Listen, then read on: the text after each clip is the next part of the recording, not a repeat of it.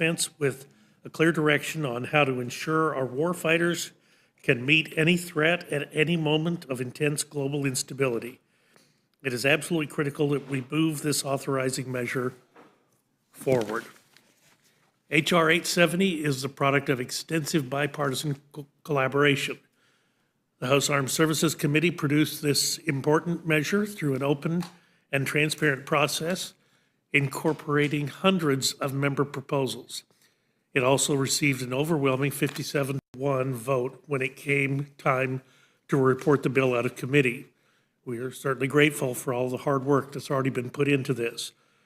Regular order is rarely easy and often slower than some would prefer, but it ensures that all voices can be heard and that the best ideas can be incorporated. The Armed Services Committee's efforts produced a truly exceptional product that restores American deterrence and improves the quality of life for men and women in uniform. The fiscal year 2025 NDAA counters China by bolstering Indo-Pacific defense and reforming the DoD's acquisition process, supports Israel by fully funding cooperative missile defense programs and expanding funding for R&D and anti-tunneling efforts. We certainly want to thank the bipartisan work to eliminate inefficiencies in our defense budget and thank the committee for finding $30 billion in taxpayer savings through cuts to redundant programs, obsolete weapons, and Pentagon bureaucracy. The NDAA rightly refocuses our military on lethality and national security. It requires promotions be based on merit. It ends affirmative action at service academies and abolishes the DEI bureaucracy at Department of Defense schools. H.R. 870 also foils the efforts to establish a military Green New Deal. Additionally, the bill fully funds the deployment of the National Guard units currently responding to the border crisis. House Republicans made a commitment to advance bills that do what their titles claim. This year's NDAA is no different. It truly improves service member quality of life. The authorizing bill gives junior enlisted members of the military a much-needed pay raise, 19.5% in these challenging economic times. It improves military housing, expands access to medical care, and increases child care options, and makes it easier for military spouses to work and thrive wherever their service takes them. Our heroes and their families deserve nothing less. The policies in this bipartisan bill support ready, capable, and lethal warfighters. The world grows more dangerous day by day. That's exactly where we need to ensure deterrence. I encourage members to continue with the bipartisan and collaborative tone set by the House Armed Services Committee as we advance a measure towards floor consideration. I do not take lightly our obligation to fulfill our constitutional responsibilities and advance the NDAA for the 64th straight year. Additionally, the Rules Committee will consider 2 reports accompanying the resolutions which recommend the House find Attorney General Merrick Garland in contempt of Congress. His continued refusal to comply with subpoenas hinders our ability to provide the oversight expected by the founders and demanded by our constituents. House Republicans promised to deliver a government that's accountable, and these resolutions are central to continue our effort to honor that pillar of the commitment to America. The committees appearing before us today have articulated the impeachment and legislative purposes of their subpoenas related to Special Counsel Hur's interview of President Biden. They are acting well within the scope of Article I responsibilities, yet the Attorney General has refused to comply. He has left us with no choice but to pursue the contempt charges to preserve the spirit of congressional oversight and to safeguard our delicate system of checks and balances. I do doubt that my friend, the ranking member, will agree on this course of action, but I'm reminded of his words when Tom Cole departed the committee. He said, "We don't have to agree on everything to agree on something." I hope he will at least join me and agree that the House Armed Service Committee deserves to be commended for their adherence to bipartisanship and to regular order. With that, I look forward to the compelling testimony from our witnesses and the opportunity to advance the critical measures which fulfill our constitutional responsibilities. And I would now like to yield to the ranking member, Mr. McGovern, for any remarks he wishes to make. Well, thank you, Mr. Chairman. And before I begin, I want to congratulate Jennifer Belair, the new staff director on the other side of the dais. I'd also like to congratulate Steve Waskowitz, the new deputy staff director. Jen and Steve have both spent a number of years with the committee. They are both familiar faces to all of us who work up here, and I look forward to continuing to work well with them in their new roles and keeping the traditions of this committee alive. I feel bad for them that they have to listen to me on a regular basis, but this is the life they chose. But they're both professionals, and they both care about this institution, and we look forward to a good and productive relationship. So today we'll begin by considering the National Defense Authorization Act for FY 2025. I appreciate the work of the chair and ranking member and their staffs who have spent countless hours getting this bill together. And yeah, we don't have to agree on everything to agree on something, and the something we agree on is these are good individuals, and we commend their staff for the incredible work that they have done and the bipartisan fashion in which they have conducted themselves up to this point. There are a lot of good ideas included in here, a pay raise for our troops, and more resources to improve the quality of life for service members and their families. Personally, and I say this every year, so it may sound familiar to you, I believe that military spending in this country is excessive, and I think it has been for a long time. I don't blame it on any one party or person. I believe we should support our troops and the mission to protect this country. But I don't think that automatically means spending nearly $1 trillion a year on the Pentagon. And I mean, the Pentagon can't even pass an audit. And I think we need to have a new definition of national security in this country, one that is expanded to include the quality of life for all of our people. We live in a country where there are 44 million Americans who don't know where the next meal is going to come from, who are hungry. I mean, I don't know how we can tolerate that. We have to invest more in those who are unhoused. We need to find ways to improve our health care system and build new schools and parks and make life better for everybody. So that's just my general view on the topic, but I don't want to take away from the good work that has been done and the integrity of both the gentlemen who are before us. And while our side has a diversity of views about this, I can tell you that we all strongly believe that any NDAA that comes to the floor should not be jam-packed with partisan poison pills.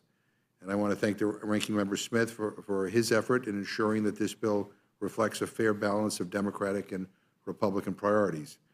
Last year, House Republicans loaded up the NDAA like it was a MAGA wish list, language to restrict abortion access, attacks on LGBTQ plus rights, and and end what Republicans think is woke in our military, a term that they use basically to classify anything that they don't like.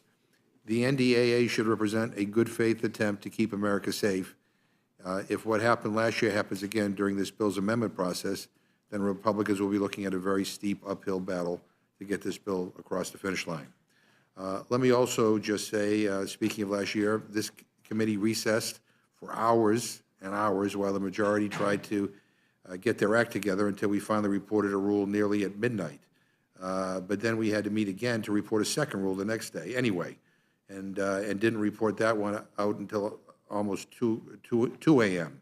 So I think I speak for all the members and staff and institutional staff here when I say, please, please, let's not do that this week. Let's recess and reconvene tomorrow if that's what it's going to take to get this rule together. But I hope we can avoid meeting in the early hours of the morning. We also have 2 contempt resolutions before us today, both regarding the U.S. Attorney General Merrick Garland. These resolutions are not about Merrick Garland. They are about politics. They are about trying to go after Joe Biden, which is all the majority has done from day one. There is no, let me emphasize that word, no legitimate purpose for obtaining the audio recordings that these Republican chairs have asked for, 0. Transcripts of exactly what is on these recordings have already been released. I mean, they have been released. So let's just be honest. This is simple. The reason Republicans are doing this is obvious to anyone with half a brain. This is a distraction from the fact that their nominee for president is a convicted felon. There's an old saying, if you don't like the facts, argue the law. If you don't like the law, argue the facts. And if you don't like either, bang your hands on the table and yell. And that's what Republicans are doing here. They have all admitted that their investigation into President Biden is over. They have admitted they've found nothing. They've admitted it's a political stunt. That's why they all but ended their impeachment sham. So what are these resolutions about? It's about banging their hands on the table. It's about covering up their embarrassment. That's why they're denying, deflecting, distracting, and delaying. They've found nothing, and instead of eating crow, they want to muddy the waters, pretend like something nefarious exists, and make President Biden look bad. This committee and this House are like a broken record. The other side continues to have no agenda, no ideas, just more of the same old partisanship and extremism. I know we have a long day ahead of us, so with that, I will thank our witnesses for being here, and I yield back my time. Chair thanks the gentleman. Gentleman yields back without objection. Any prepared statements that our witnesses have may be included in the record. I want to welcome the first panel, Chairman Mike Rogers and Ranking Member Adam Smith from the Committee on Armed Services. Chairman Rogers, we welcome your testimony. Thank you, Chairman Burgess and Ranking Member McGovern and members of the committee. I want to thank your staff for what a great job they did in helping us move H.R. 8070 to the floor. I want to thank my friend, the Ranking Member Adam Smith, for being such a tremendously helpful partner in running this committee. For the first time in decades, this year's bill carries a new title. It is the Service Member Quality of Life Improvement and National Defense Authorization Act. We did that to underscore the tremendous gains this bill makes toward improving the quality of life for our service members and their families. No service member should have to live in squalid conditions. No military family should have to rely on food stamps to feed their children. And no one serving this country should have to wait weeks to see a doctor or mental health specialist. But that's exactly what many of our service members are experiencing, especially our junior enlisted personnel. This bill goes a long way toward fixing those things. It includes a 20% pay raise for junior enlisted personnel.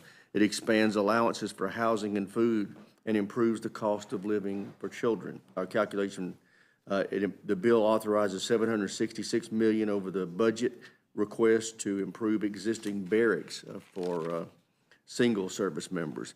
It enables the services to pursue public-private partnerships to provide better unaccompanied housing, which is a really, I think, good development. The bill reduces dangerous healthcare wait times by waiving referral requirements for specialty care and expanding the number of DoD doctors and nurses with special recruitment and pay authorities.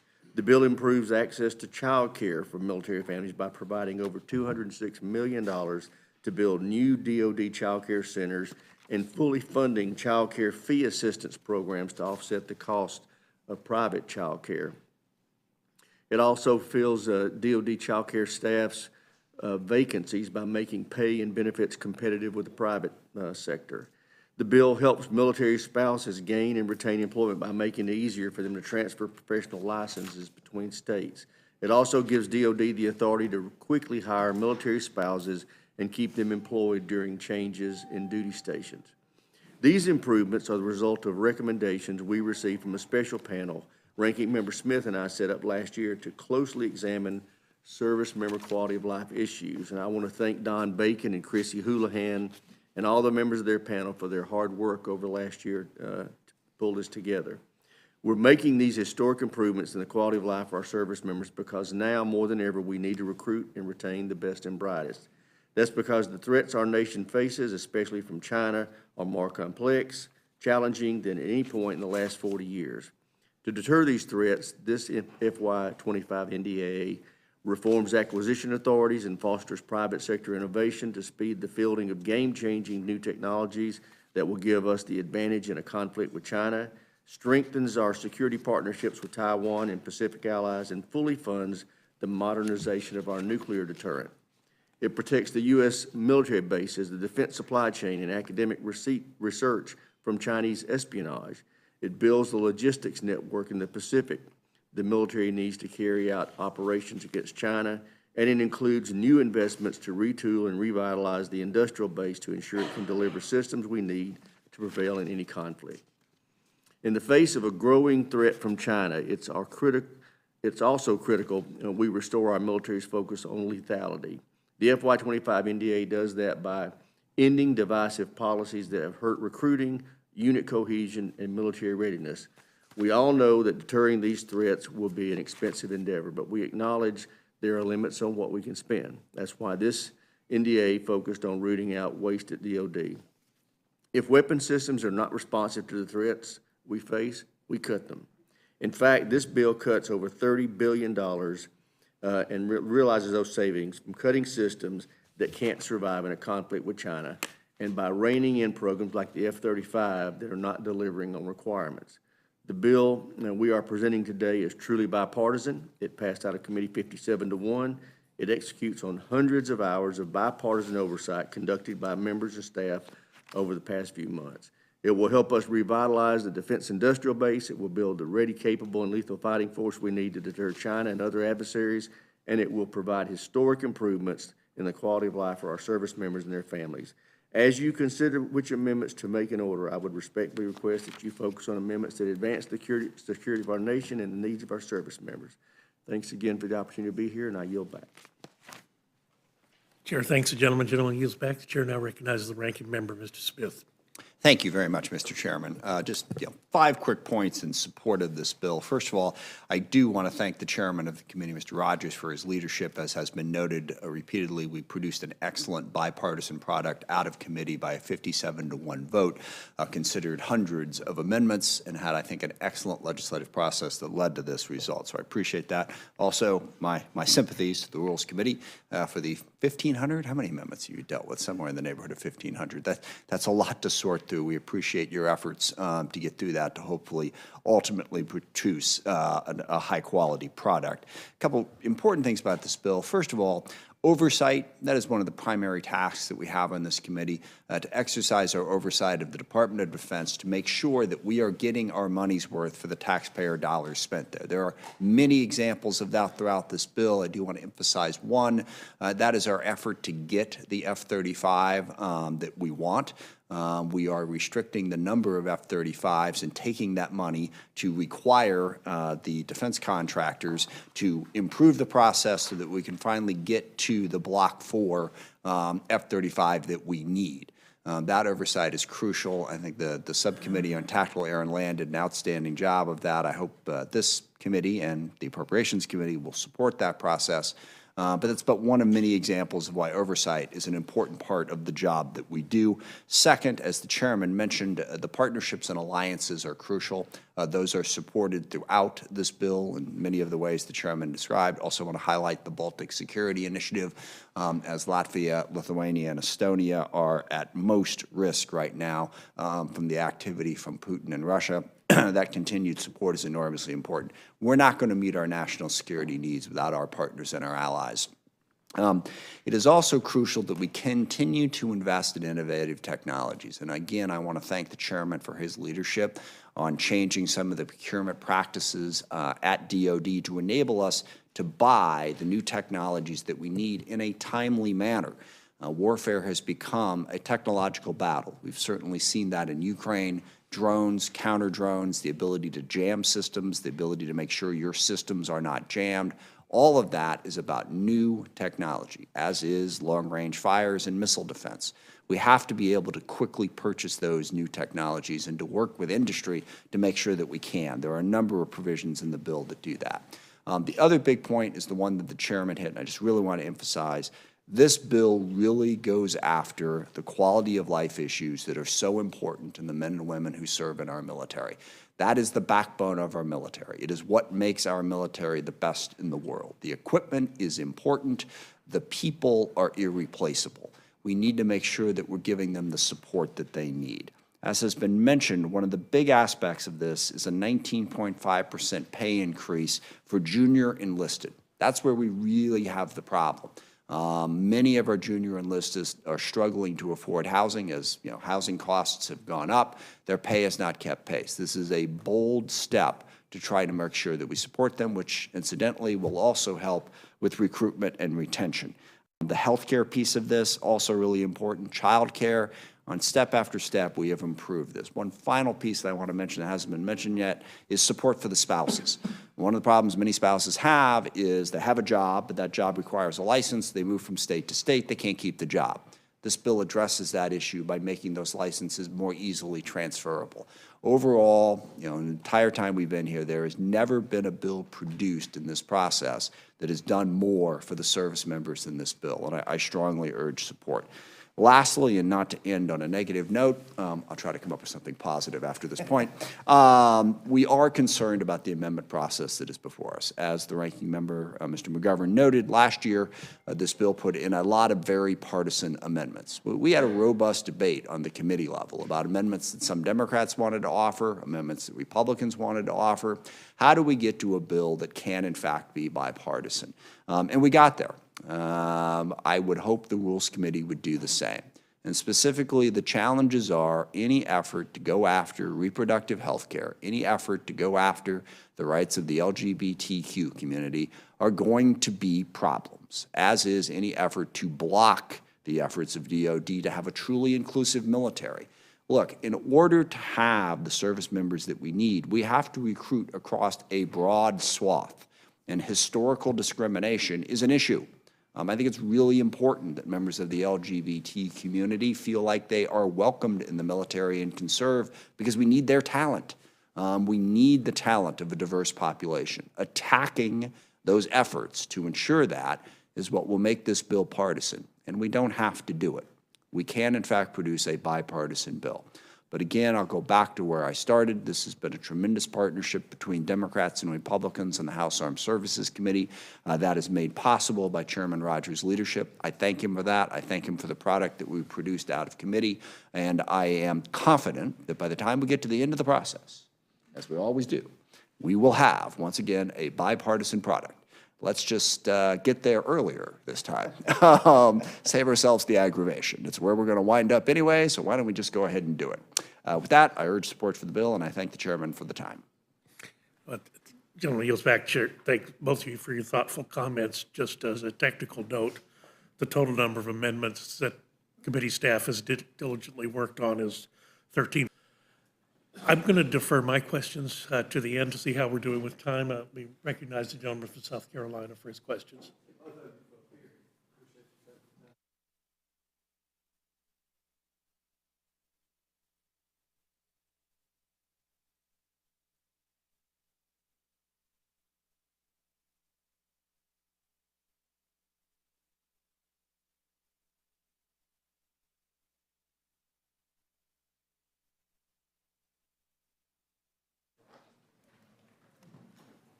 And either one's fine. And I'm sorry, I don't even know what you mean by that. I mean, recruitment is an effort to go out and go into whatever populations you need to recruit them. I can tell you that the primary reason that recruitment was down was because of the pandemic, which took our recruiters out of high schools. The numbers are actually better this year than they were last year, and they are getting better as we're able to get past the pandemic and do more aggressive recruitment. I just fundamentally disagree with the notion. I mean, you have to define your term a little bit better. I mean, I do know what woke means to a variety of different people, but it means different things to different people as well. The efforts that the military has done are to go out and recruit aggressively from wherever they can. I don't believe there is any sort of redirection of funds in that regard in this bill.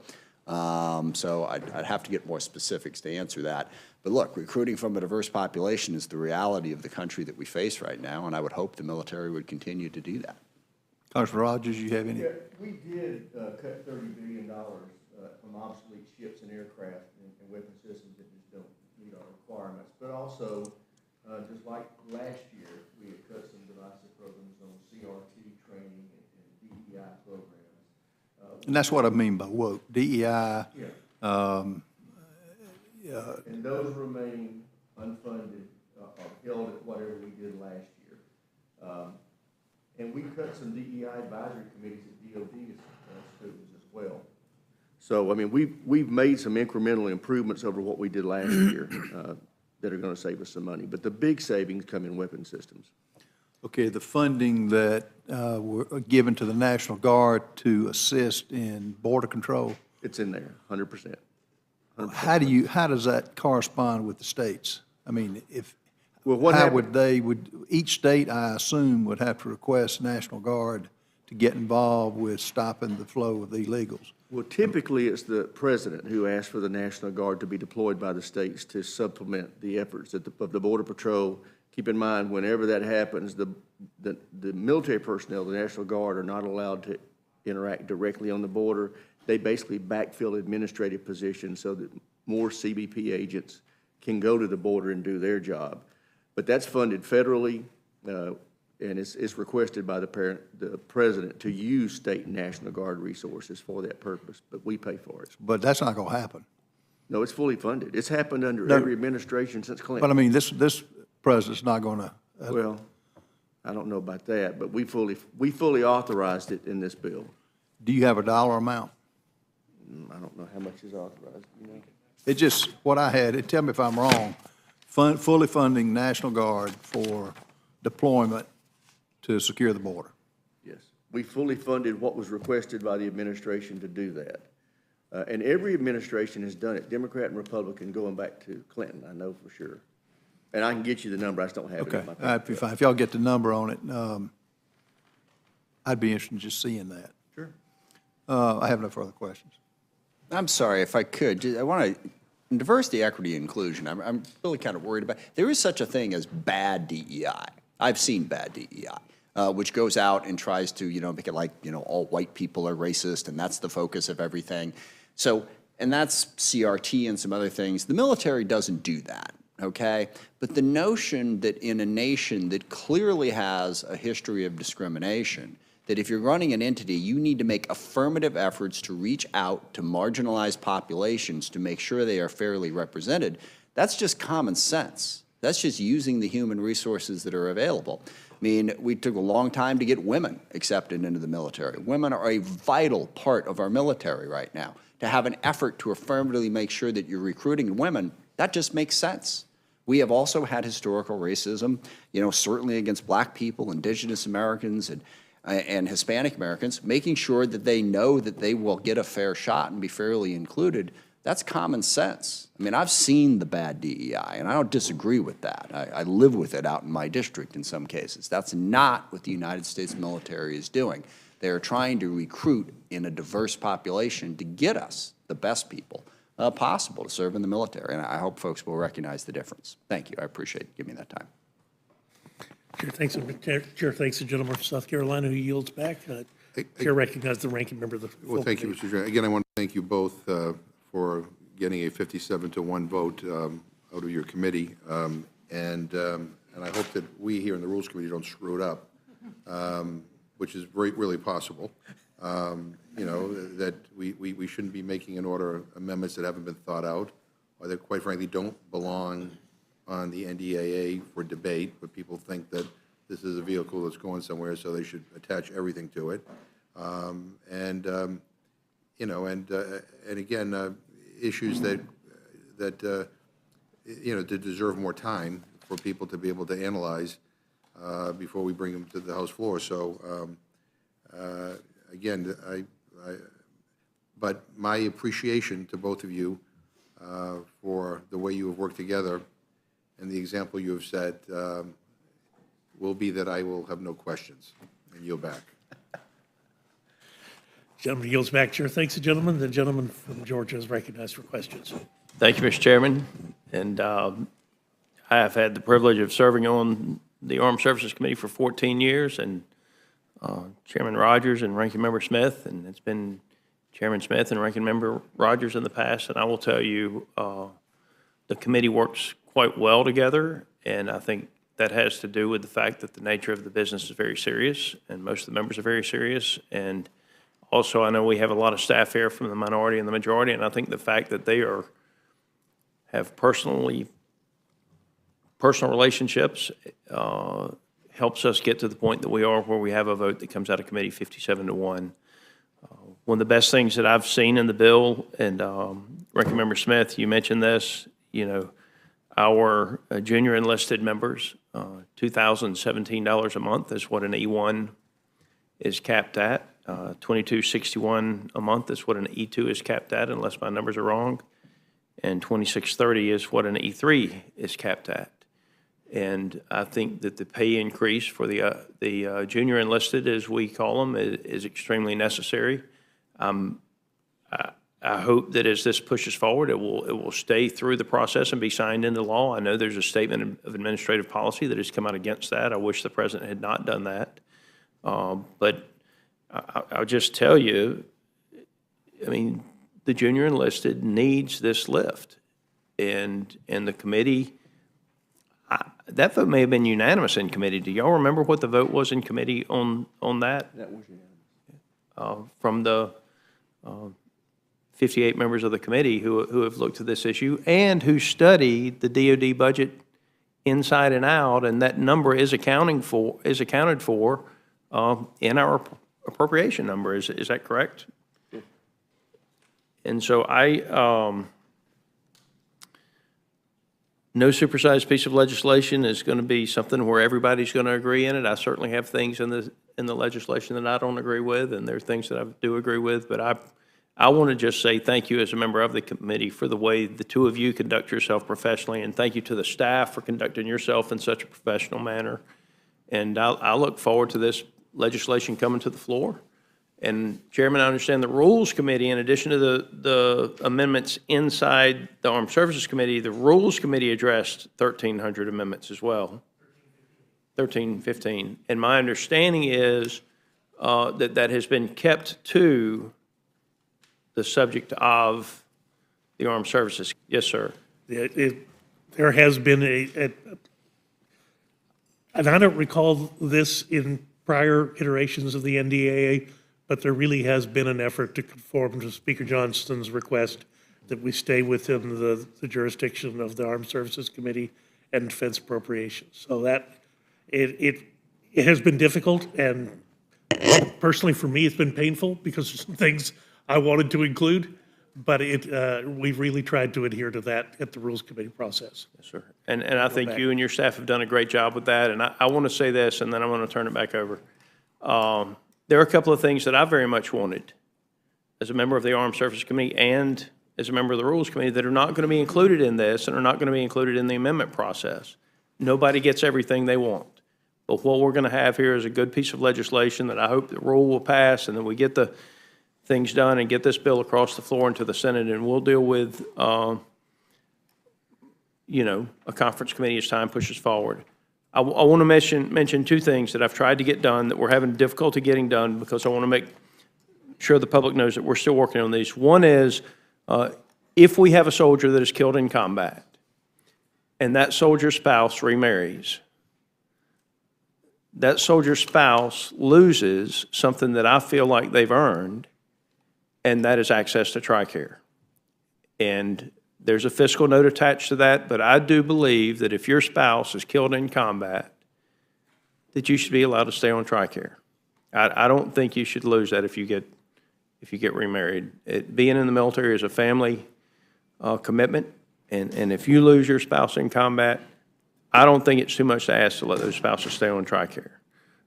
The other thing that I want to mention before I turn it over to you, Mr. Speaker, is if we have somebody that is totally and permanently disabled, if you step on a pressure plate and you lose both legs and you go back to work and you make more than about $1,200 a month, you lose your Social Security benefits.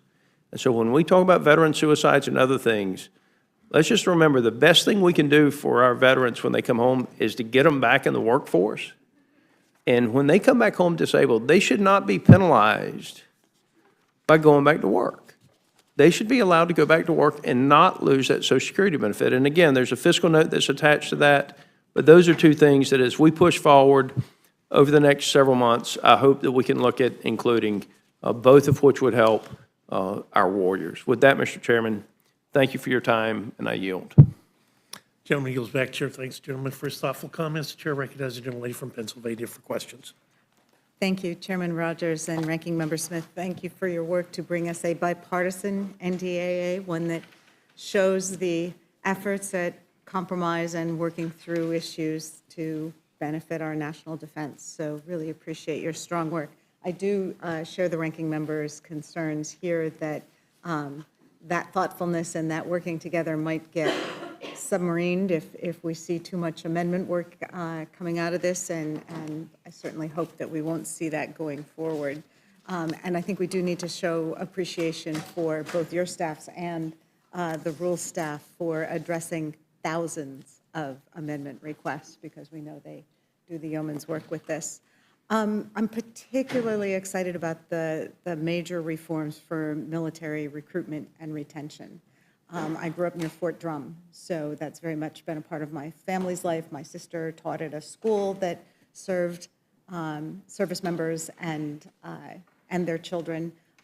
This committee has held hearings on hunger and how it impacts our service members because they're not being paid. And quite frankly, those who've studied the issue have shown us over and over again that one of the greatest recruitment pushes has been bad economies.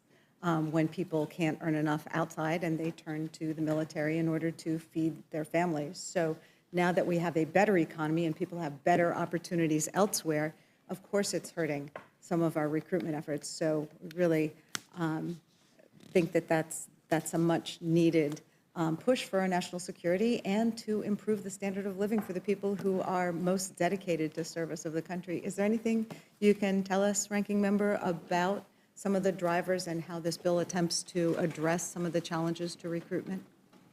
Sure. Yeah. Well, two issues. I mean, one is the challenges to recruitment in general. And I think, I outlined one earlier, and that was coming out of the pandemic. The military basically wasn't able to recruit in the way that they were used to recruiting for about a year and a half, and that really hurt. And then second is the basics of the economy. Unemployment is low. There are other opportunities and other options, and that always makes recruitment more difficult. But I do think that the other factor is, and Mr. Scott did a very good job of outlining the challenges that junior enlisted face because of the low pay combined with the high cost of housing. So we go after the pay very specifically, and sorry I put away my notes here, but we also go after the housing costs and the child care costs, which can be crucial. People in the military frequently have children at a younger age than others. We increased the basic housing allowance from 95% to 100% of the calculated rate for military housing areas. Housing has gone up in a number of areas that have military bases. On access to child care, I believe the chairman mentioned this, we make it so that the support for child care is 100%. We have a backlog now. There is a support plan, but we have a backlog of people waiting. So we eliminate that backlog. So we go after housing, pay, child care, and health care, which are some of the basic costs, which will make it more economically viable for people to join the military and, crucially, to stay in the military. And I think that will help. So the provisions are very comprehensive, and it really helped that we had the quality of life panel, because they did a deep dive on all of this. They didn't pull the 19.5% pay raise out of thin air. It was a calculation of what was needed, as were all the other benefits that are in this package. It's an incredibly strong package. Well, the idea that you're addressing child care, pay, housing, and health care, that's pretty much every family's four basic concerns. So we really appreciate that. I also appreciate your mentioning of the importance of diversity, equity, and inclusion principles for our military. I have a sister who served back in the 80s. She is gay, and the discrimination that she and many of her colleagues suffered was unacceptable and resulted in a loss of talent for our military. I have a lot of veterans in my district, including Tuskegee Airmen, Marines who were not allowed to be fully integrated into the Marine Corps during World War II. I mean, we have done a great disservice to our country and to people in our country when we have not recognized some of the discrimination in our military service and taken measures both to address it within the service and to address how we attract the best and the brightest talent from across our country, from all sectors, because we know the research is universal. When you attract a more diverse workforce, you get a better workforce, you get different ideas, you are able to perform at a higher level. So I think we should have DEI inclusion, but obviously meaningful work to that effect, and I look forward to making sure that we continue those efforts. Thank you. I yield back. Gentlelady yields back to her. Thanks, the gentlelady. The gentlelady from Indiana is now recognized for questions. Thank you, Mr. Chairman.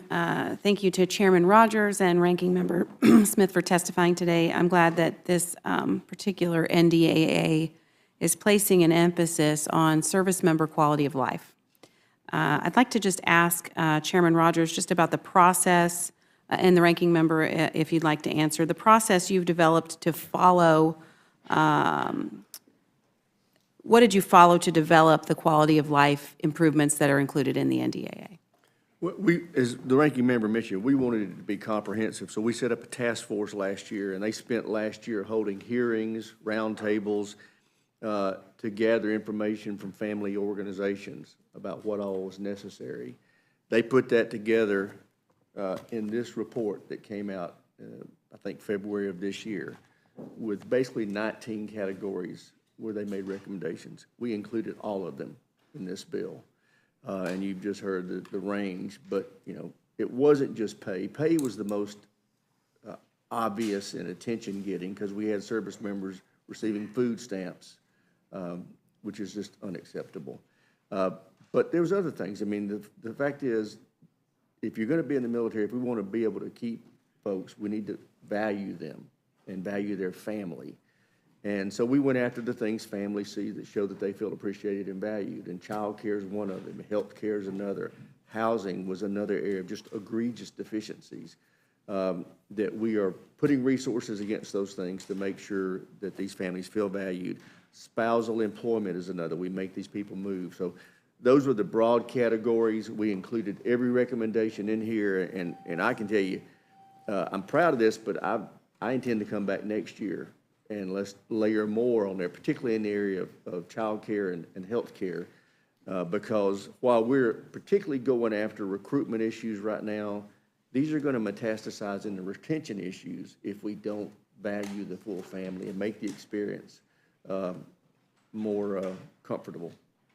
And to the Ranking Member, do you want to add anything on that front? No, I think the chairman summed it up fairly well. And that's the important thing. These were not just, well, let's give more money, let's give more housing. We did a very extensive study, and there were, service members, members of their family, veterans, retirees, all came in and testified before this panel over an extended period of time to really get into the detail of what are the aspects of a service member and their family's lives that need improvement.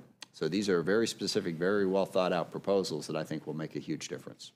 Thank you, and I just want to just make a particular note that I totally agree that we have to treat the service member and their families with care, and I hope this is an important first step in continuing that process that you guys have started with the passage of this bill.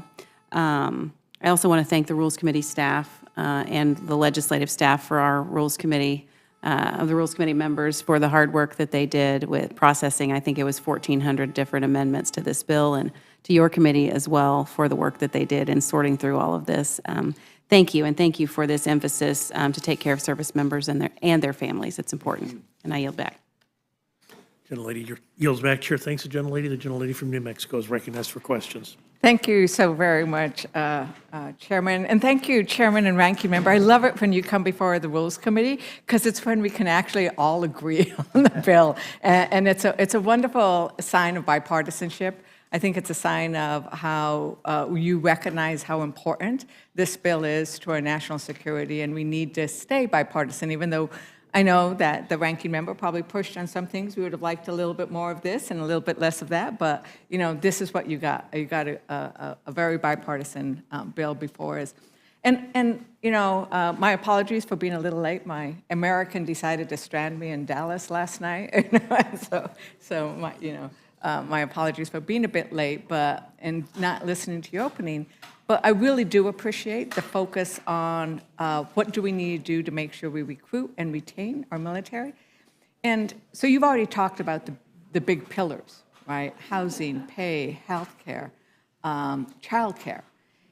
I would like you to talk a bit about why that is so important for rural areas. I have Cannon Air Force Base in my district. Special operations, very important to what we're going to be doing what we have done in Afghanistan, what might happen in the Middle East. I mean, they're on the ready, right?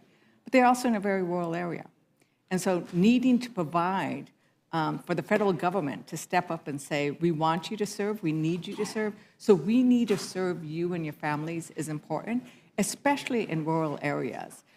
Could you each speak to why that's important and how you looked at that and with regards to this bill? Two areas in particular jumped to my mind when you mentioned that. One is childcare.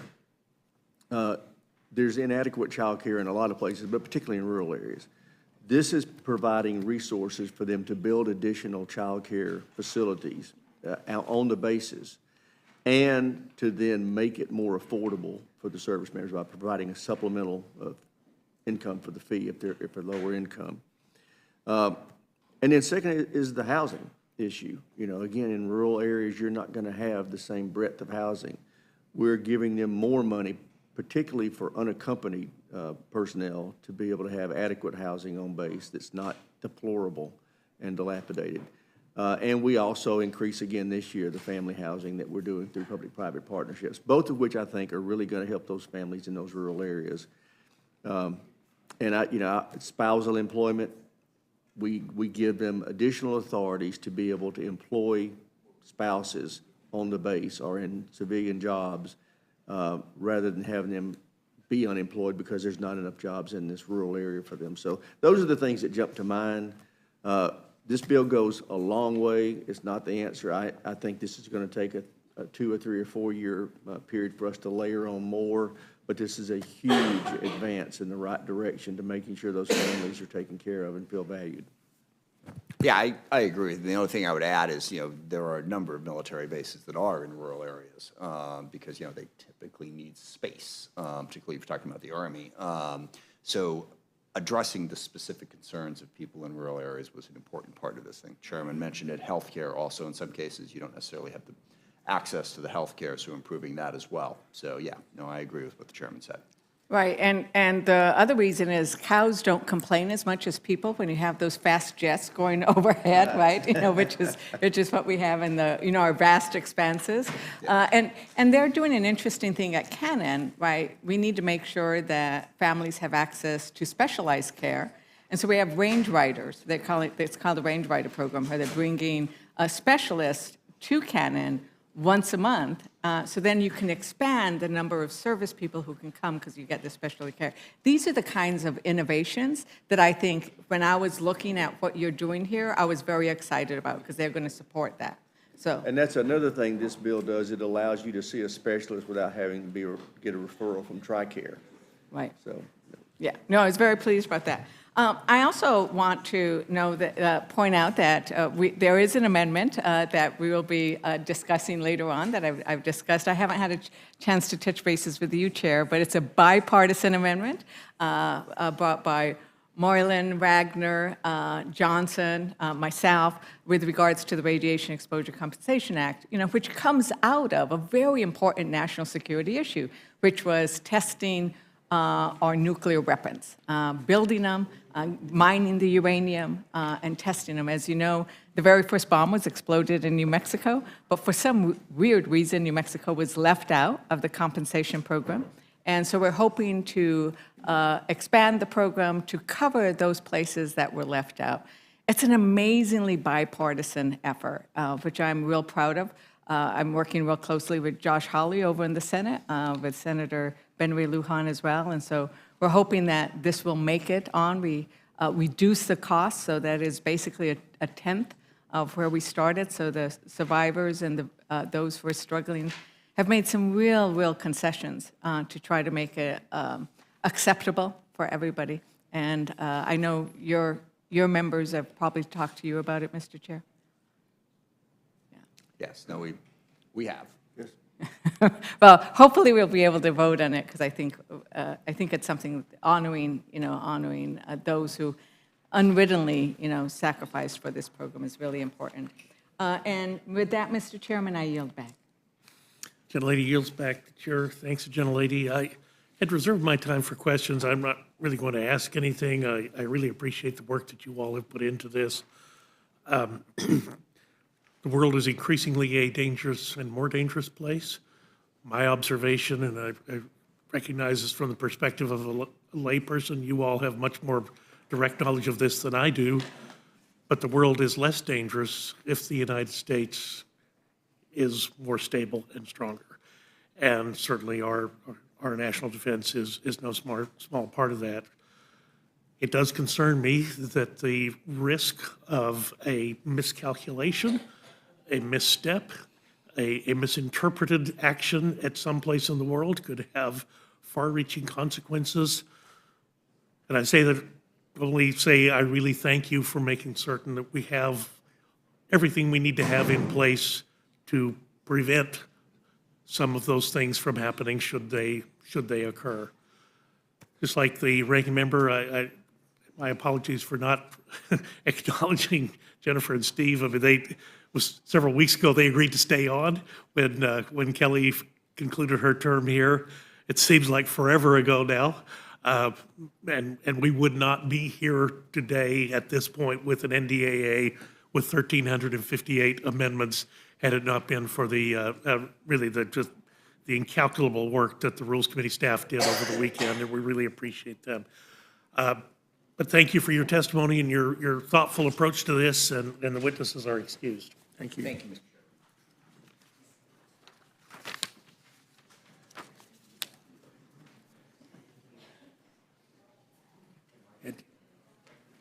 As we make the transition, I wanted to welcome our second panel, Representative Harriet Hegman and Ranking Member Jerry Nadler from the Committee on Judiciary, and Chairman James Comer and Ranking Member Jamie Raskin, who may join us in progress.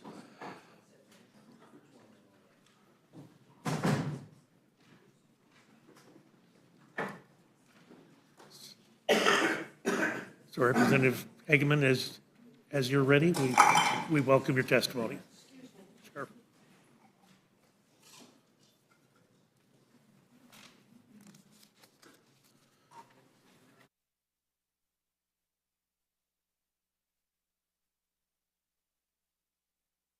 If the gentlelady will suspend for one moment, I see the chairman of the, Chairman Raskin, I'm sorry, Chairman Comer, if you would join us at the table.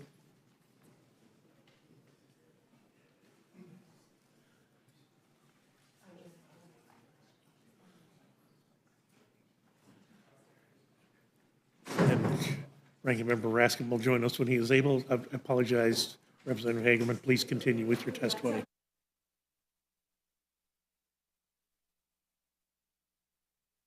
Very important issue. This resolution upholds the institutional power of the House by recommending that the House find Attorney General Merrick Garland in contempt of Congress for failing to comply with the Judiciary Committee's subpoena. It's very simple. Attorney General Garland holds information vital to the committee's legislative oversight and the House's impeachment inquiry. Attorney General Garland has refused to comply with the committee's subpoena, and only belatedly did President Biden invoke an invalid executive privilege assertion over the audio recordings.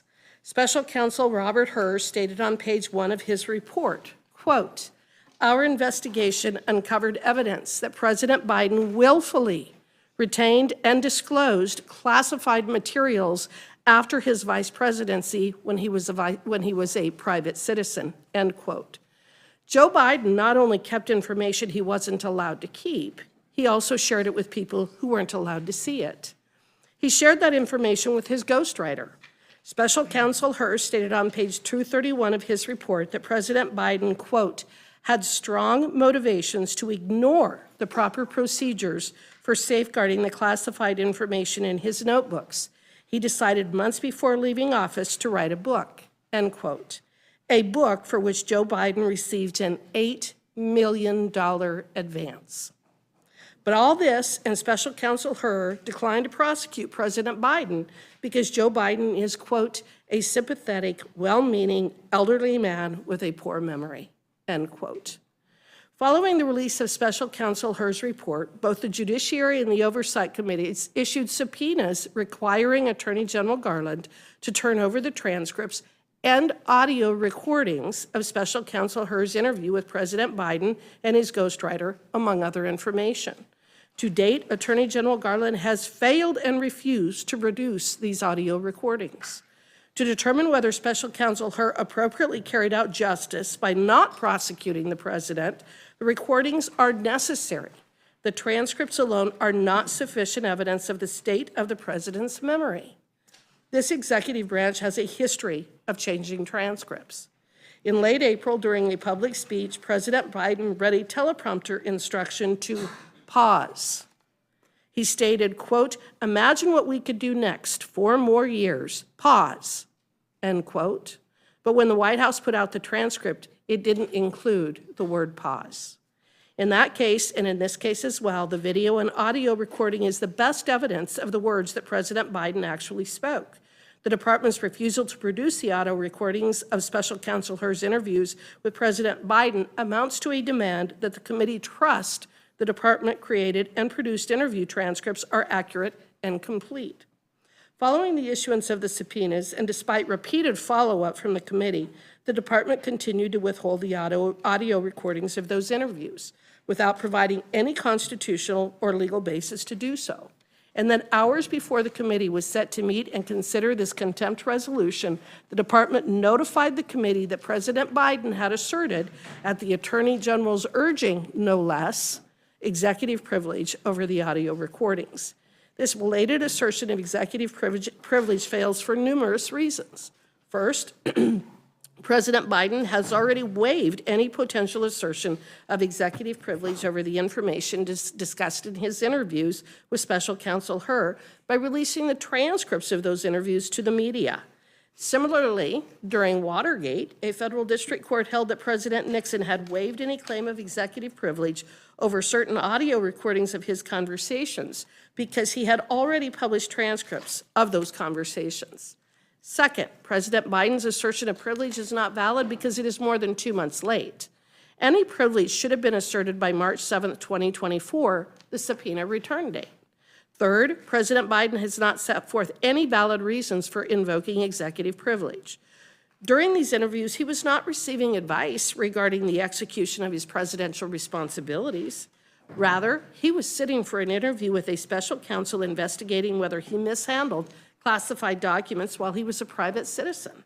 Fourth, the law enforcement concerns set forth by the executive branch lack merit and are outweighed by the committee's need for the audio recordings.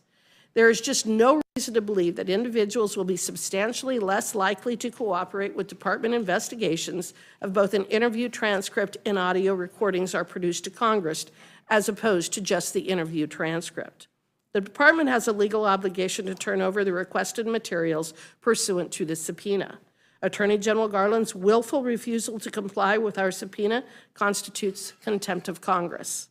Our oversight and impeachment responsibilities are too important to allow Attorney General Garland to willfully and unlawfully disregard our lawful subpoena. With that, I yield back. Sure. Thanks, gentlelady. The gentleman from New York, Ranking Member Nadler, is recognized. Thank you. Mr. Chairman, the Judiciary Committee under Republican control has spent the last 18 months and $20 million taxpayer dollars in a desperate search to find something, anything, that they can use to damage President Biden and to protect Donald Trump. Other committees have gotten into the act as well, spending untold taxpayer money not to benefit the American people, not to feed hungry children, not to address our housing crisis, not to improve our health care system, but on a single-minded quest to follow every right-wing conspiracy theory in the vain hope that it might lead to some evidence of wrongdoing. And what exactly have they delivered to the American people on their investment? Nothing. No evidence that the conspiracies are true, no indictments, no impeachment, no wins of any significance. And the Republican leadership knows that if they don't come up with something to show for the millions of dollars they have spent, the MAGA political base may stay home next November. So they are scrambling in a desperate attempt to look like they have accomplished something. They were fervently hoping that Special Counsel Hur would indict President Biden for mishandling classified documents so that they could attack President Biden and misdirect the American people away from Donald Trump's treacherous handling of classified information. But the special counsel cleared Mr. Biden of wrongdoing for reasons that have nothing to do with Mr. Hurd's gratuitous and widely contradicted comments about the president's memory. So what do our Republican friends do when an investigation turns up short? Simply put, they engage in fantasy. That's what they are doing here today. Unable to come up with any wrongdoing by the president, they have now trained their sights on the Attorney General. They accuse him of withholding key evidence, but the Attorney General has substantially complied with their every request. Sometimes he has been too responsive, in my opinion, given the obvious bad faith of the MAGA majority.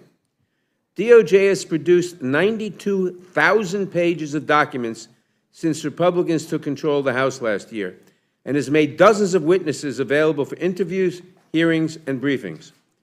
That's more pages of documents and more witnesses than the Trump Justice Department produced to Congress in 4 years. Just last week, the Attorney General himself spent more than 5 hours testifying before the Judiciary Committee.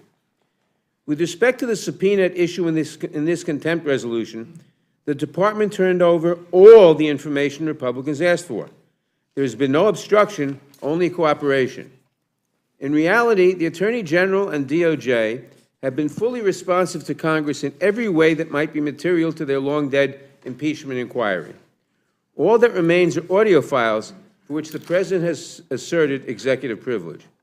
In a letter to Chairman Jordan and Comer, the Department of Justice noted that producing the audio recordings would, quote, raise an unacceptable risk of undermining the Department's ability to conduct high-profile criminal investigations, in particular, investigations where the voluntary cooperation of the White House officials is exceedingly important, close quote. The chairman claimed that they need these records to understand the pauses, pace, and tone of the conversation. This is absurd and clearly pretextual, and in any event, it does not outweigh the substantial concerns expressed by the President and the Department. Moreover, with respect to the recording at issue in this report, a complete certified transcript has already been provided to both committees. And no credible allegation has been made that these transcripts have been altered in any material way. The only thing that has not been produced is the recording itself, something that in the wrong hands, specifically in Mr. Jordan's hands, can be easily manipulated. This is not an idle concern.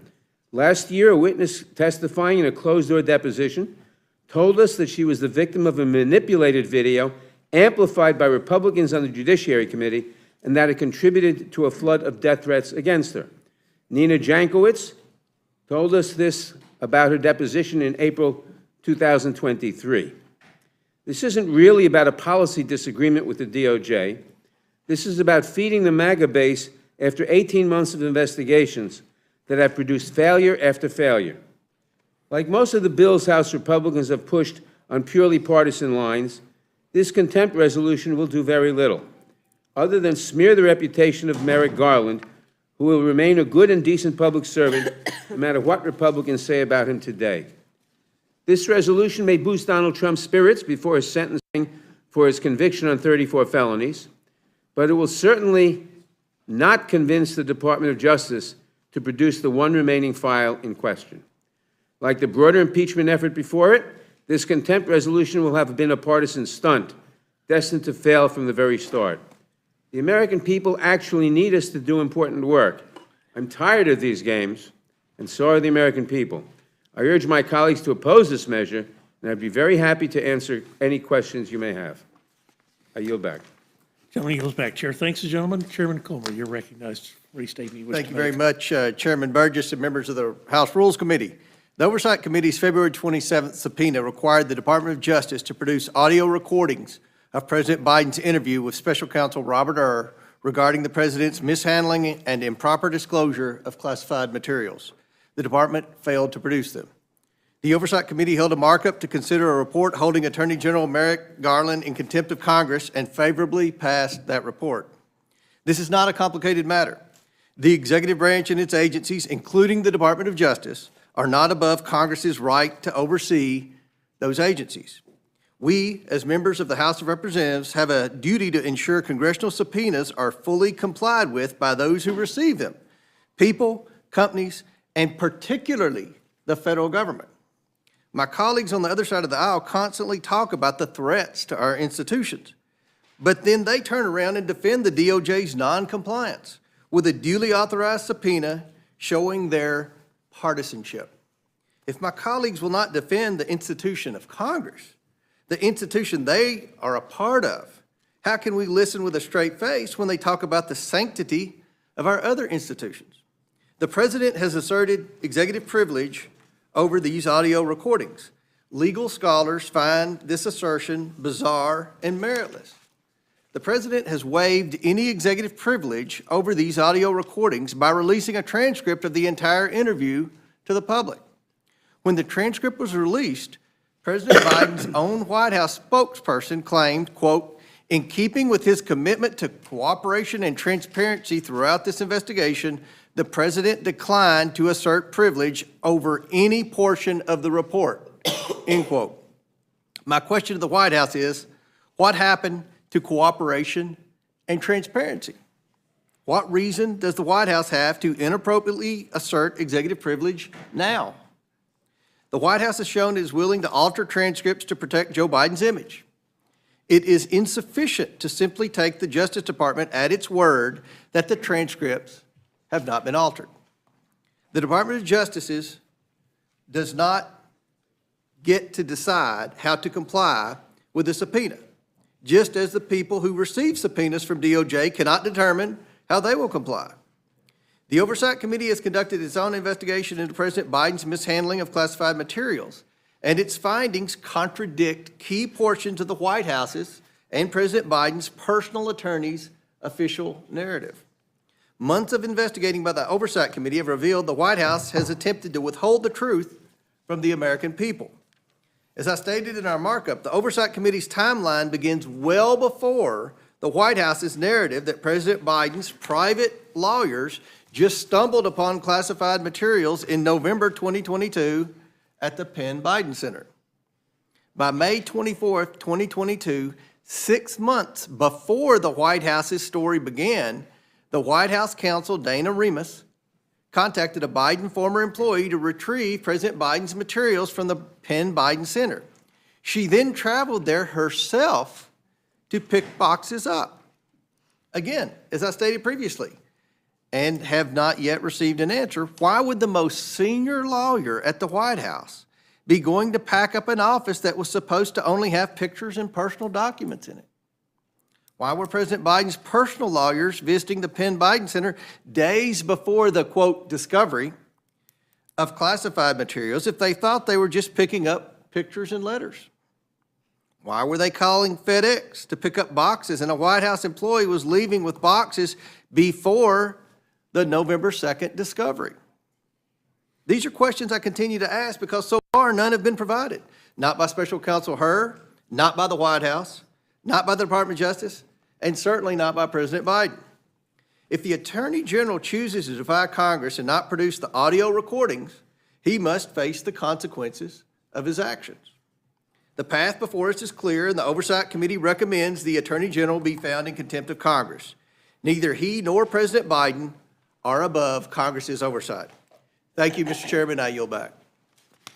Chair thanks the gentleman. Gentleman yields back. Chair now recognizes, welcomes back to the Rules Committee, the ranking member of the Oversight Committee, Mr. Raskin of Thank you very Maryland. kindly, Chairman Burgess. It's a delight to be with you and with Chairman McGovern and with my old buddies on the Rules Committee.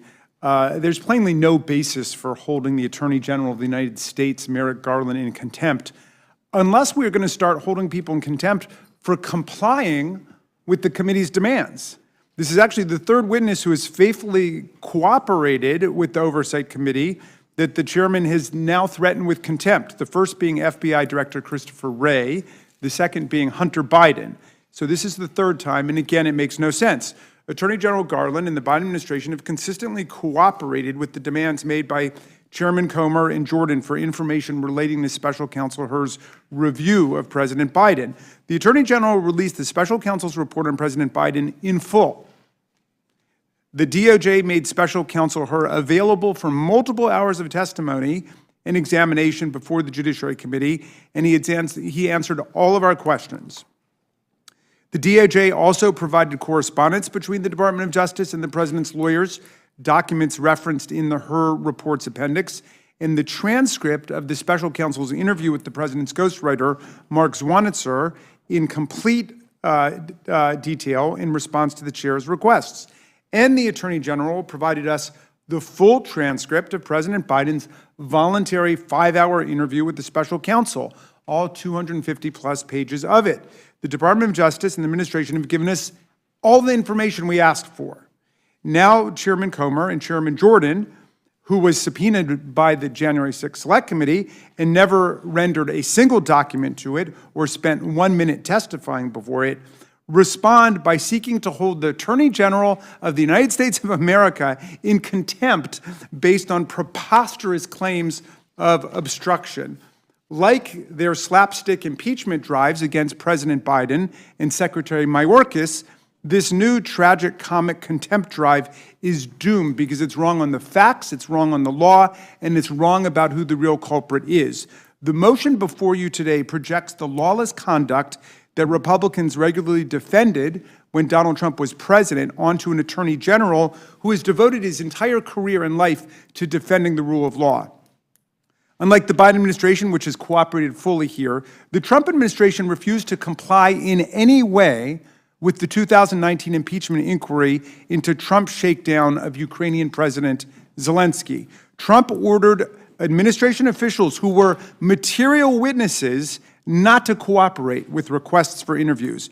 In total, 12 federal officials absolutely refused to testify before Congress, 10 of whom blatantly defied congressional subpoenas. And this was just a part of a larger pattern of obstruction in the Trump administration, which refused to cooperate with more than 100 committee investigations and inquiries on a range of subjects, something that did not seem to trouble my colleagues at all. By contrast, Attorney General Garland and the Department of Justice have cooperated substantially, materially, and fully with every single one of the requests, bombarding his office in this bad faith, madcap, endless impeachment investigation. In fact, every member of Congress, and indeed every American, can today go online and read President Biden's answers to every single question posed to him by special counsel Robert Hur. And we can access it because under Attorney General Garland, the DOJ provided the full and complete, I repeat, full and complete transcript of the presidential interview to Chairman James Comer and Jim Jordan. Meantime, the good chairman of the Oversight Committee has not released the transcripts of any of the committee's interviews regarding the classified document. None at all.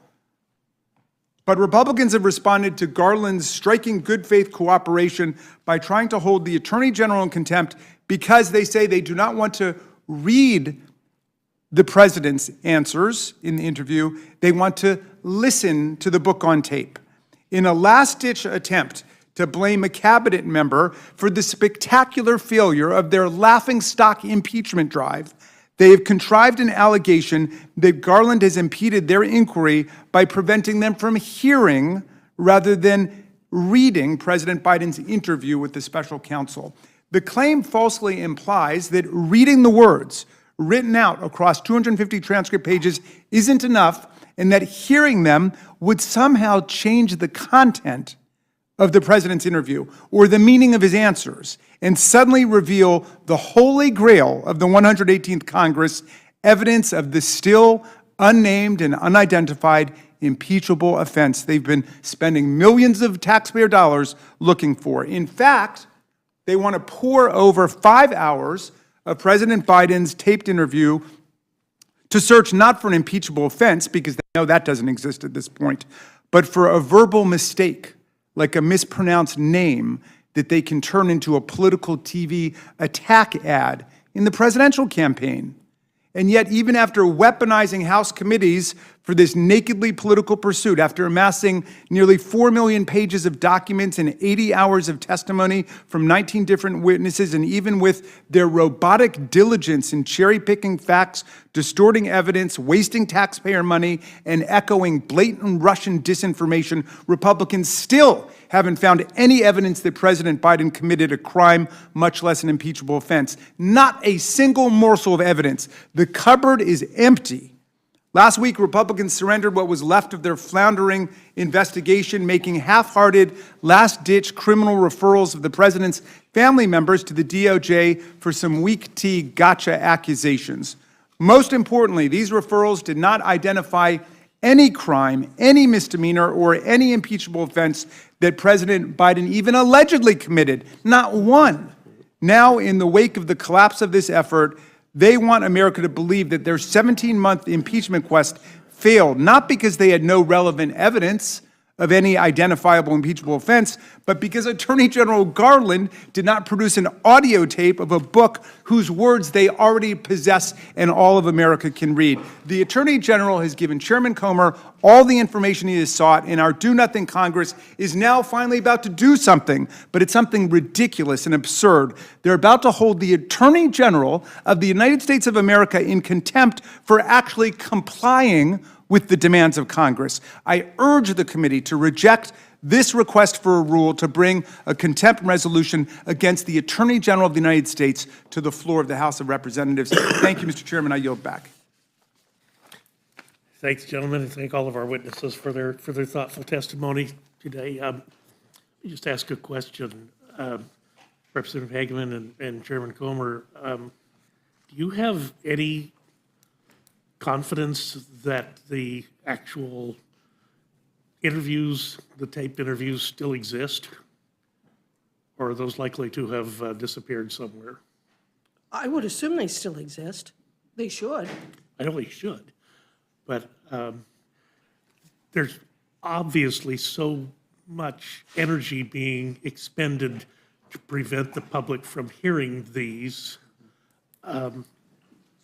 And you have to ask yourself, why is there so much energy being, clearly it's not executive privilege. I mean, that was waived with the production of the transcribed interviews.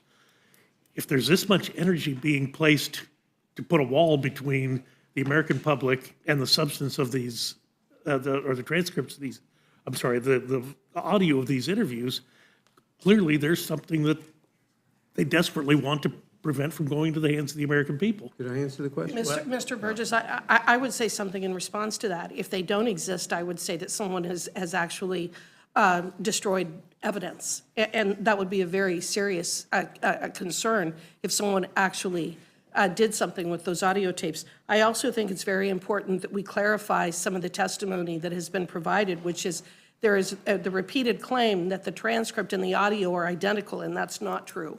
And in fact, it has been admitted over the last 2 weeks that there are differences between the transcript and the audio that they will not release.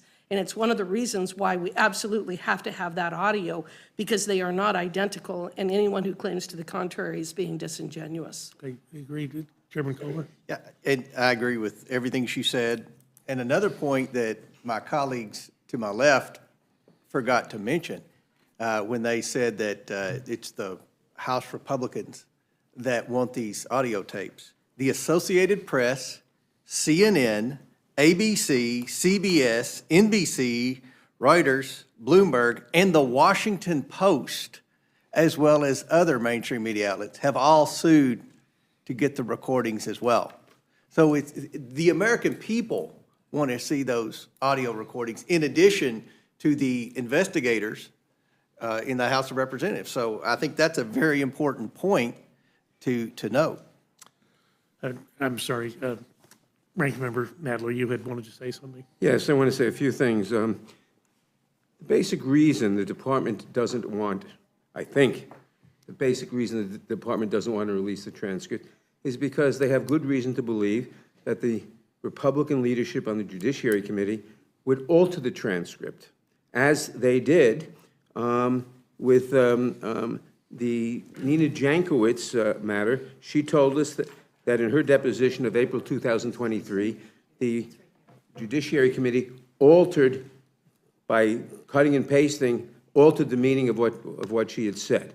And I assume that's the reason that the Justice Department doesn't want to release the transcript. I would also point out that, you know, the Republicans are claiming that the DOJ waived the ability to claim executive privilege by producing the written transcripts. Legally, that's simply wrong.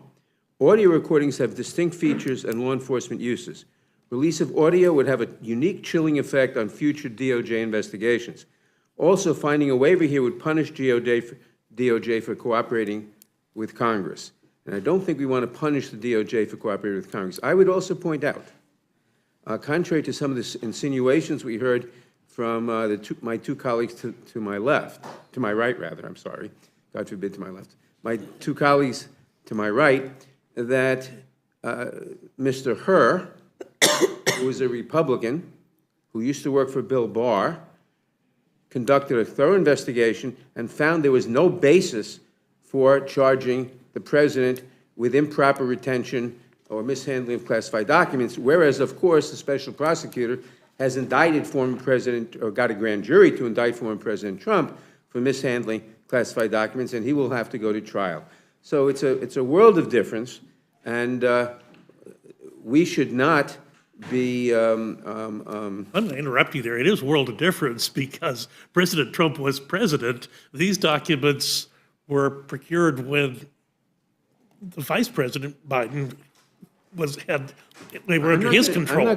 He did not have the same ability as the president to declassify and move these things. I'm not going to debate that with you. I will simply point out that the special prosecutor, Mr. Herr, found no basis for indicting Mr. Biden, while the special prosecutor, Mr. Smith, persuaded the grand jury to indict Mr. Trump. By your own admission, Mr. Nadler, you said that Mr. Herr's comments when he related the status of this interview was that the president seemed well-meaning but confused. Now, I think, and you said yourself, you characterized that. I think the American people deserve the opportunity to be able to hear that for themselves. People are smart. They can make that discernment on their own. His report made very clear that there were multiple reasons for not indicting Mr. Biden. His gratuitous comment about Mr. Biden's... I'm sorry, I'm going to interrupt you there. I'll give you a chance to respond, but your characterizing that as gratuitous is in and of itself gratuitous. I mean, you do not get to have that. You can judge that. I don't think it's gratuitous. His comment was gratuitous because, if you read his report, that's not why the president was not indicted. There are ample reasons given in the report for not indicting the president. And given that, not including that, and given that fact, to make that observation was gratuitous. Well, why not then clear the air and make the actual audio of the interview available? Let the American people be the deciders here. Because... Why hide that from them? Because... People are sensitive because they were told that, say, a certain laptop was Russian disinformation, and 51 members of the intelligence community signed a letter to that effect, and then it turns out, well, maybe it was not. Because the chairman of the Judiciary Committee has already been caught altering... May I respond? No, not until I finish. Has been caught altering verbal, electronic transcripts in the case of Nina Jankowicz. And we have every reason to believe, or let me retract that. Yeah. We have no reason to believe that he wouldn't do so again. Yeah. If I may respond. Please, I wish you would. That is absolutely untrue. Neither Jim Jordan nor anybody on the Judiciary Committee made any changes to Nina Jankowicz's interview transcript. That's absolutely a false statement. There's one other point that I think needs to be clarified, which is that Special Counsel Robert Herr stated on page 1 of his report, our investigation uncovered evidence that President Biden willfully retained and disclosed classified materials after his vice presidency when he was a vice president. The reason that he recommended against prosecuting President Biden was not a gratuitous statement. It was the reason as to why he refused to recommend prosecution, and it was that because Joe Biden is a, quote, sympathetic, well-meaning elderly man with a poor memory, Mr. Herr was concerned that a jury would not be willing to convict. Anyone who wants to see what Mr. Herr actually found and his explanation of what he did, you can go and you can watch the hearing before the Judiciary Committee. But one thing is very clear, and I will go back to it again. The folks on the other side of the aisle keep wanting to say the transcript and the audio are identical. There is no reason why, if you have the transcript, you're entitled to the audio.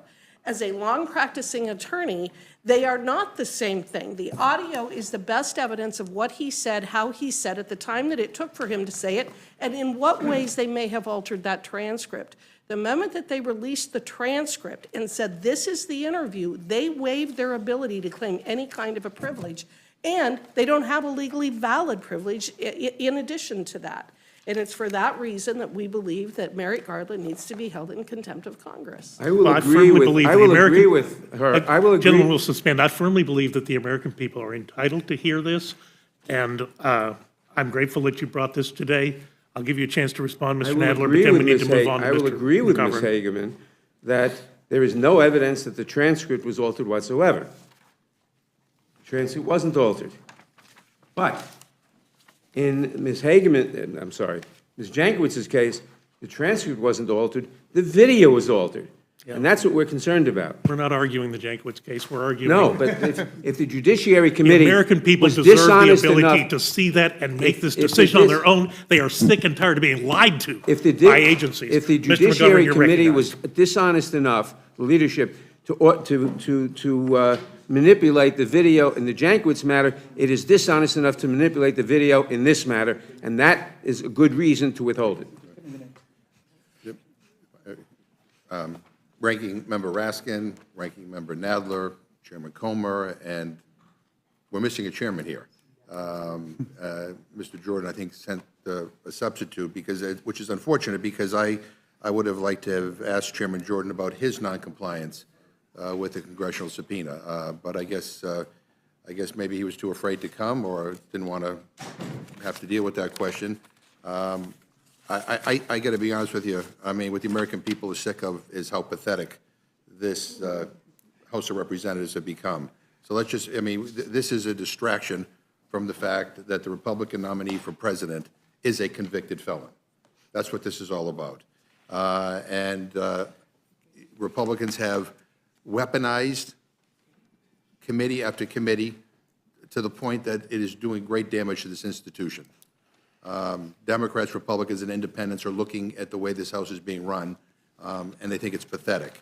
You know, we are here because Republicans are falsely claiming that the Attorney General is playing politics with the Justice Department. They are irresponsibly attacking the DOJ, making absurd claims that it is being weaponized. These contempt resolutions represent more of those attacks.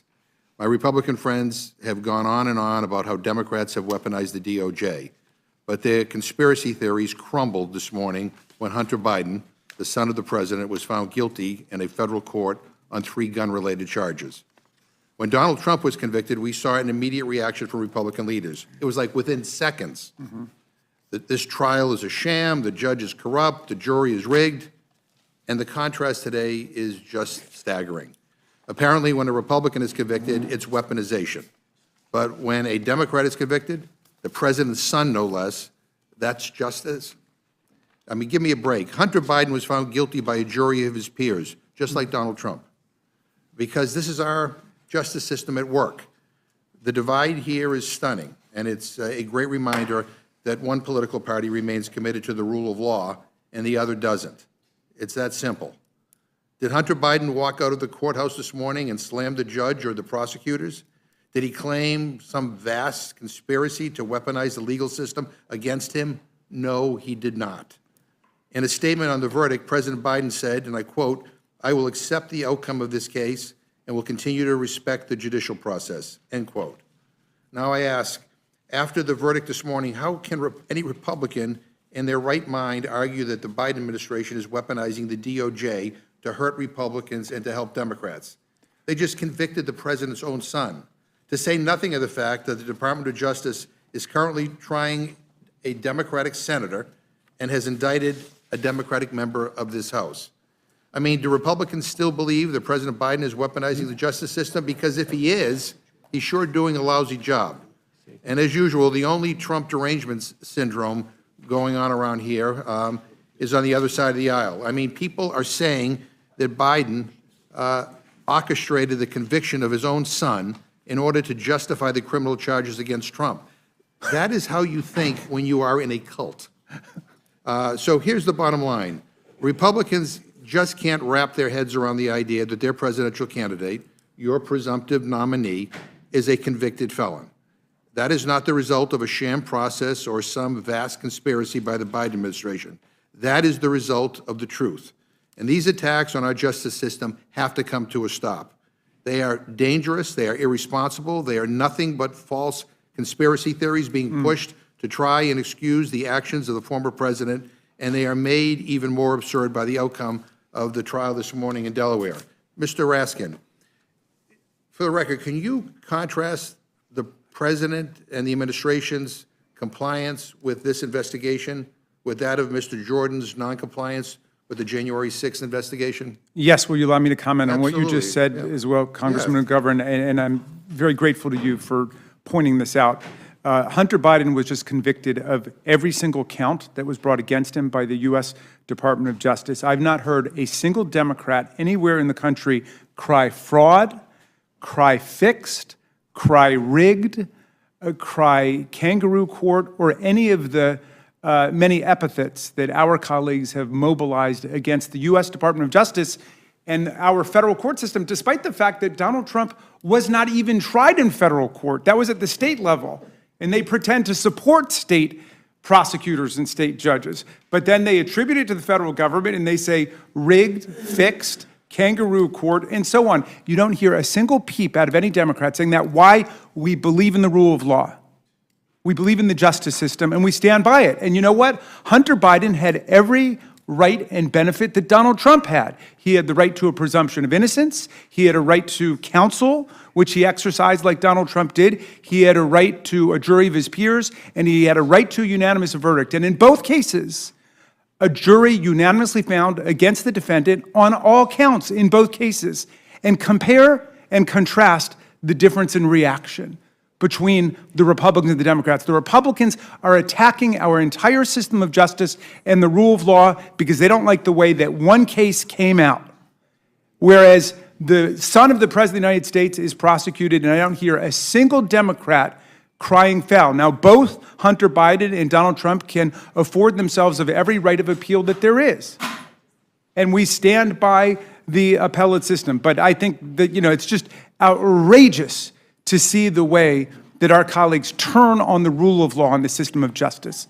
And it's a profoundly dangerous thing that we witness. Now, you've asked me to contrast, Chairman McGovern, the cooperation and the compliance of Attorney General Garland and the Department of Justice with the non-cooperation of Jim Jordan with the January 6th Select Committee.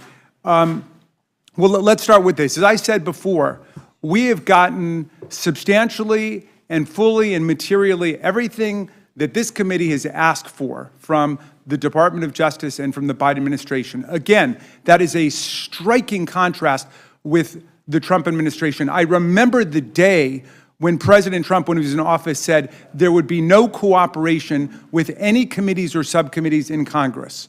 And they blocked investigations in more than 100 cases. And specifically with respect to impeachment, which is super dangerous, he did not allow people who were material witnesses, who had relevant factual testimony to render to the impeachment investigation in the first impeachment of Donald Trump, to testify. He said they could not testify, and he just shut it down. I did not hear any of my colleagues have a problem with that. And now they're claiming, well, Merrick Garland has only cooperated 99.99% with our committee. We also want the audio tape. It's not enough for us that we can read every word verbatim that is in the transcript. That's not enough for them. They want the audio tape too. I mean, it's like a sick joke that they would go from standing by Donald Trump's horrific obstructionism of congressional power than to trying to hold the Attorney General of the United States in contempt. Now, as for our friend, Chairman Jordan, who I also wish were here today, he wasn't the only one, by the way. There were other members who were subpoenaed by the January 6th committee to give us whatever relevant material information they had about the violent insurrection against our government in order to force Mike Pence to step outside of his constitutional role and simply declare Donald Trump the president and hand him the keys to the presidency. So we didn't have a word of testimony from Scott Perry. We didn't have a word of testimony from Jim Jordan. We didn't have a word of testimony from Andy Biggs. We didn't have a word of testimony from Kevin McCarthy, and we didn't have a word of testimony from Mo Brooks, nor did we receive a single document from Scott Perry, nor did we receive a single document from Jim Jordan, nor did we receive a single document from Andy Biggs, nor did we receive a single document from Kevin McCarthy, nor did we receive a single document from Mo Brooks. So there you're talking about 100% noncompliance and obstruction. They want to hold the Attorney General of the United States of America in contempt for 99.99% compliance with what they're saying now and 100% compliance in reality for what it was that the committee asked for. Yeah, well, I mean, I regret that Chairman Jordan didn't see fit to come and testify today, because I would have liked to have heard his answer to the same question. But I just want to point out for the record that Hunter Biden was found guilty by a jury of his peers in a case prosecuted by a U.S. attorney appointed by President Trump, presided over by a federal judge appointed by President Trump, and investigated by the FBI with the director appointed by President Trump. And you don't hear anybody here talking about complaining about weaponization. And I just, Mr. Chairman, just for the record, would like to read the statement from President Biden in relationship to the verdict today. I quote him, "As I said last week, I am the president, but I am also a dad. Jill and I love our son, and we are so proud of the man he is today. So many families who have had loved ones battle addiction understand the feeling of pride seeing someone you love come out the other side and be so strong and resilient in recovery. As I also said last week, I will accept the outcome of this case and will continue to respect the judicial process as Hunter considers an appeal. Jill and I will always be there for Hunter and the rest of our family with our love and support. Nothing will ever change that," end quote. I think the fact that we are here wasting our time on this garbage is pathetic. I really do. Mr. Raskin, you want to? Well, you know, if you can engage me in a little thought experiment, what if one of President Trump's children were prosecuted by the U.S. Department of Justice? The entire Republican Party would be in an uproar demanding that everybody be fired and that the investigation be quashed, especially if it related to exercise of Second Amendment rights. I've not heard any of them rise to the valiant defense of Hunter Biden's Second Amendment rights, but be that as it may, this is the rule of law, and Hunter Biden had every right that was afforded to him under the rule of law, just like Donald Trump did, and they were both convicted, and they both have the right to appeal, but we should all be standing by the rule of law and the court system, and I would love to hear one of my colleagues defend the discrepancy in their reaction to the Trump verdict and the Hunter Biden verdict, if they can. Yeah, no, I appreciate that. I do want to correct the record. I think one Republican did come to the defense of Hunter Biden in a way. He's a member of this committee, but he's not here right now. That's Thomas Massey. He said Hunter Biden might deserve to be in jail for something, but purchasing a gun is not it.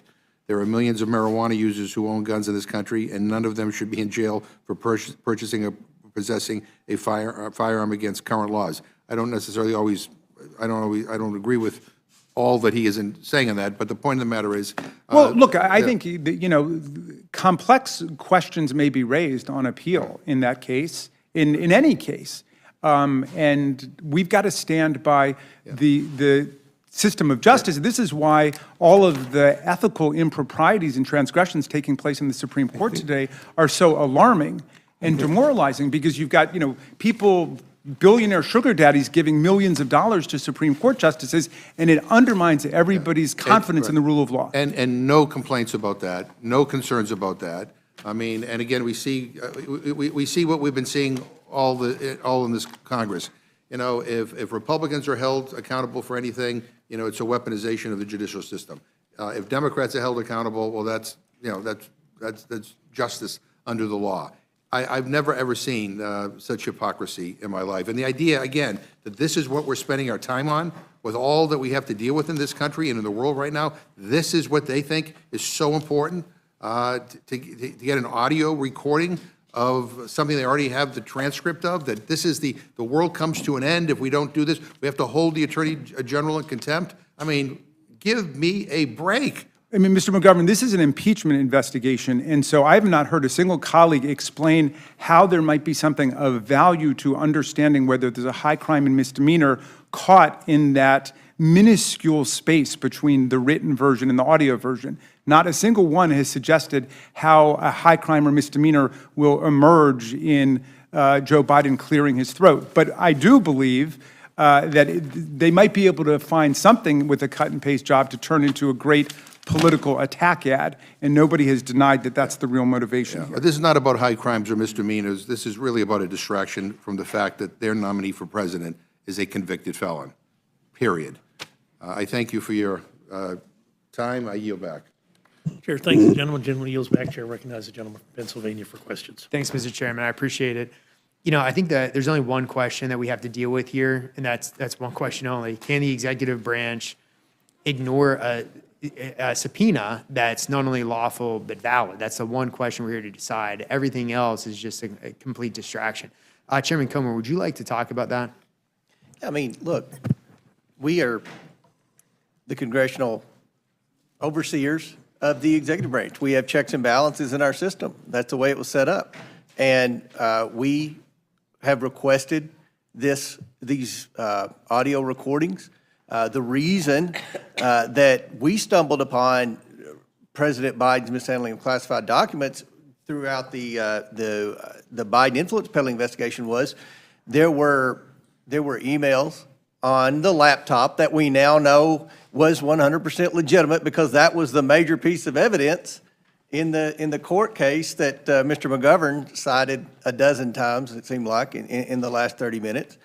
There were emails on there that looked like they could potentially be classified documents. And the thing that the investigation has revealed is, with the tens of millions of dollars that the Bidens have taken in from our adversaries around the world, there was never a business purpose. You know, they say, the media will say, or the Democrats say, well, in Hunter Biden and Jim Biden, or Joe Biden's business dealings. What business was it they were in? Because we haven't ever found a legitimate business. The business, according to at least two people who testified under oath, and that would be Bob Alinsky and Jason Galanis, was they were and three, counting Devin Archer, three former Biden associates said the business was selling the Biden brand. That is called influence peddling. Were any of the classified documents used in the Biden influence peddling scheme? That's the question the Oversight Committee has with respect to the classified documents. And look, I think this is about transparency. Again, and I can't say this enough, it's not just the House Republicans requesting these documents. The Associated Press, CNN, ABC, CBS, NBC, Bloomberg, The Washington Post, that's their people. Their people want it too. The American people want it. Poll after poll shows the American people want transparency. So if there's nothing wrong with the tapes, then just disclose them. Well, hold on, Mr. Raz. I'm not, you know me, I'm not going to leave you hanging like that. If you want to, go ahead. Well, but I just wanted to be certain that this constitutes the chairman's endorsement for every petition by the Washington Post and ABC and CBS and CNN to get information. For example, they were asking for all the information that Donald Trump was suppressing for several years and wouldn't give to Congress. Do you agree it should be released because the media wanted it? What was the question, Mr. Askin? Well, I'll write it out for you. Mr. Nadler? I just want to point out that contrary to what the distinguished chairman said, the House Republicans didn't, quote, stumble on Biden documents. President Biden's personal counsel found the documents at the Penn Biden Center and voluntarily then reported them to the FBI. This cooperation was one reason that Special Counsel Hur declined to indict Biden. And I would contrast this with President Trump, who has hidden and who refused to turn over documents, who necessitated the court to order a search warrant, and who apparently hid documents from the agents executing the search warrant.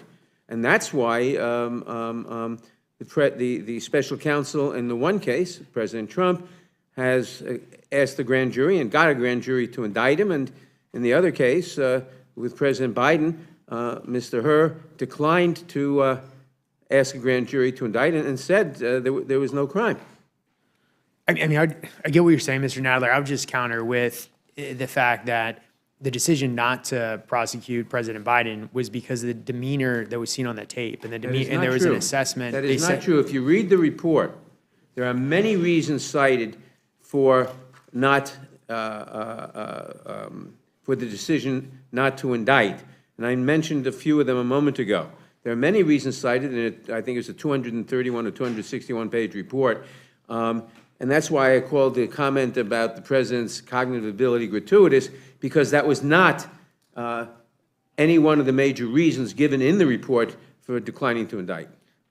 It's my understanding that one of the major reasons was that, and it was in the report, is that President Biden would present to a jury, as I believe the quote was, a well-meaning, I forget the exact word, but basically that he doesn't know what's going on. He doesn't read the report and see all the other reasons why they declined to indict. But in particular, the cooperation that I just mentioned, that it was President Biden's personal counsel who found the documents and at the Penn Biden Center and voluntarily reported them to the FBI. Okay, but again, it was the demeanor and how he would present to a jury that he'd be sympathetic, that people would think he doesn't have control, mental acuity enough, and Let me say this. Hold on, we got to, Mr. Nass, we Let got me say to this. I don't want to get into a We debate. cannot talk over each other. Please, gentlemen, suspend. The clerk cannot keep up with us when we cross-talk. So let's one at a time. Okay. Let me say this. That quote has been used, and may have been put there for all I know, to question the president's cognitive ability. I don't know why he put that in. But the fact is, there are going to be two debates, and the public will be able to judge the president's cognitive ability, and for that matter, the former president's cognitive abilities. There's no point debating it here. Okay, and I'm not trying to bring this into a larger debate, but we're totally focused here. If we're talking about the privilege issue and whether or not they have a privilege, I believe they have waived that by providing the transcript, number one. Number two, when the report, now you can say it's not controlling or not, but the report does talk about his demeanor. It would be nice to see the tape so we could assess the demeanor ourselves. And again, I would say the privilege has been waived because you handed over, the executive branch, not you specifically, but the executive branch has handed over the transcript. I mean, that's just my read of the situation. Mr. Russ, Chairman Comer is trying to talk too, so I will give you time, I promise. Chairman. I just wanted to say this again. I mentioned in my opening statement, our timeline doesn't match up with the White House's narrative of their timeline of the discovery of the document. And one of the things the White House is obstructing is our ability to interview several of the White House employees about the specifics of when those mishandled classified documents were discovered. I just want to point that out. Yeah, thanks, Mr. Chairman. Mr. Raskin, and then we'll go to Ms. Hageman. Mr. Thank you, Raskin. Mr. Reschnitz. It's really more a question for you, because you make an interesting point. You assert that whatever privilege the president had, and obviously that was something that was expansively invoked by Donald Trump, but you're saying if he had an executive privilege, it was waived when he turned over the written transcript. But does that argument depend on the written transcript being a faithful transcription of the oral statements? If so, it would seem to defeat the point. I mean, let's say if they're really different, then he's asserting executive privilege, presumably, for the 0.001% of it that hasn't been turned over yet, right? So I get what you're saying, but I would say that if the transcript is different, that's all the more reason to get the audio or the audio visual of it so we can see if the transcript meets the audio visual. But the fact, are you implying that the transcript was doctored? No, but that's the paranoid theory that's been floated today by some people. But no, I think that's ridiculous. In other words, I think those two arguments cut against each other. The idea that the privilege has been waived depends on the idea that the written transcript is actually a faithful record of what was spoken. And I haven't seen any evidence, certainly, that there's any difference in the two. So, you know, I think we are really splitting hairs here. I mean, it's kind of an amazing thing that we would think about holding the Attorney General of the United States in contempt for not giving the audio version when we have all these people walking around who've never given any testimony at all in answer to subpoenas, and it doesn't seem to trouble, you know, at least your side of the aisle. No, I get your argument, but I mean, again, if you've already handed over the transcript itself, I would still argue that you've already waived the privilege of then holding on to the audio-visual of the transcript. I mean, that's just my understanding. I understand you're saying we're splitting hairs here, but Ms. Hageman? Yes, a couple of things. To conflate the outcome of the two cases between Hunter Biden and President Trump is an absolute absurdity. It's also an absurdity to claim that the outcome in one case with Hunter Biden being convicted today is reflective of the viability or legality of what happened in New York is also absolutely absurd. So I wanted to set that, I wanted to point that out. Can you explain to say why? That these two, I think that the facts are very clear in the record in terms of the differences between the two cases. And To how the they juries, it was very and the clear. legal- And the legal basis for Yeah, it. and in both cases,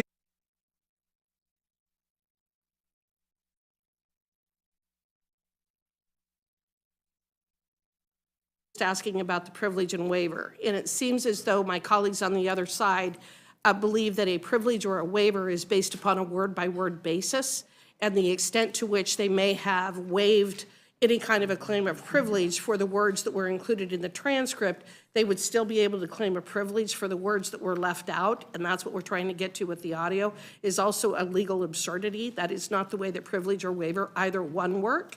What it is when you waive the subject matter, then you waive the subject matter. You have waived your ability to claim a privilege for those issues. You're not able to use privilege as both a sword and a shield and say, well, I'm going to release these 4 words, but I'm not going to release these 16 words. These 16 words are privileged, but these 4 words I will give to you, and there's a waiver. What a court would rule in that regard is, to the extent the 16 words relate to the 4 words, it's a waiver of the entire thing, because they're not going to allow you to use privilege as both a sword and a shield, which is what my colleagues on the other side seem to imply.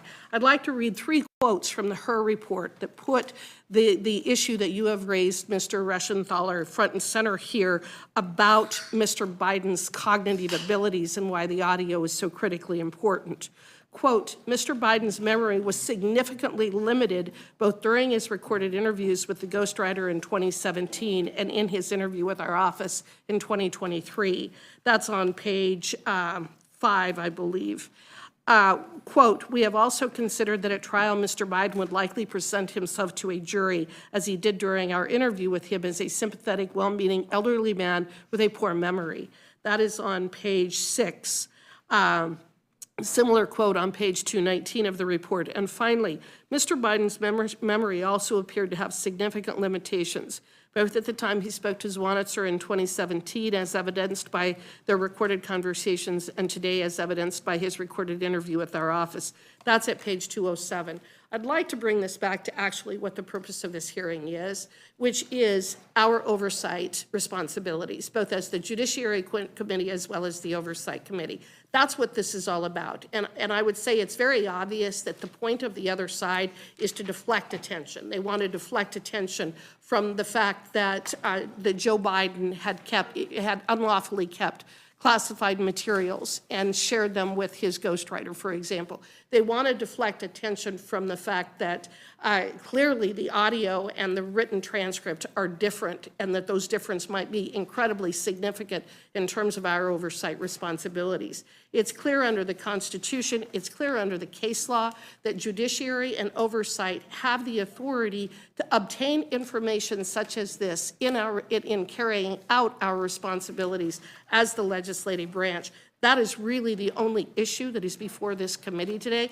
All this other nonsense, all this other noise, all these other words that are being thrown against the wall are entirely irrelevant as to whether we're entitled to this information, and if so, by withholding it, should Merrick Garland be held in contempt of Congress? And the fact is that he should, because there is no executive privilege.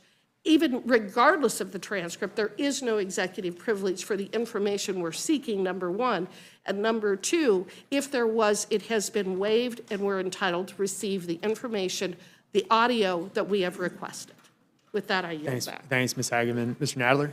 I want to point out that her report, contrary to the insinuations of the gentlelady from Wyoming, repeatedly states that he did not indict Biden because the evidence of a crime just did not exist. Some sample quotes on page 4 of her report, quote, "We do not believe evidence is sufficient to indict," unquote. Page 6, there are, quote, "innocent explanations," unquote, as to why Biden retained classified documents. Page 8, "We do not, however, believe this evidence would meet the government's burden at trial," close quote. As I said before, that is why the special prosecutor declined to indict President Biden, as he states here, and that is why any reference to the president's alleged cognitive ability is gratuitous, because it has really nothing to do with this. I would like, however, to, the gentlelady from Wyoming a moment ago said that there were clear differences between the way the Hunter Biden trial was conducted, and the legitimacy of that trial, and the illegitimacy of the Donald Trump trial in New York. Maybe she'd enlighten us as to the difference? I'd be happy to, but I do not understand why that would be at all relevant to the Because you brought discussion it up. that we're having today. But I'm happy to have that debate Please. with you any day of the week. Please. But I just don't think that that's relevant to what we're discussing. Well, you brought it up, so I mean, why we don't can, you we explain can it? start with. You said it was the absurd. judge Wait, hold that- on, Ms. All Hageman. right, we can start with the judge that was handpicked rather than randomly chosen, which is typical in most of your court cases. You can talk about the fact that you talked about unanimity of verdict. We don't even know what the verdict was at this point in terms of what he was allegedly convicted of unanimously. We can talk about the fact that almost every single ruling that was made by Judge Merchan in New York was against the defense, despite the fact that when you're dealing with a criminal case, there's either typically much more of a balance, or in fact to ensure that the prosecution actually meets its burden of proving beyond a reasonable doubt, most of the rulings would be in favor of the criminal defendant, not in favor of the prosecution. It's in the fact that the expert witness, who is the former head of the Federal Election Commission, was excluded from testifying as an expert witness in the case in New York, despite the fact that he has been qualified as an expert witness to testify on these matters throughout the entire United States. It is the fact that there were other witnesses that were excluded. There was substantial evidence, prejudicial evidence, that was admitted during the course of the trial. And then when you look at what happened with Hunter Biden, the prosecution was very precise, very specific about the nature of the statute that was at issue and how he violated it. And then they brought in the evidence from the family members, the ex-wife, the girlfriend, the Beau's widow, the young girlfriend, all of the testimony, him reading the book, all of the testimony. The evidence was overwhelming that Hunter Biden had violated the specific statute at issue. So there's dramatic differences in terms of how the New York case was handled versus how the case against Hunter Biden was handled. If you'd like to spend another 3 or 4 hours, we can go outside and I can give you additional evidence to that effect. All right, I just want to refocus. So I started the line of questions with this. It looks like I'm going to end it with this. I really think we've got to refocus everything on the one question that's before us, and that is, can the executive branch defy a subpoena that is lawfully issued and is also valid? I would make the argument that the answer to that is no, and I think that's the one issue. But the chairman has been incredibly generous with his time to me, so I'm going to go ahead and yield back. But I'd like to thank all the witnesses for being here. Gentleman yields back. Chair, thanks. The gentleman, the gentlelady from Pennsylvania is recognized for questions. Thank you. We've covered a lot of ground and very little of it relevant to the question before the Rules Committee today, or the question that was presented so spectacularly to Oversight and Judiciary a couple of weeks back. We've had a year and a half of investigations, depositions, written testimony, hundreds of thousands of pages of documents, and House Republicans have not turned up any evidence of wrongdoing by the president or his associates. And it's quite a contrast. I mean, there are no impeachable offenses by a man who has lived his entire adult life in the glare of public life. It's been decades. And of course, this is a marked contrast to the former president who spent decades shirking the law and his tax obligations with shady real estate deals, and whose criminal conduct became glaringly apparent when he stepped out of those shadows, and his lack of respect for the rule of law and for constitutional norms. And it is that contrast and its political implications that seem to have brought us here today. You know, we've seen over the last year and a half, we've seen one conspiracy theory after another get shot down or evaporate when it was exposed to the light of day. But our Republican colleagues have doubled down on those theories, including some pretty spectacular ones today, wasting the time and money of 3 separate congressional committees on a wild goose chase that has not turned up anything. So after all these failures, they've manufactured this crazy controversy to try to kick around the Attorney General and to justify this baseless contempt resolution. It's another desperate attempt to save face after, if it weren't so sad, it would be ridiculous, but after a failed investigation, there is no crime, there is no wrongdoing, there are no impeachable offenses, but it's an election year. And as some of our colleagues on this committee have said, Republican majority hasn't accomplished anything. So here we are, there's no legitimate legislative purpose for forcing the DOJ to turn over audio tapes of its interviews with President Biden. It has the transcript, which was certified by the Trump appointee special counsel as being a true and accurate transcript of those interviews, although we're now hearing today some suggestion that somehow it's not. So it's painfully obvious, especially given some of the doctoring that we saw just this weekend of presidential remarks and videos and such. This is to distract. This is to distort. This is to push out more lies. And the repetition of the lies doesn't make them any less untrue. So it's a waste of congressional time. It's a waste of taxpayer dollars to continue pushing these charades. Representative Raskin, we just heard some pretty spectacular statements about this push to hold the Attorney General in contempt being a matter of oversight, although it's allegedly with respect to this crazy impeachment effort. Do you have any comment?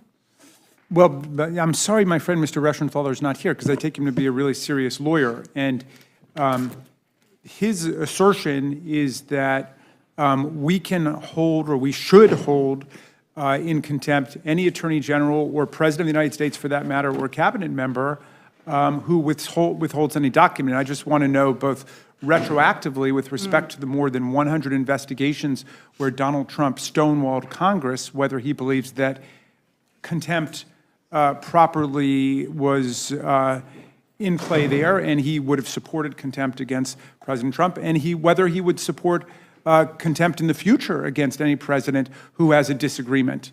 You know, a lot of these are substantive arguments being made about executive privilege, but of course, presidents, White Houses of both Democratic and Republican prominence assert executive privilege all the time. Should we be holding the president in contempt every time there's a disagreement over executive privilege? Of course, Donald Trump did it in the Mazars case, and he lost that case when we finally went to the Supreme Court. We didn't hold him in contempt in the meantime. We're still trying to get documents that we were granted under the Mazars case. This would be a great opportunity for Mr. Chairman, who's a newfound champion of transparency and light and disclosure, to announce today that he will turn over all of the documents that he's cooperated with Trump's lawyers in suppressing from Mazars. And I wonder whether he would feel at this point all of those Mazars documents should be turned over. And this is not a joke. This is for real stuff. And why does it have to be a partisan question? So there might be some interesting issues raised in court about the difference between a written or an audio transcript. I'm not convinced by what they're saying, but I do think it is truly absurd to say it rises to the level of holding the Attorney General of the United States in contempt when they were defending a president who blocked more than 100 different investigations, including an impeachment investigation, which is perhaps the most serious power we wield, because that's how we control presidents who engage in high crimes and misdemeanors and corrupt attacks on the U.S. Constitution. Well, and, yeah, and as famously as we know, that impeachment in part hinged upon the fact that the then president refused to answer questions, refused to show up and cooperate.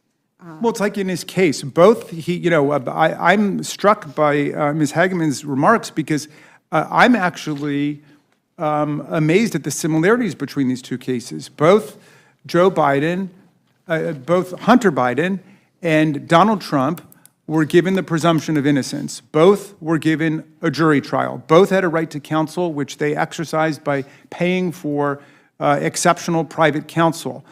Both of them had a right to testify. Neither of them chose to testify, including Donald Trump, who now wants to testify to the world about how the fix was in and it was rigged and all that stuff, but he wasn't willing to get up on the stand and testify about why he didn't do it. No, he didn't want to do that. Fair enough, he exercised his constitutional right. Both of them had a right to a jury trial, and both of them had a right to a unanimous verdict. And in both cases, the jury unanimously found, in Trump's case, that he was guilty on 34 different counts, and in Hunter Biden's case, that he was guilty on 3 different counts. Now, Ms. Hageman made a series of what are essentially appellate arguments. For example, she says that this or that witness should have been allowed to testify beyond the domain that the judge allowed him to testify. For example, Brad Smith was allowed to testify within a certain range, but not on irrelevant things. Now, she says, it should have been the full 100 yards of the football field and not the 20 yards that he was allowed to testify on. Great, that's an appellate argument. Ms. Hageman sounds like an excellent criminal defense appeals lawyer, but is it grounds for attacking the rule of law in America and the system of justice in New York, much less the federal system of justice, which had nothing to do with it? And they're deliberately confusing people about that. Hunter Biden was prosecuted by federal prosecutors in federal court. Donald Trump was prosecuted in that particular case in state court by state prosecutors. I thought state law and the federalist system was something they supported, but apparently not. Not if it goes against Donald Trump. They're willing to just throw the whole thing out the window. But those are just appellate arguments, and Donald Trump, as far as I know, is going to exercise his right to appeal. So I'm happy, to go outside with you, Ms. Hageman, and you can give me 3 hours of description of what the appellate arguments are going to be, but ultimately an appellate court is going to sort it out. I'm a little bit more interested in just the rule of law and in justice. I'll quote a former colleague of ours, Liz Cheney, who was the head of the Republican conference, and she said, "At this moment, we're confronting a domestic threat that we've never faced before. That is a former president who's attempting to unravel the very foundations of our constitutional republic." I don't know if you guys remember Liz Cheney, but she said, "Republicans cannot both be loyal to Donald Trump and loyal to the Constitution at the same time," she said. So that's in honor of a very distinguished Republican colleague, former colleague of ours. Thank you, Mr. Raskin. You raised some interesting points. I mean, this whole process here, the 3 committees, the relentless search for nothing, apparently, really has smacked of political theater. And you raised the point that, if this is about oversight and enforcing congressional subpoenas, how can it not be a partisan effort when they dropped enforcement of the subpoenas for Jim Jordan, for a host of people who allegedly conspired with the president to try to subvert the election results on January 6th. Yeah. I mean, they've dropped all of that enforcement. We don't have to be naive about partisanship. Partisanship is built into our constitutional system. It's an expression of constitutional health that people have a right to participate, to form political parties, to, express themselves in that way. On behalf of our colleagues, they would probably say that Jim Jordan and Scott Perry and Andy Biggs and so on, that they had whatever legal arguments they wanted to raise against being subpoenaed there, okay? But so does the Attorney General of the United States. So they would have opposed a contempt motion against Jim Jordan or Andy Biggs or Mo Brooks or Kevin McCarthy. But why would they support a contempt motion when there's a reasonable difference of view about whether an audio tape and a transcript serve the same function, especially when this Attorney General and his administration have gone way beyond whatever any of our GOP colleagues did in terms of complying with a subpoena, and way beyond whatever Donald Trump ever did in terms of complying with the subpoena. So we all are partisans here. We don't have to play make-believe about that, but we at least should try to adhere to some basic principles as opposed to just turn on and turn off our principles according to whether it's going to affect the Democrats or the Republicans. Thank you. I think at this point, I'd yield back. Thank you. Gentlelady yields back, Chair. Thanks, the gentlelady. The gentlelady from Minnesota is recognized for questions. Thank you, Mr. Chair. And I also am interested in the rule of law. And I have Chairman Comer, was the subpoena duly issued? Yes, ma'am. Yes, ma'am. Did Attorney General Garland ignore that? Yes. So that's what we're talking about today. Yes, ma'am. That should be our laser focus. That's why I'm here. And I appreciate that. Because I think if you're tuning in for bits and pieces of this, you miss the whole point that we have one thing in front of us. And I will tell you, I was interested when when I came in and Mr. McGovern said this is a waste of time. But I remember sitting on that side of the desk, and 3 or 4 times we had rules like this holding someone in contempt. And so I appreciate. I was not gonna ask any more questions. I just wanted to make a statement. But can I comment? Certainly. Thank you. The President has exerted executive privilege in this case. And the proper means is to contest the validity of the executive privilege in court, not to pursue a contempt against the Attorney General or anyone else. When executive privilege is asserted, it may be valid, it may not, that's up to a court. Well, I find this incredibly just ridiculous because they have the transcript. All they are asking for is the videotape, and you're defending somehow that this videotape is then protected by executive priwilege. It seems ridiculous. That's an interesting argument for the court. Okay, but it seems ridiculous that we are at a point here where the videotape is not just released, and we have the transcript, and surprising that it didn't come together, that they weren't, in many cases. But I just wanted to make the statement that we need to focus on what we are talking about here so that the American people understand, and I know there's lots of talking points and there's all kinds of things, the American people need to understand this is about a duly issued subpoena that was ignored, and that is what we are talking about today. Excuse me, it And was with not that, I ignored, yield it's back. executive privilege was asserted. It was complied And I yield back. Chair, thanks, the gentlelady. Gentlelady yields back. The gentleman from South Carolina is recognized. I've sat here for 2 hours, probably going to be 3 or 4, and listen to these smoke screens that my friends on the other side of the aisle are saying. They bring up the trial of Donald Trump, convicted felon. Really? By judge that is a known anti-Trumper? You bring out the, Mr. Nadler, I've got the floor. If you're going to interrupt, Mr. Chairman, call him down when he interrupts. It's my time, and then I'll let you respond, but I'm tired of this. You talk over everybody. It's so rude of you. But look, you bring up the smokescreen of Hunter Biden. I think we're here to talk about a video. Hunter Biden, it is kind of, strange. A gun charge? What about the fake LLCs that he's gotten money from China? What about the millions he got in paintings? We don't know who contributed to him. What about, you can name a lot of other charges, but we're not talking about that. And I'm tired of these smoke screens. You're talking about miscarriage of justice. It really is.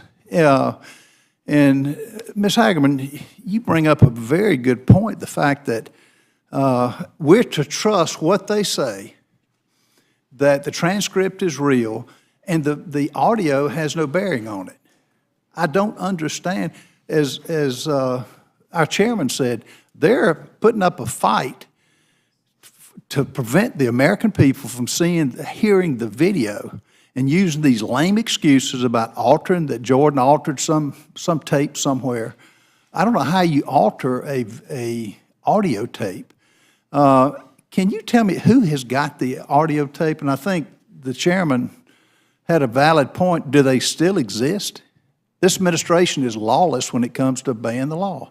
What I can say is that the information was gathered by Mr. Herr being the investigator in this through the Department of Justice. And that's why the action has been brought against Merrick Garland, because Merrick Garland is the one that has the audio tape, is my understanding. Now, I could be corrected on that, but that has been my assumption, because he was the person who appointed Mr. Herr to conduct this investigation, and I believe that the report was directed to him. So that has been my assumption throughout this, that they would have the audio tape, and they've released the transcript. So if he doesn't have it, or if he's destroyed it, that's a serious, or if they alter it or omit or whatever they do with it. But are you comfortable, I mean, you or Mr. Comer, do y'all feel the tape still exists? Because they're going to a big extreme to defer and try to prevent the American people from hearing it. Well, all I can say on their behalf is I sure hope so. Mr. Comer, Ms. Nalla, I'll get to you. Let me just. It's my hope, and it's my understanding that they still exist. Hopefully, they didn't disappear like the cocaine at the White House. Hopefully, they're still in existence and haven't been destroyed. Ms. Nalla, you want to, in a quick way, respond to it? There is no reason to believe that the tapes don't still exist. I would point out again that the President has asserted executive privilege, and the proper forum for disputing the executive privilege is in court, not by a contempt citation. Once the President asserted executive privilege, it's not up to the Attorney General, Mr. Garland, to present the tape or not. It's up to whoever wants the tape, in this case the committee, to go to court and contest the executive privilege. I'd also want to point out on a separate matter that Ms. Hageman brought up, that Hunter Biden was tried and convicted by a jury of his peers. It's not about Hunter Biden. Well, this is about the tape, Ms. Nalla. She brought up a number of things, and that the President, or the former President, was convicted by a jury of his peers, and the questions she brings, and by the way, he made evidentiary rulings for the defense and against the defense. And whether his evidentiary rulings were correct, whether his decision to exclude certain witnesses was correct, will be decided on appeal in the appellate division or maybe in the Court of Appeals of the State of New York.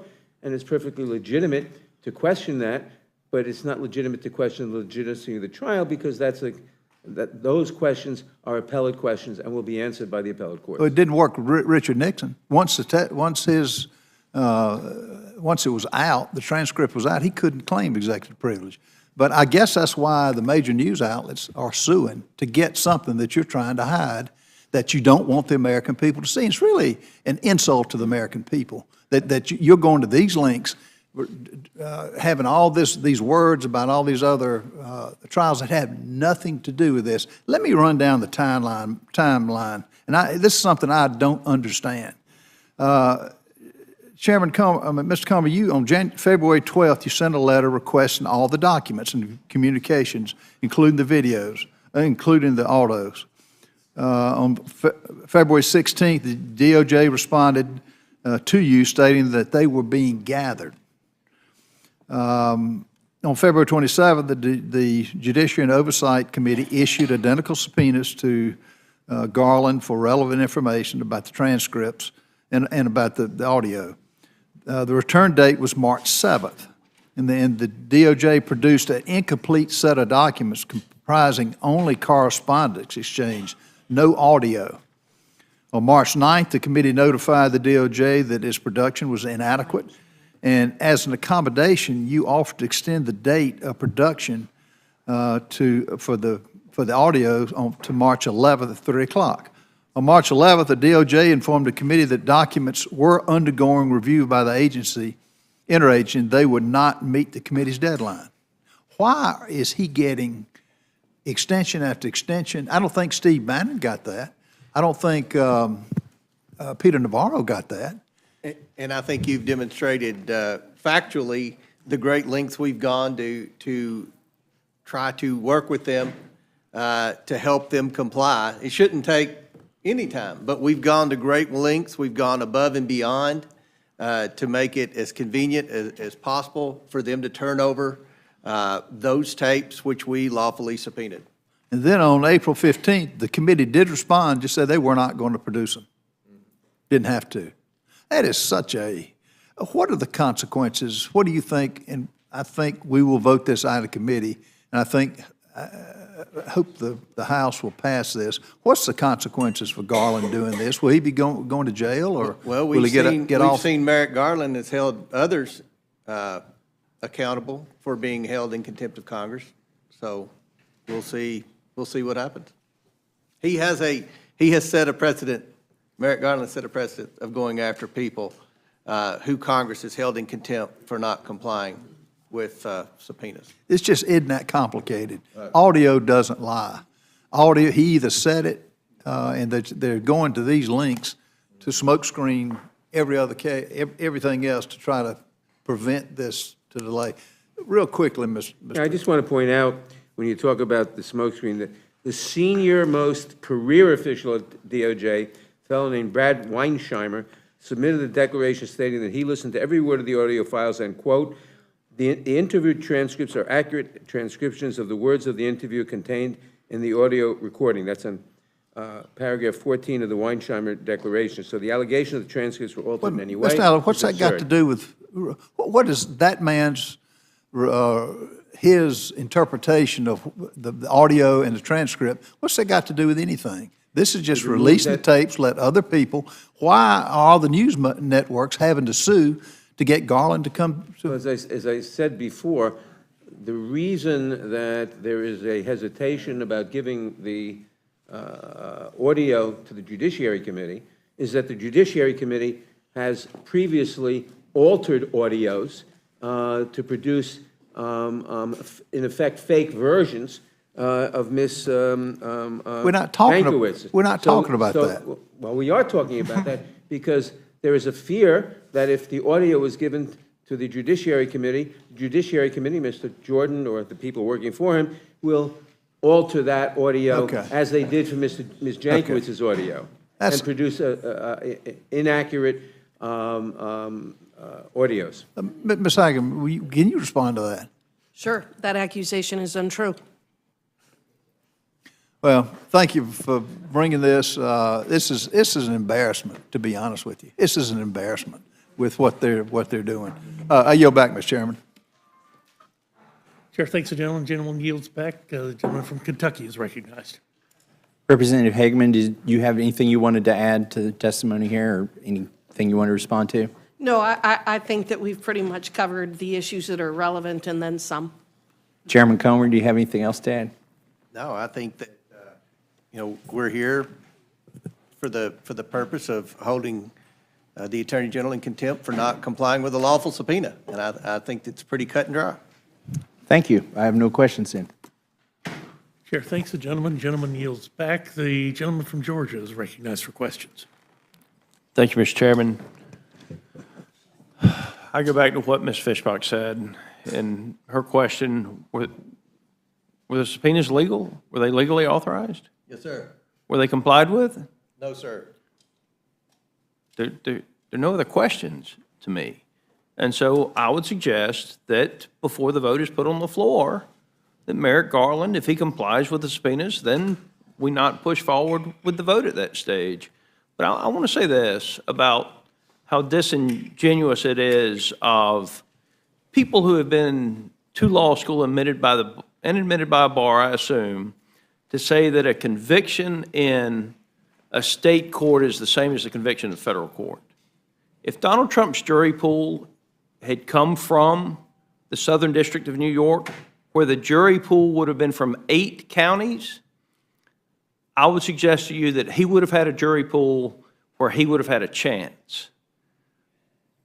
But that man, when in Manhattan, that put him before that jury pool, knew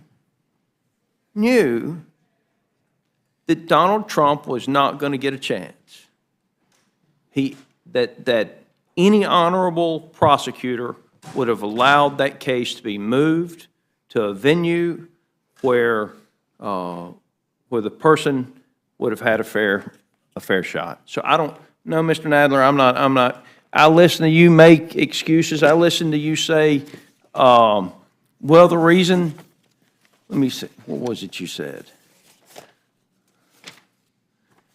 The reason to withhold is that it might be, someone might change it.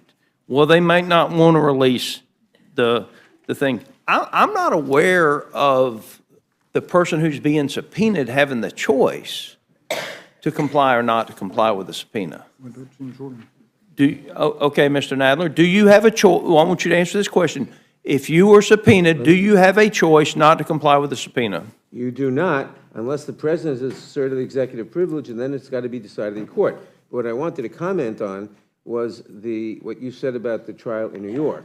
The trial was conducted by a New York County prosecutor in New York County because it was a violation of state law, not federal law. Now, he may have violated federal law too, but that wasn't alleged. But I'll reclaim my time, but the two of you on the Democratic side have acted as if that conviction in a very limited jury pool would be the same as conviction.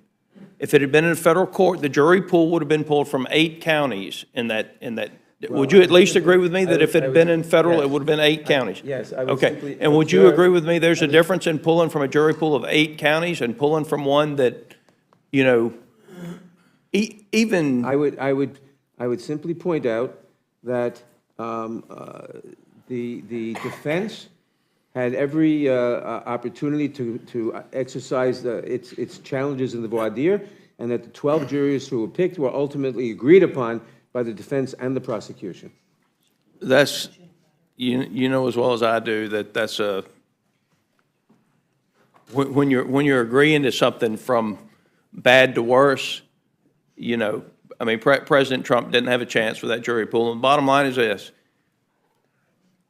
he's going to be President Trump again, Maybe. and that's why y'all are so scared of him, and that's why y'all are going to great lengths. I personally, Mr. Chairman, I don't think we need the audio tape. I think every time Joe Biden goes on TV, we see what Mr. Hur concluded. He's a well-meaning elderly man that probably doesn't have his wits about him, and with that, I'll yield back. He's not talking about sharks and electric Chair, thanks the gentleman. I'm sorry, I didn't hear that.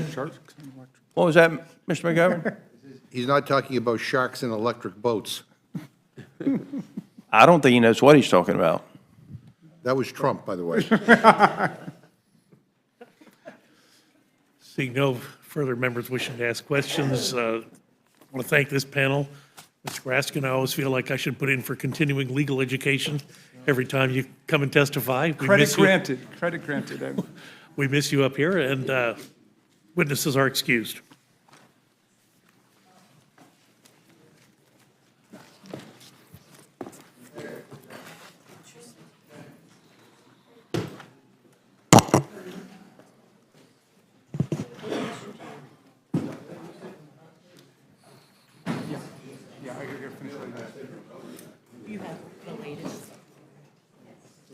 So it's custom of the committee to bring forward 6 members at a time to expedite testimony. So I'm going to ask Mr. Carter, Mr. Grothman, Dr. Wenstrup, Burgess Owens, and Rich McCormick to come to the witness table.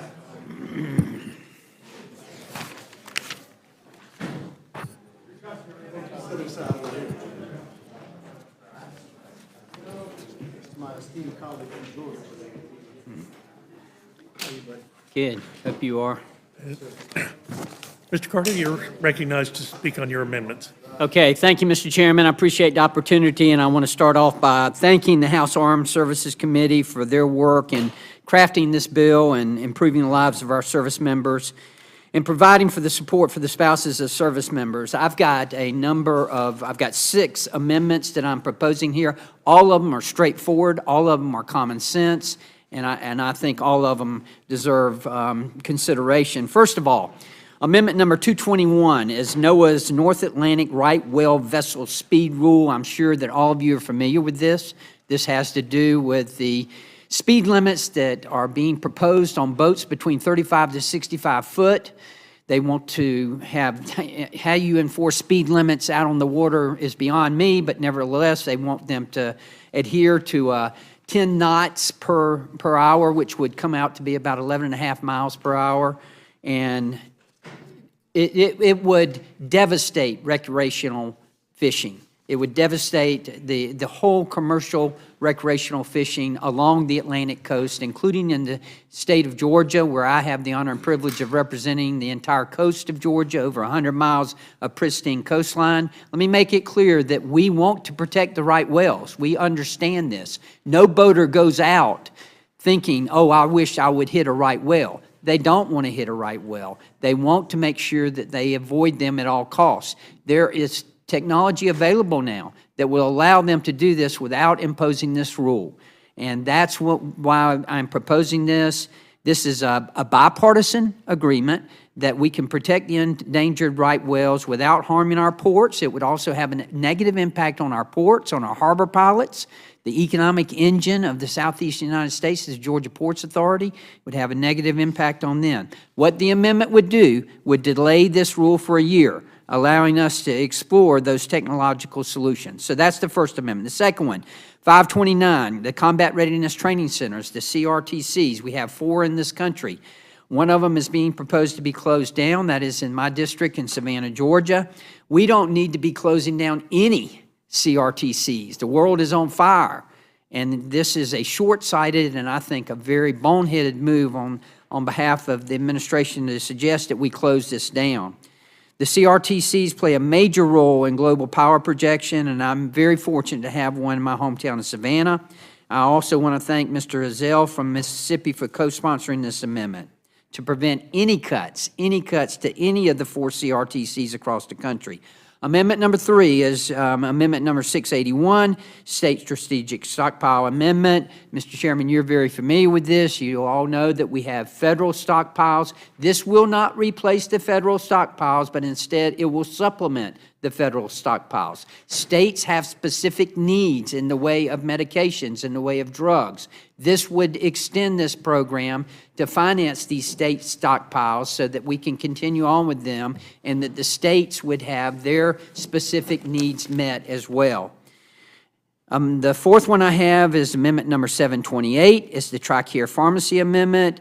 That would require any pharmacy benefit manager, any PBM, that contracts with TRICARE to meet minimum network adequacy standards and the reimburse pharmacies on reasonable and relevant terms based on Medicaid pharmacy reimbursement rates. What is happening now is that the company that has been awarded this contract, Express Scripts, has been diverting patients to their own mail order pharmacies. They've been cutting out independent retail pharmacies, which really does impact veterans who have a relationship with their independent retail pharmacies and now are being inconvenienced by not being able to go there. It would simply say that they have to reimburse them accordingly with the others that they reimburse as well. In 2022 alone, approximately 15,000 independent pharmacies were excluded from the TRICARE pharmacy network. In fact, on April 22nd of this year, Epoch pharmacies, which consist of approximately 1,100 independent pharmacies, were dropped from the network. This would prohibit this from happening. That's at the least that our veterans deserve. The next, the fifth amendment that I have is amendment number 220, critical mineral extraction. As you know, I chair the subcommittee on critical materials in the Energy and Commerce Committee. This would give our allies as well as our country the ability to look and see how we can better extract critical minerals from our country. We have an abundance of them here. We need to process them. We need to make sure that we are mining them here, and we need to make sure that our allies are, so that we would end our dependence on our adversaries such as China and Russia. The Sixth Amendment is the amendment number 534, underseas cables in NDAA amendment. That was submitted to exempt undersea cables from the National Marine Sanctuary Act special use permit requirements due to national security concerns. This is very important. What they are having to do is to congregate these together in order to miss some of these marine sanctuaries. This raises a national security concern because we are susceptible then to our adversaries being able to attack these, which would have a negative influence, of course, on our country, and that's something that we need to do. This would, my amendment would help increase the resiliency, the redundancy, and the security of submarine cables by ensuring a greater diversity of routes and less regulatory burdens during deployment and maintenance. Finally, amendment number 594, which I am a co-sponsor of, is the CFAX reauthorization. That is the Chemical Facility Anti-Terrorism Standards Program. It has expired. It needs to be reauthorized. Companies want this. They want to have the ability to use the FBI's database and to partner with the Department of Homeland Security for expertise on protecting their facilities from cyber and physical threats. And along with Representative Laurel Lee, we would reauthorize the CFATS program, and I'm proud to partner her on this. And that is all I have, Mr. Chairman. The chair thanks, gentlemen. Mr. Grothman, you're recognized to speak on your amendment.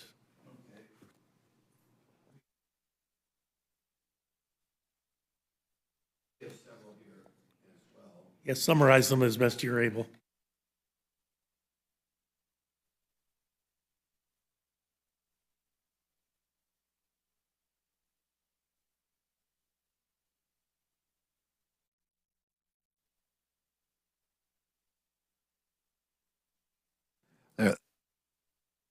There we are. Is that right? Awfully big.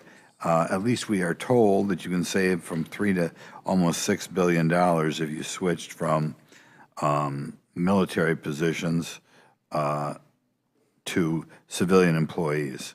And so there's my first amendment, switch the 340,000 positions mentioned earlier with a cost savings of $13 to $24 billion.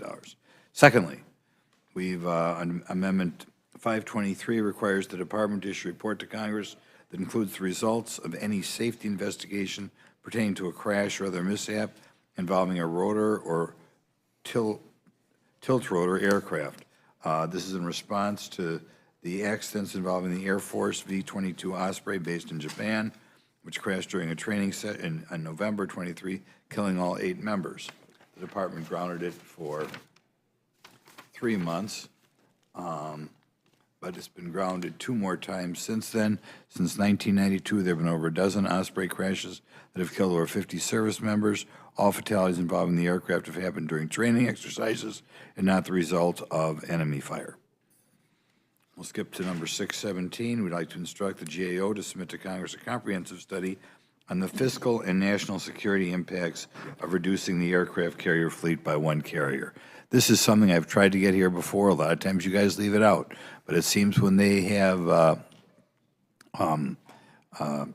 war games, the aircraft carriers don't do very well. I mean, the aircraft carriers were a big deal in the Battle of the Midway, but talk about fighting the last war. It seems to me when we have war games, they don't last long. I think in today's world, with rockets, today's world with drones, the idea of having these big aircraft carriers out of there, we got to look whether that's necessary or whether we might be better spending the money more wisely somewhere else. I think an aircraft carrier is great for sitting in the Red Sea off of Yemen. I don't think it's so great if you were actually in an armed conflict with China. Amendment 648 requires quarterly reports from the department to Congress on any instances of foreign actors infiltrating or attempting to infiltrate a military installation. We frequently deal with this in my subcommittee on oversight, and right now I don't think the public is adequately alarmed when people do slip in or get near military bases.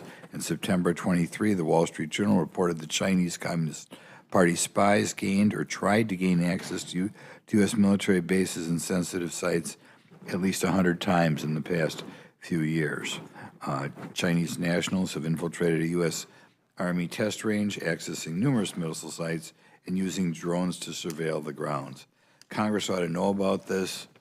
I think then we maybe ought to do a follow-up, find out how these folks got in this country. Finally, Amendment 719 ensures personnel decisions are based solely on individual merit or demonstrated performance and expands the definition of personnel decisions to include assignment, termination, and discharge. We ought to be basing things on merit.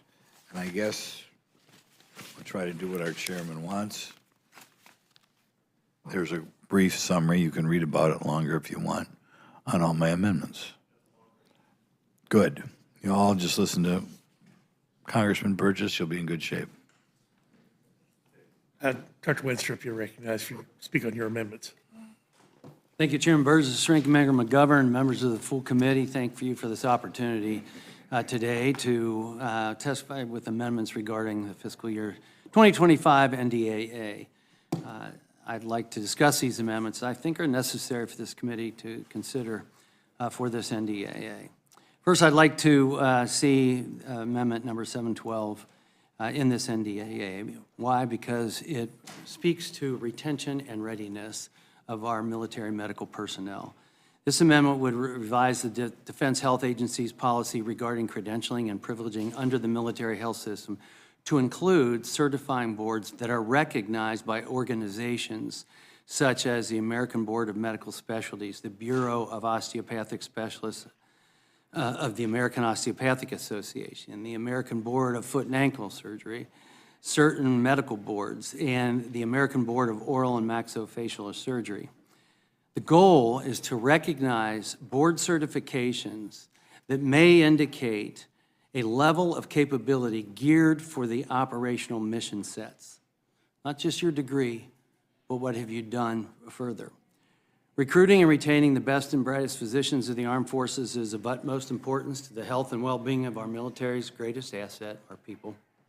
Every medical profession serving in uniform must have the knowledge, skills, and abilities needed to serve our people well and engage fully in the operational mission. Today, the military faces a tremendous shortage of physicians and surgeons, and it's essential that those in the armed forces meet the highest possible standard and have the training and certification needed to indicate that they are prepared for service, whether that be here at home or while deployed in the battlefield. The U.S. military must ensure optimal health for our nation's defensive forces. This includes all aspects of health care. Congress already recognized the important contribution of podiatrists to serving our nation's veterans by passing legislation as part of the Mission Act in 2018 to ensure that the VHA had all the tools it needed to recruit podiatrists, podiatric physicians and surgeons to work under the Veterans Health Administration. So now Congress needs to do the same thing for DOD to give it the tools it needs to support the health care needs of current service members. The Rules Committee found this amendment to be made in order last year, and since then we have worked diligently to refine it to give it the best chance of being made law after the conference process later this year. Another bill, number 1172, amendment that is, podiatric physicians and surgeons to the medical corps. My second amendment is simple. Place podiatric physicians and surgeons in the medical corps within each military department of the U.S. Armed Forces, active and reserve duty, to be on par with doctors of medicine and doctors of osteopathic medicine, similar to the civilian sector and in the VA. Doing so will increase recruitment and retention of the best within this specialty by allowing more appropriate slots for deployments, advancing medical training opportunities for continued professional growth, and more opportunities for promotion. I'm not now or will I ever ask for opportunities not earned, And while still serving here in Congress, and I was serving in the reserves, I was a surgeon at Walter Reed National Military Medical Center. But I was placed in the Medical Service Corps, not the Medical Corps. Ever since I came to Congress, I've worked tirelessly to try and make these changes to create opportunities as other qualified physicians and surgeons have. Podiatrists still in uniform reach out to me frequently about their being denied the opportunity to deploy in roles suitable for their capabilities and leadership roles as well, and to receive or being recognized when achieving advanced professional development training, such as advanced cardiovascular life support, advanced trauma life support courses. For the record, doctors of podiatric medicine, after pre-med in college and taking the MCATs, undergo a 4-year medical school curriculum, fully licensed to prescribe as MDs and DOs, undergo a 3-year surgical medical residency training, complete full physicals, can diagnose anything, and treat within their specialty realm, as all specialists do. How can we expect to recruit and retain certain medical specialists when they are denied the ability for advancement, growth, and service? I got opportunities in my career outside of the Medical Service Corps because I got a chance by people within the Medical Corps that gave me the opportunities that typically did not go to my profession. And I want to thank Congresswoman Terry Sewell from Alabama for joining me on Amendments 712 and 1172. We have a long history of working together in a bipartisan manner, and I appreciate her support. Lastly, number 428, COVID-19 infection and vaccination in the U.S. Armed Forces. I would like to ask the committee to make in order my amendment, number 428, requiring a DOD study on the immune response levels of service members to COVID-19 infection and vaccination.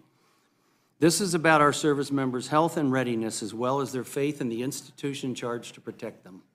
We owe it to our men and women in uniform to understand the performance of the vaccine, the impact of previous infection on the efficacy of coronavirus vaccines, and the results of infection and immunity on the body.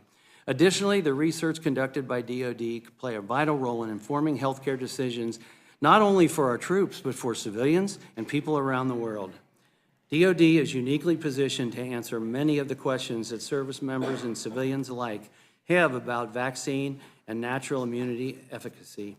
My amendment would help ensure that the DOD is conducting this important and necessary research by requiring a study to test the blood of service members, which is done all the time, to collect data on the immune response generated by the COVID-19 vaccines, as well as prior infection, all along protecting all personal information. I ask that the committee make my amendment in order so that the full House can give its consideration to this important issue. It's time we give full transparency on this topic to the American people and all of our incredible servicemen and servicewomen. And I will note that the committee found this amendment to be made in order during last year's NDAA process. However, parts of the amendment were changed during conference to exclude some of this crucial blood data collection. I urge this committee to make this amendment and my other amendments in order. And thank you, and I yield back. Thank you, Dr. Wenstrup. Mr. Burgess? I'm sorry, Mr. Owens. Chairman Burgess. Burgess Caucus. Chairman Burgess and Ranking Member McGovern, thank you for the opportunity to testify on behalf of my amendment, H.R. 2468, the Mountain View Corridor Completion Act. I was pleased to introduce this legislation last year with the support of the Utah's entire congressional delegation. I represent some of the fastest growing counties and the fastest growing state in the union. The transportation infrastructure needs of our growing population is under substantial stress. Like many other growing states in the Intermountain region, Western region, the challenges from rapid growth are many. Adding to this reality is that over 2/3 of the state of Utah is owned or controlled by different federal government agencies. The absolute necessity of connecting communities over and across some of these federal-owned parcels at times create difficulties that require intervention and approval of the U.S. Congress. This bill addresses one of those situations. The Utah Department of Transportation, UDOT, has been anticipating significant population growth for decades, and over the last 15 years began working on a project called the Mountain View Corridor. The corridor connects eastern Utah County and southwestern Salt Lake County. It transacts the military training installation of Camp Williams, which is managed by the United States Army National Guard. This existing road serves as the only public access to the headquarters of the Utah National Guard complex. It also provides access to the National Security Agency, NSA, data center. 2/3 of the Mountain Corridor Corridor project has already been completed. The final third will require an acquisition by UDOT of 3 separate irregular parcels of land totaling 36 acres of federal land. This technically is owned by the Bureau of Land Management, BLM. Because these parcels are located inside the existing boundaries of an active military reservation, which was created by a 1914 executive order, BLM does not actively manage these parcels. They're instead managed by U.S. Army National Guard, which do not use nor plan on using it in this land in the future. This bill is in the NDAA because the BLM lacks the authority to transfer the land within a permanent military reservation. Utah National Guard is in full support of the Mountain View Corridor project and has worked extensively with UDOT and BLM on the project's proper alignment. This bill has received both a hearing and a markup in the House Natural Resource Committee and has supported my friend, Chairman Westerman. Mr. Chairman and Ranking Member, I urge this committee to make in order this amendment. Thank you, and I yield back. Thank you, Mr. Owens. All right, Dr. McCormick. Thank you, Mr. Chair. Chairman Burgess, Ranking Member McGovern, distinguished members of the committee, thank you for having me here today to testify on my amendment to H.R. 8070 and for Service Quality of Life Improvement National Defense Authorization Act of fiscal year 2025. I want to start today by thanking Chairman Mike Rogers, Ranking Member Adam Smith, and members of the Staff Arms Service Committee for crafting this bill, which continues to fight for America's future. My amendment, number 82, would reauthorize already existing U.S.-Mexico border reporting requirements that were enacted as part of the fiscal year 2017 NDAA. Further, it would make the unclassified portions of these reports public and require the State of the Border Report to include policy recommendations on how to strengthen border security. These reporting requirements are set to expire in fiscal year 2026. And in the middle of this historic border crisis, we need them now more than ever. This amendment is common sense and bipartisan. We need transparency to know just how bad our border crisis is at this time. My next amendment, number 85, would insert the text of H.R. 6602, which revises the interagency dispute resolution process for export license applications. In particular, this bill requires the Operating Committee for Export Policy to resolve disputes related to interagency export license disputes by majority vote, including matters related to countries that are subject to comprehensive U.S. arms embargoes. As it is currently stands, the process favors the Department of Commerce way too much. Just to explain how this works, basically when deciding whether to approve or deny a license to any country, the Bureau of Industry and Security generally consults other agencies to make up the committee in general, such as the Department of Defense, Department of Energy, State, Commerce. They would normally vote on this. Unfortunately, the Bureau of Industry and Security is not required to follow the advice of any of the other agencies, even though they're at the committee. And matter of fact, sometimes they actively ignore the recommendations, which could be a security problem. Because the Department of Commerce is both the chair and a member, this data raises concerns that the Commerce may be abusing its position in approving processes as the operating committee to override any objections from any other department that's at the committee. They can basically unilaterally make a decision without even considering the vote. That's not even the point of having a committee. This bill provides a common sense solution to those dangers. When a license for China or any other nefarious country comes before the operating committee, the decision to approve or deny the license should be based on the majority of all the people in the committee. Common sense, right? Defense, energy, commerce, all those people have legitimate concerns, and if there's a majority of people that have concerns, this is a nonpartisan issue. This is a security issue. It shouldn't be Commerce saying, we're going to do it, I don't really care what you guys say. That's really setting us up for failure.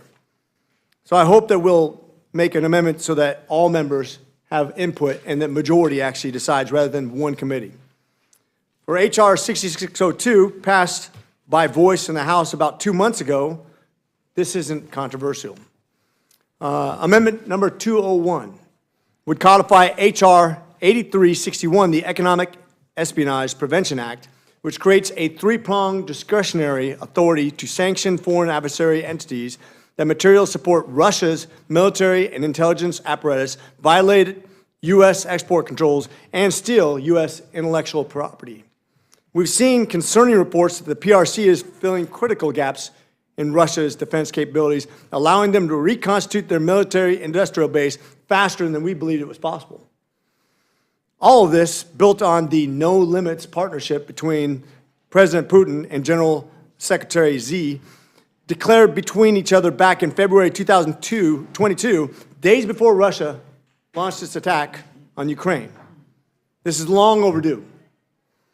We should hold Russians and Chinese accountable for their actions in destabilizing the free world. My next amendment, number 952, would update Section 565, which authorizes the Employment Navigator Pilot Program to provide a coordinated partner that is existing in the ENPP partner for the implementation of such program. I know that's a lot of word salad, but let me explain it just real briefly. This program is critical in aiding service members as they transition out of the military through the TAP program, and hopefully it is not partisan and it would be germane to the NDAA and thank you. NDAA. Thank you.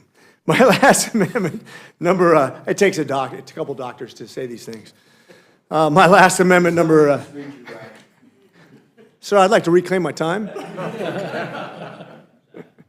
My last amendment, number 1060, would prohibit funds from being used by the military service academies to give out degrees and certificates of diversity, equity, and inclusion. Currently, West Point is awarding minors in diversity and inclusion studies, which is not helpful to our mission.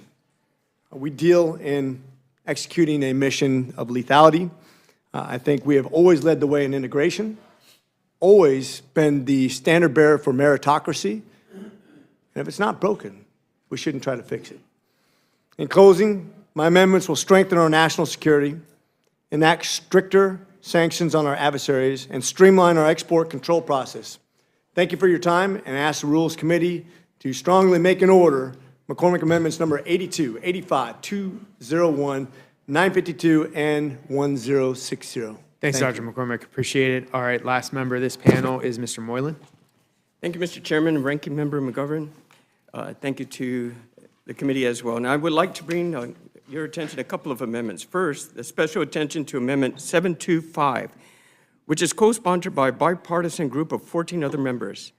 This amendment would extend and expand the Radiation Exposure Compensation Act program, also known as RECA, which expired last Friday.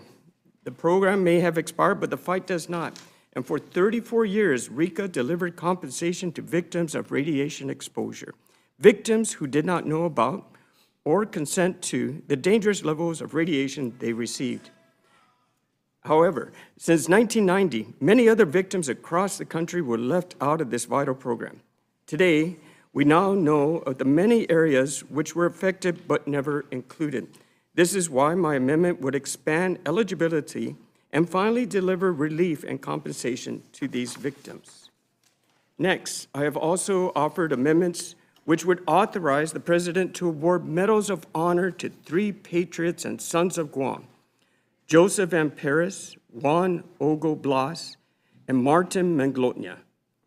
These 3 Vietnam veterans served our nation honorably during the Vietnam War and are deserving of our country's utmost gratitude and honor. During the Vietnam War, Sergeant Joseph M. Paris and his unit were attacked by snipers near the Cambodian border. Sergeant Paris, without hesitation, shielded his fellow soldiers from the blast of a grenade, absorbing much of the lethal force of the blast. As a result of this attack, Sergeant Paris lost his right eye and severed his right hand. Sergeant Major Juan Blas led an attack with 150 men against an enemy camp in 1969. Sergeant Major Blas' unit took over 800 men. With Blas making 5 solo charges that day, however, during the conflict, Blas was shot in the chest by an AK-47. Despite this, Blas rescued and saved many of his fellow soldiers before being medically evacuated to higher echelon of care. Command Sergeant Major Martin Maglonia was a platoon sergeant during the reconnaissance mission in Vietnam when and his company was attacked by North Vietnamese Army. During this attack, Maglonia was wounded by enemy fire, yet continued to resupply his company, caring for and protecting his fellow soldiers through an hour-long enemy engagement. All of these patriots have received Distinguished Service Cross, and on behalf of a grateful nation, we should honor these men with the nation's highest medal as they're the epitome of inconspicuous gallantry above and beyond the call of duty. Mr. Chairman, thank you. I yield back. Thanks, Mr. Moreland. I appreciate it. Any of my Republican friends have questions? I do, Mr. Chairman. I appreciate several of the amendments, but I want to bring particular attention to Mr. Carter's amendment on the right whale and the NOAA's proposed regulation and how far out of bounds it is with what is actually happening on the ground. And my understanding, Mr. Carter, is there have been a total of 5 whales struck since, I believe, 2008. Is that correct? That is correct, ma'am. And their proposal would go all the way from Massachusetts down to the central area in Florida on the Atlantic side. Is that correct? That is correct. And it would set a speed limit at approximately 11 miles an hour to as far as 90 miles offshore. Is that? That is correct. I mean, there are literally millions and millions and millions of fishing trips that will be canceled. And this is an absolute attack from NOAA on the recreational angler. And we saw this from NOAA in the Gulf of Mexico when they shut down the red snapper season and pushed it down to 3 days. And a group of us pressed back, and now the red snapper season, depending on what state you're in, but I think the state of Florida now actually has 100 days because the state scientists were able to prove that the federal scientists were actually wrong in their assessments. And so I very much appreciate the amendment. I would also suggest to you that while I just mentioned red snapper in the Gulf of Mexico, Mr. Carter, how many days is the red snapper season in the Atlantic? That would be 2. 1, 2. At most. And you can keep 1 fish. And so NOAA is wanting you to travel 11 miles an hour out to 90 miles offshore for the ability to keep 1 fish, potentially for 2 days. And if the weather's bad, maybe they'll give you another one, and maybe they won't. So I believe, I'm a conservationist. I love to hunt and fish. I believe in protecting our species for the next generation. And those of us who hunt and fish, we want game laws that allow us to go out on the water. We want game laws that are reasonable in protecting species. And, I commend you for your amendment, Mr. Carter, and I hope we're able to do something with that as well as get an Atlantic coast fishing season. There is one other amendment I want to bring attention to, and that is putting the P3s in the Philippines. So, as you know, China is probably our greatest threat, and I don't know I don't have that in front of me for the P3 Orion going into the Philippines. Mr. Moreland, what is your amendment number? Do you know off the? No, Mr. Scott, I don't have that off the top. Okay. Thank you. Well, can you speak to why it would make sense to put P3s in the Philippines? I mean, we have some in Japan, we have some in other areas. These are our sub-hunters. If you'd just like to speak to the issue of the P3 Orion, just why it's important to have that in the Philippines. Thank you, Mr. Scott. So currently, we do understand that the Philippines is facing the inclusions of their economic exclusive zone. We got the Chinese ships harassing Philippine vessels using water cannons as a weapon of trying to force the Philippines to relinquish their maritime claims. So maritime patrol aircraft will definitely help the Philippines enforce their claims and view what's occurring from the high seas. It would expedite the process of discovering what's really going on. And the U.S. Navy has almost entirely replaced the P-3 Orion aircraft with the modernized Boeing P-8.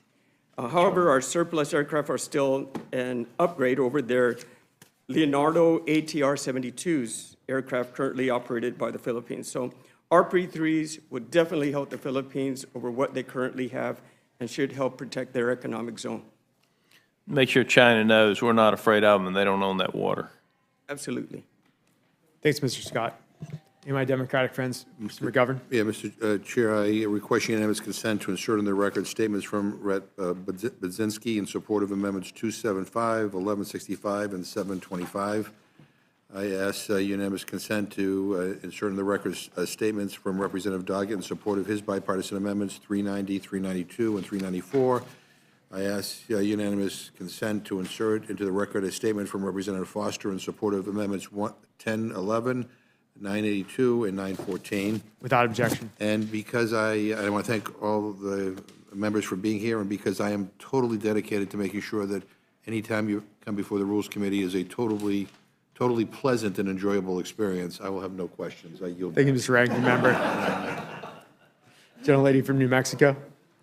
Well, I'll try to continue the idea of pleasantries, and I'll just want to thank Representative Moreland for coming and presenting the amendment with regards to the Radiation Exposure Compensation Act.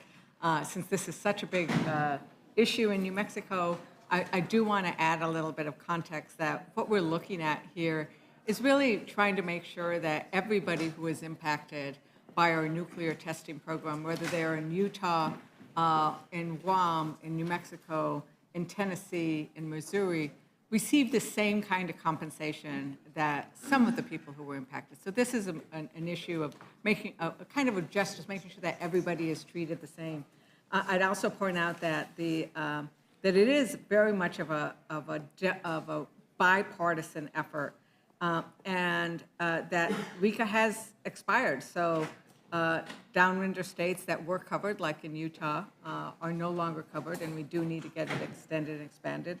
That we are making sure that not just the downwinders, but people who dealt with the radioactive waste, the whole cycle, Missouri, Alaska, Tennessee, Kentucky, Ohio, Pennsylvania, Representative Washington's own district, Washington and Illinois all impacted. And that we also been very willing to work to make sure that the costs of this program are brought down as much as possible given the extent of the harm that was placed. Just one question, Representative Moreland. How important was the nuclear testing program for our national security in the work and how it impacted the Pacific and the place you represent? Thank you for the question. And well, the Cold War nuclear testing in the Pacific was essentially a strategic and deterrence and the development of our nuclear arsenal. Unfortunately, in the pursuit of national security interests, the federal government exposed its citizens to dangerous levels of radiation. And the RECA program provided that when the United States makes a mistake, it is capable of not only admitting to it, but taking steps to rectify its failures. So these citizens were unwittingly exposed to our pursuit of strengthening our national security, and it must therefore be solemn promise of the government to remedy this grave injustice. So we got to correct what was wrong. Wasn't the folks' fault, and now that we know and we have a better understanding of it, let's fix the matter with the RECA reauthorization. Thank you. Thank you, Representative Moreland. Once again, this is just making sure that everybody impacted is treated the same as I yield back. Thank you, Ms. Ledger Fernandez. I'd like to thank all the witnesses for coming in today, and we'll let you know you're excused. Thanks.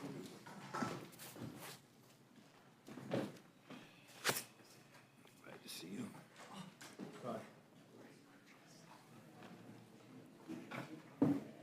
All right, I'd like to invite our next panel. We have Ms. Capter, Mr. Stauber, Mr. Green, and Mr. Foster.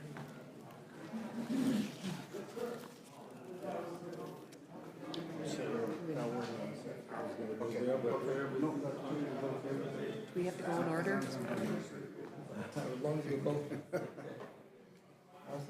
I need protection. All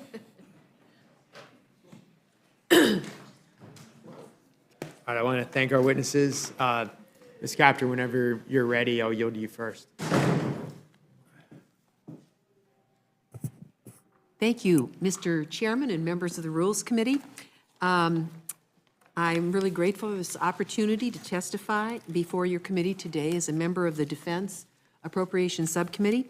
I have a deep appreciation and enduring interest to ensure that the dedicated men and women of our armed forces have the tools they need, not only to defend our nation, but also, in the amendments I'm going to present, when they return home, that they receive the benefits and recognition that they have earned. Today I will address two amendments that I'm proposing for inclusion and consideration in the fiscal year 2025 National Defense Appropriations Act. The first is a bipartisan amendment to strike a new service medal entitled the Last Service Member Standing Medal. This amendment directs the Department of Defense to establish and facilitate the issuance of a new service medal that recognizes the exceptional bravery and heroism of the last service member standing.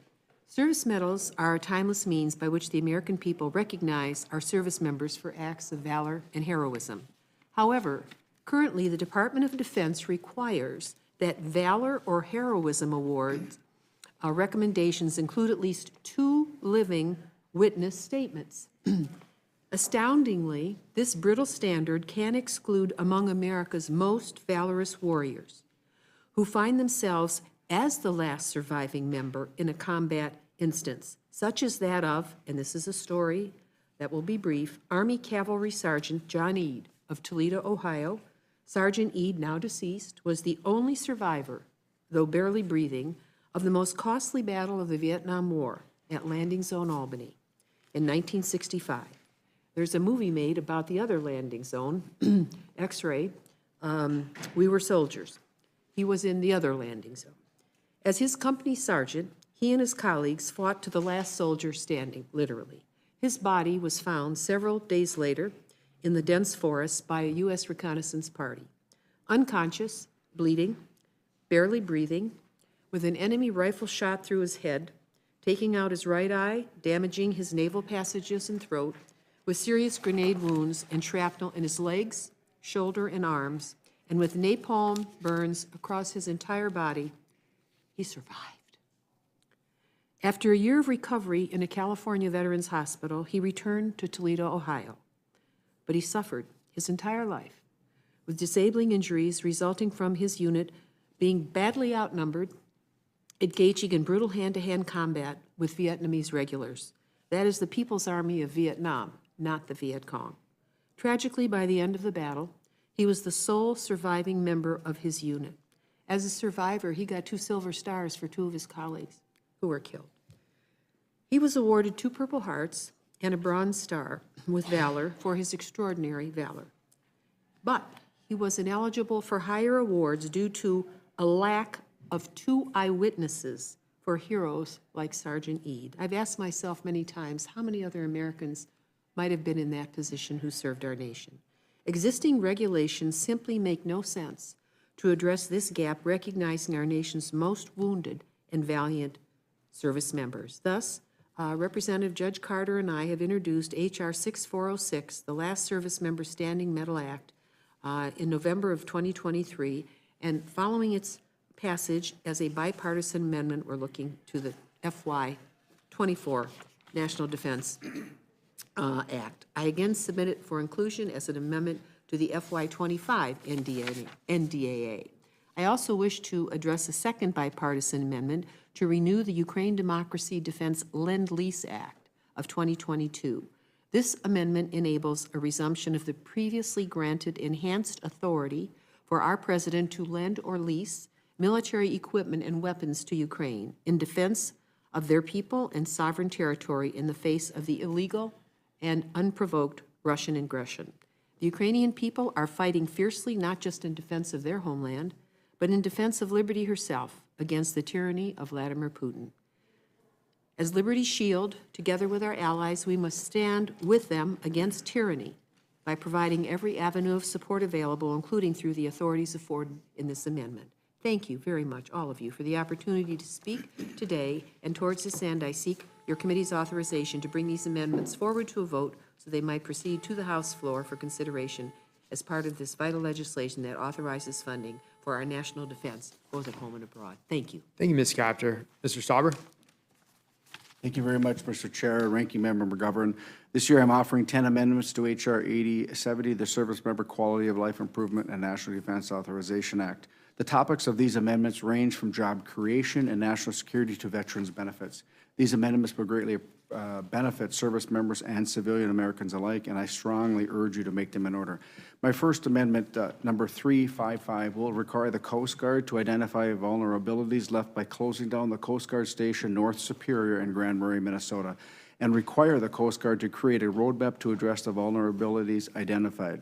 Rural America relies on the life-saving work of the Coast Guard just the same as anywhere else. The federal government must make the proper investments in our rural Coast Guard stations so we can avoid tragedies to the best of our abilities. Amendment number 360.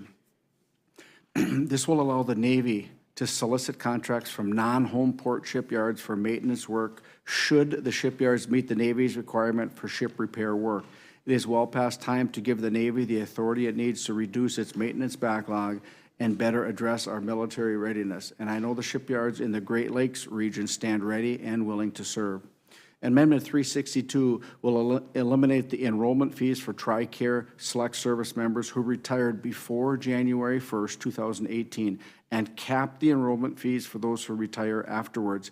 As a reminder, it was Congress who snuck in a provision to the FY 2017 NDAA to create these new enrollment fees and placed a financial burden on our service members who have sacrificed so much for our country. This amendment will right that wrong. Amendment 365 will require the government to pay small business contractors at least half the cost incurred from a change order contract. By eliminating the unexpected financial burdens of small contractors, we will see more small businesses competing for federal contracts and more economic prosperity in our communities.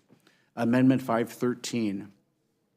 This amendment redirects defense-wide research and development funding to demonstrate a high-pressure water jet cut-and-capture system for removing sea-dumped munitions. This technology has been identified by the U.S. Army as the most suitable solution to address the threat posed by munitions off U.S. coastlines. Amendment 1005 directs the Secretary of Defense to issue a report on the effects that limiting domestic iron and steel production has on our defense supply chains, along with the risk of relying on foreign actors. Amendment 1016 ensures that we have a reliable source of steel for our defense needs. The United States has won world wars because of the vast natural resources in my district. Right now, the Secretary of the Interior has taken steps to ban taconite and critical mining development in my district. This amendment would prohibit the Secretary of the Interior from issuing such a withdrawal if the Secretary of Defense finds it would harm the defense supply chain. Amendment 1025, that reverses a 2023 mineral withdrawal in my district, which threatens our national security by furthering our reliance on foreign rivals. America is import reliant on the raw materials we need for everything from fighter jet tracking systems to equipment for our troops. Amendment 1049 would streamline environmental reviews for projects that provide critical minerals for the national defense stockpile. It would do so by requiring the Secretary of Defense to properly consult with the head of agencies participating in the review. In recent years, federal land management agencies have not properly prioritized the environmental reviews of national security interest projects, and many of these projects are delayed indefinitely, leaving us vulnerable. And lastly, Amendment 1148 creates a new categorical exclusion for feasibility studies, pre-feasibility studies, or preliminary market studies for critical mining projects that receive funding from the DoD. For most projects that would be eligible for this new CADEX, cooperating or participating federal agencies are already completing these studies. This CADEX would simply waive duplicative requirements and help the Pentagon source critical minerals to meet our strategic national security needs. I ask that all my amendments be made in order, and Mr. Chair, I yield back. Thank you, Mr. Stauber. Mr. Green? Thank you, Mr.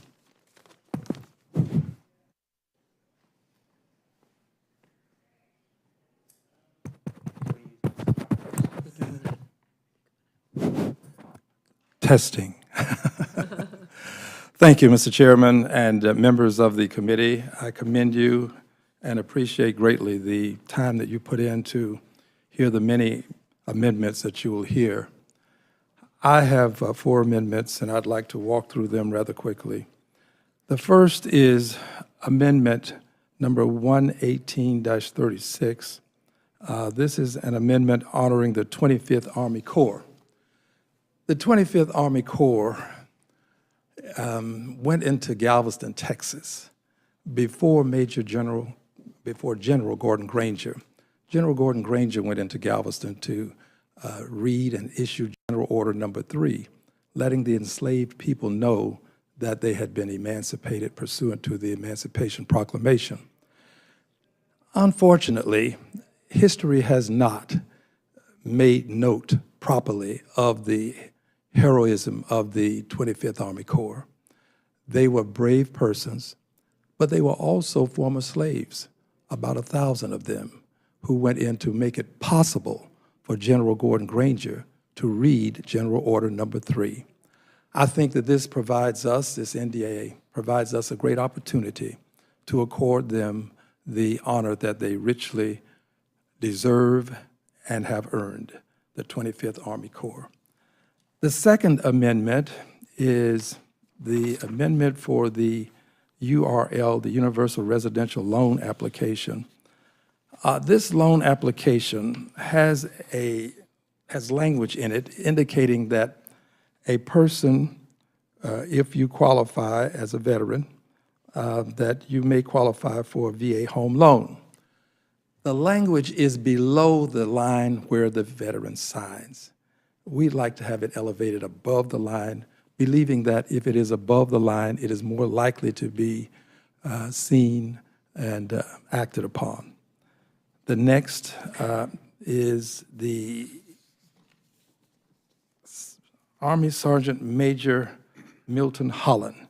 This is Amendment 118-36. Milton Holland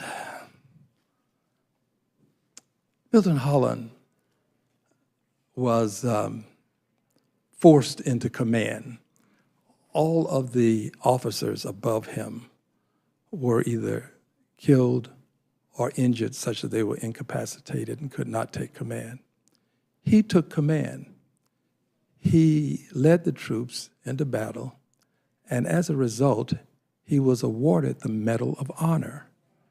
He was also given a battlefield promotion to captain.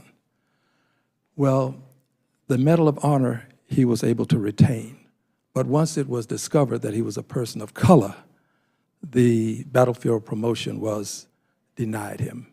I think that we should restore the battlefield promotion that he earned at a battle that cost many lives and allowed him to move forward. This was at Chaffin's Farm. Next, we have one that passed the House but did not pass the Senate. And this is honoring our World War II merchant mariners, who were a key link in the supply chain. They have been denied what I believe they richly earned, and they earned it by virtue of putting their lives at risk. Many of them died. They were supplying the forces with the various needs and necessities of life and the necessities to maintain the war. And they were not armed. They were subject to being torpedoed. Many were. Many lost their lives. But they were not given the benefits that other members of the armed forces were given. And I believe that they should receive an authorization to receive benefits. Most of them in their 90s now. If we don't do it now, every year that we fail to do this, we lose additional members of the Merchant Mariners Force. And at some point, there won't be anyone to show the kind of appreciation that a great nation should show. So I'm asking that we acknowledge them by allowing this NDAA to indicate that they should be awarded an amount that we have calculated to be about $25,000 per person. And given that there are not that many of them, we're talking about 30 to maybe less than $50 million, depending on who's counting and how you count. But my hope is, and my prayer is, that we will do something to show them the respect that they have earned. This is amendment number 118-36 for the merchant mariners. I think that all of these are worthy of consideration. I would not want to put one above another, but I do talk to the merchant mariners quite regularly, and they make constant appeals for some recognition that they did not receive the home loans, the compensation for unemployment, all of the things that others did.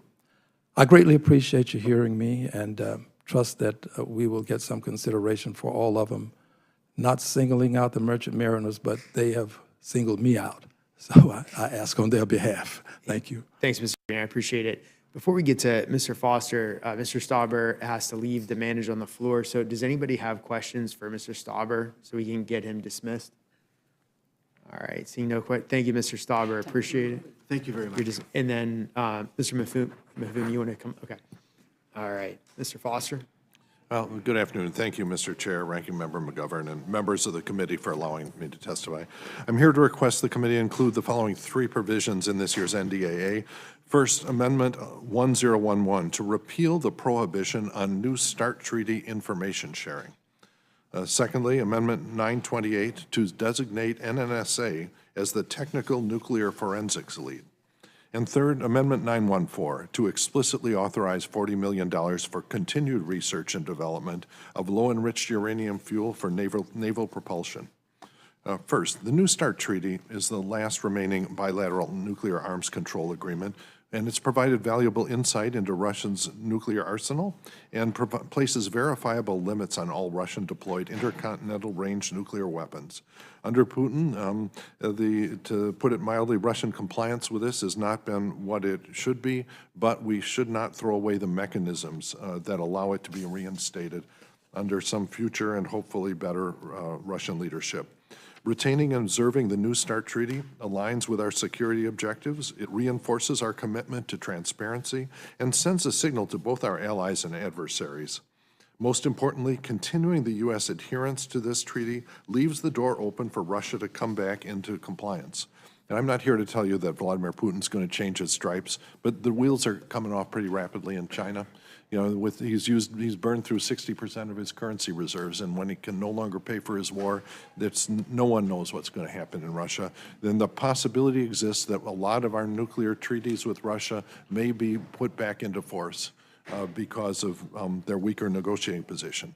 And meanwhile, we're in a time of limited trust, and risk reduction efforts are only meaningful if you have systems that are in place, like a New START, to ensure compliance and adequate verification if the Russians change their attitude toward this.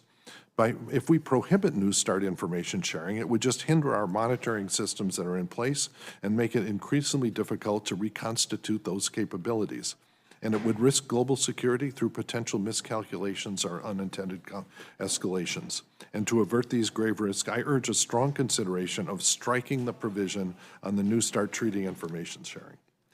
Secondly, I want to draw your attention to another pressing issue and urge the committee to redesignate the National Nuclear Security Administration, NNSA, as the technical lead on nuclear forensics.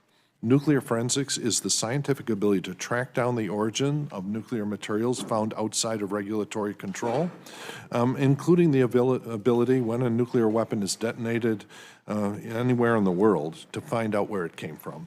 This is an essential capability to hold any state, any terrorist group, or any non-state actor accountable for malicious or irresponsible uses of nuclear material.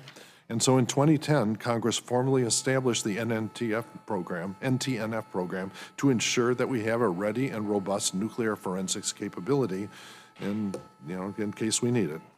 However, the NTNF's program capabilities, as they've matured, it's clear that there's a misalignment of its functions with its parent agency, DHS. DHS doesn't naturally do a lot of technical nuclear work. NNSA, that's their bread and butter, and it's created inefficiencies that inhibit the program's advancement. And while many agencies have some role in nuclear forensics, NNSA, within DOE, it's the only one that has the technical expertise and works across every aspect of nuclear forensics. It has the technical expertise to run this program as effectively as possible, and I can tell you, as Congress's pet physicist, that the technical people that are working at the low levels really think that this should happen, this transfer of authority to the agency NNSA that has the capabilities. And then finally, highly enriched uranium, HEU, it's arguably one of the world's most dangerous substances because it's a critical component of nuclear weapons. That is why eliminating HEU and converting it into systems based on low-enriched uranium for civilian purposes, it's been a U.S. policy for many decades. And despite our progress on this, there's one significant challenge that remains, the fact that we use HEU not only for weapons, but for naval propulsion reactors. This is the largest remaining non-weapons use of high-enriched uranium, and it's one that potential proliferators point to all the time. Many of them say, oh, well, if you're going to use it for your submarines, we're going to use it for our submarines too. That gives them an excuse to get a huge pile of high-enriched uranium that puts them, just weeks away from large numbers of nuclear weapons. We don't want to give them this excuse.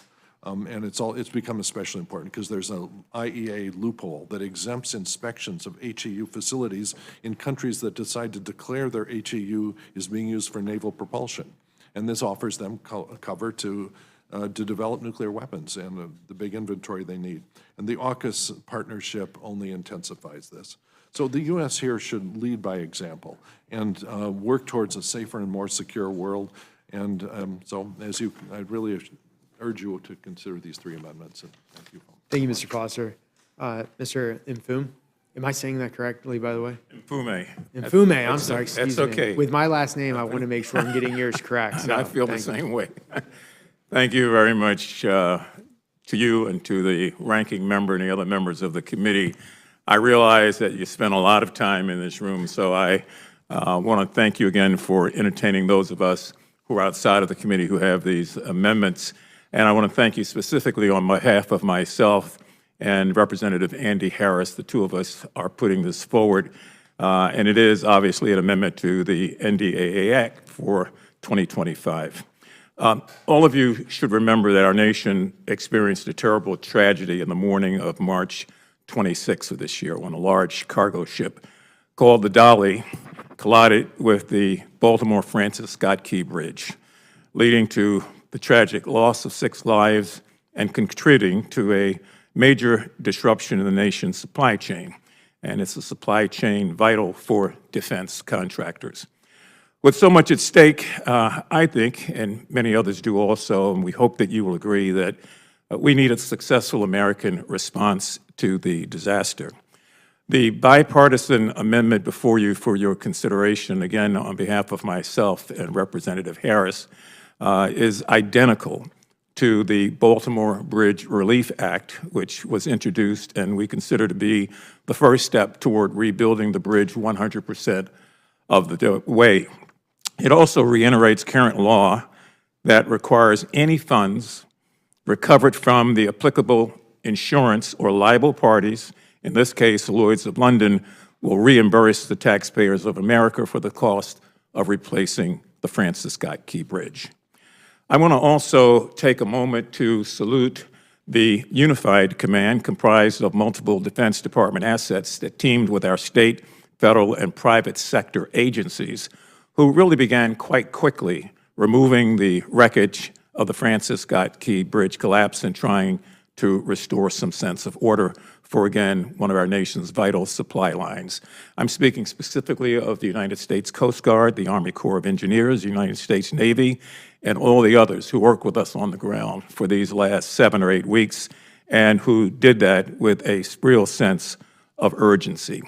The Department of Defense whole of government response and work around the clock does not and should never go unnoticed.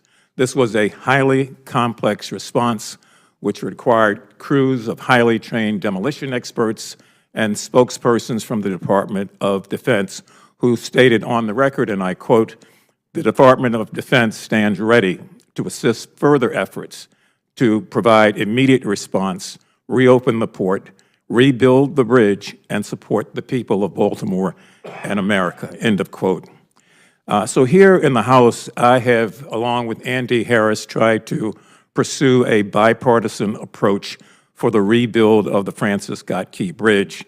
It began, quite frankly, with my comments and discussions with House Appropriations Chair Tom Cole, who was not the chair at the moment, but was quickly moving into that position. Tom and I had a discussion the very next day, if you can believe that.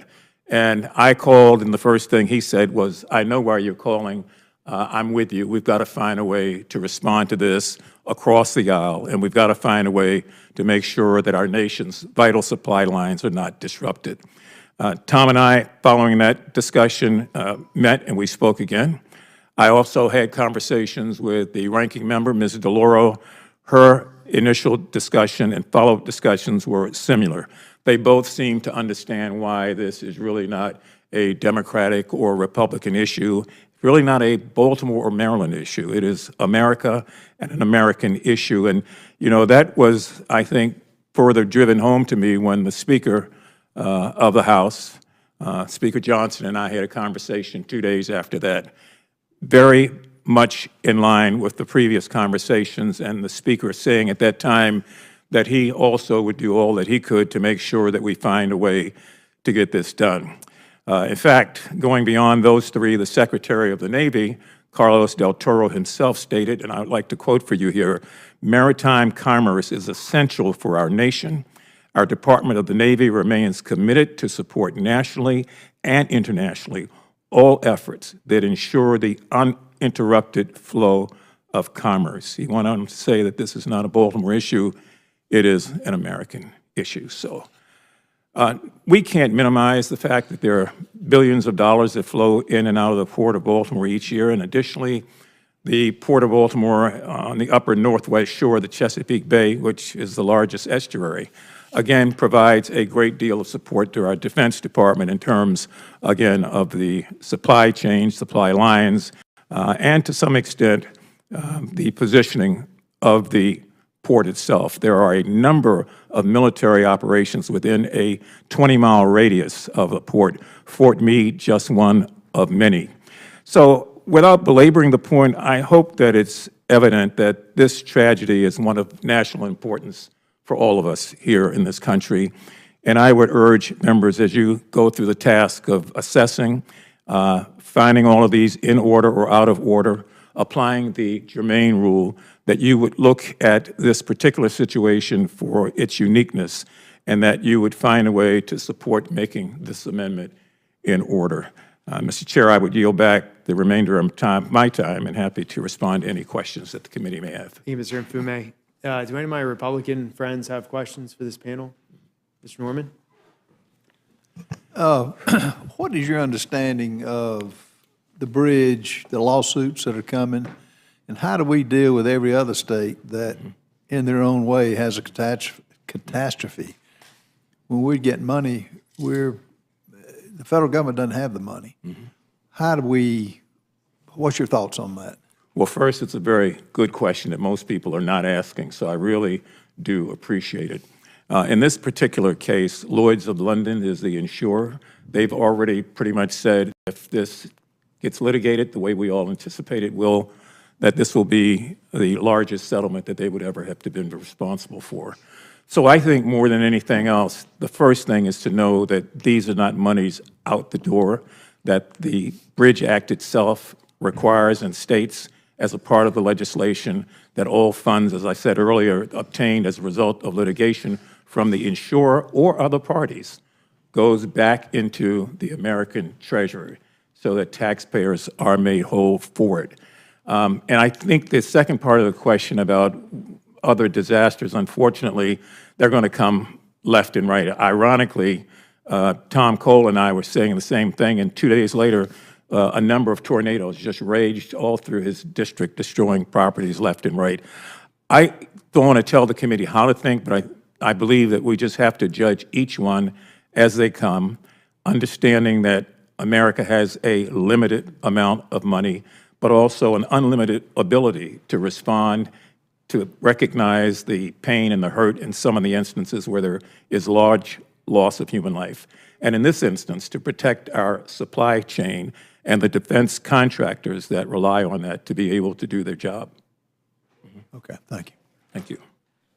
Any of my Democratic friends have questions? Yeah, I just want to thank the panel, and I support all your amendments. And I want to ask unanimous consent to insert in the record a statement by Congresswoman Sheila Jackson Lee of Texas in support of a number of amendments she's offering. Without objection.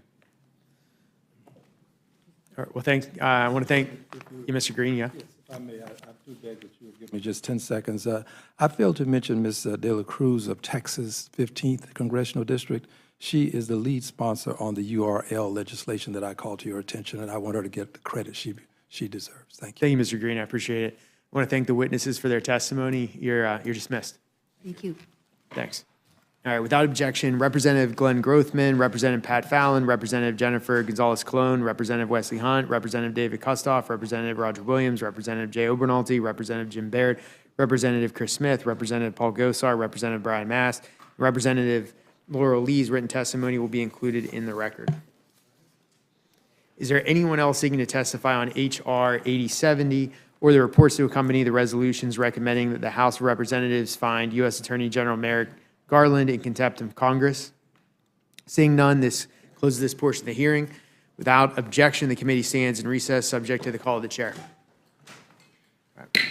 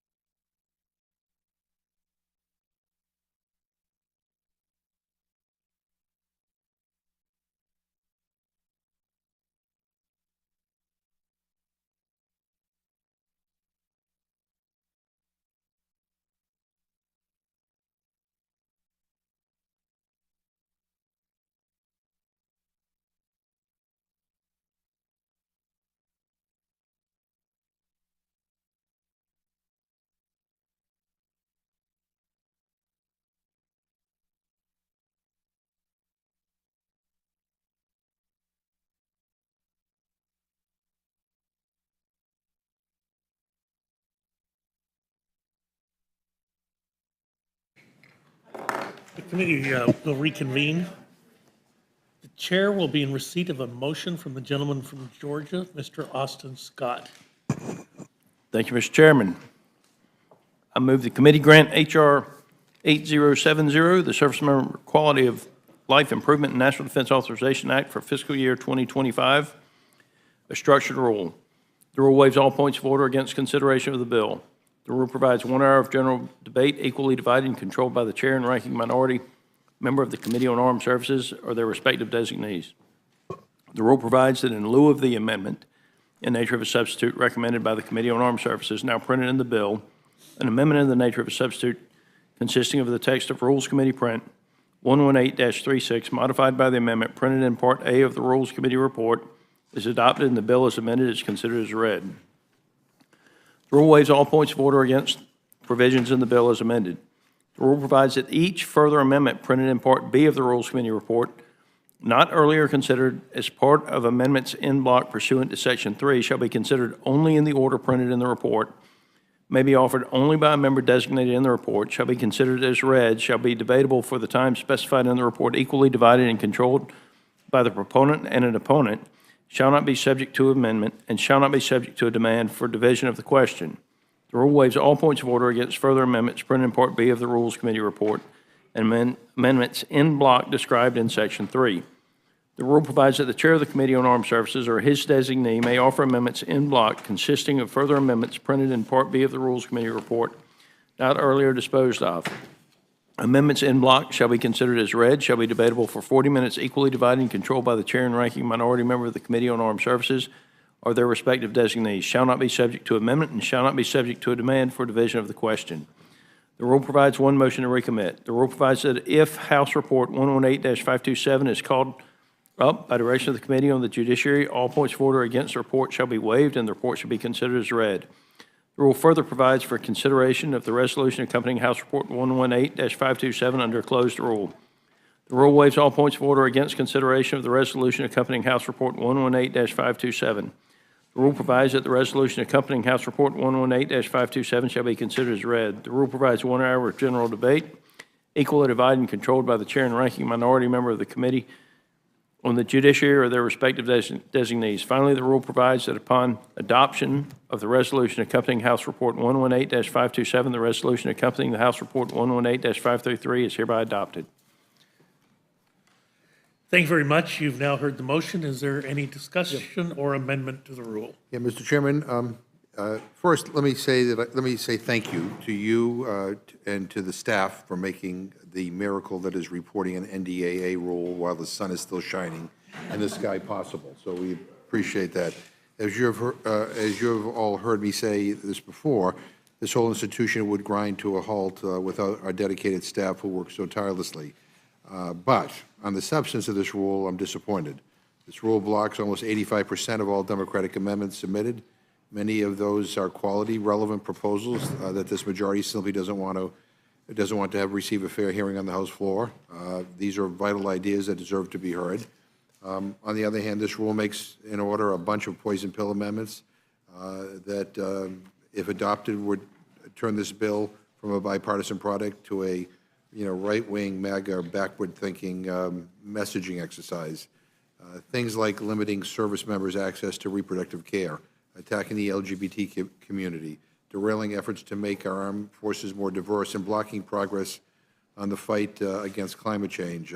We all know none of these policies will make it into law with a Democratic-controlled Senate. So, again, I just regret that the rule isn't more inclusive, and also, again, regretting that it includes these poison pills. So I have an amendment to the rule. I move the committee make an order amendment number 543 to H.R. 8070, offered by Representative Lee and Roy, to repeal the outdated 2002 and 1991 AUMFs for Iraq. These decades-old AUMFs have no correlation to the threats we face today, and the 2002 AUMF has been used by multiple administrations, both Democratic and Republicans, to pursue wars far beyond what was intended by Congress. Again, this is germane. I hope we can make this amendment in order. Is there any further discussion on the amendment? Hearing no further discussion, the question is on the amendment. All those in favor signify by saying aye. Aye. All those opposed say no. No. Opinion of the chair, the noes have it. The amendment is not agreed to. A roll call has been requested. The clerk will call the roll. Mr. Reschenthaler? No. Mr. Reschenthaler? No. Mrs. Fishbach? No. Mrs. Fishbach? No. Mr. Massey? Mr. Norman? No. Mr. Norman? No. Mr. Roy? No. Mr. Roy? No. Mrs. Houchin?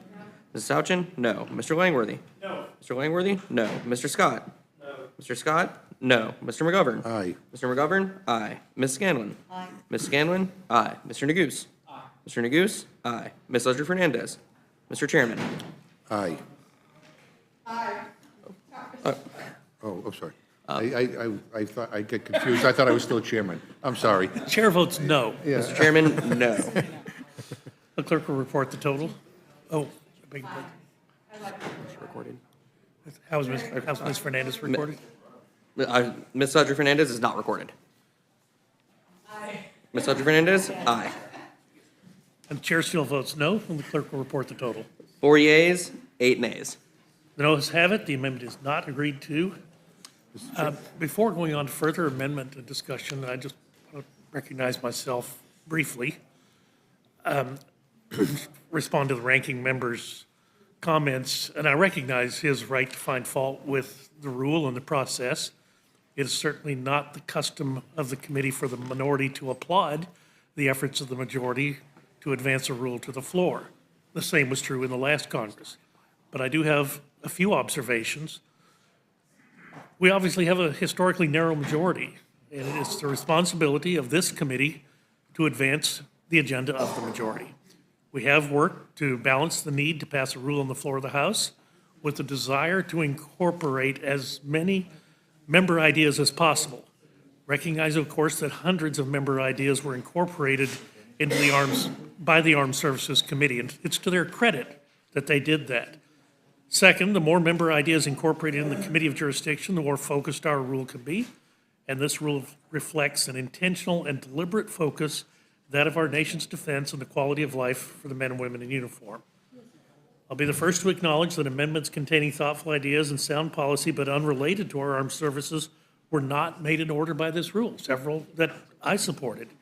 It is my sincere hope that many of them will return to this committee in a different vehicle in the weeks and months ahead. Finally, this committee can only assess the amendments that are properly drafted and are in compliance with House rules and budget and submitted in time to be properly reviewed. I recognize that my colleagues on the other side of the dais will find sufficient reason not to support this rule, but despite the ranking member often points out, more rules have failed in this Congress than ever before. We still made in order roughly the same number of minority amendments this year as we did last year.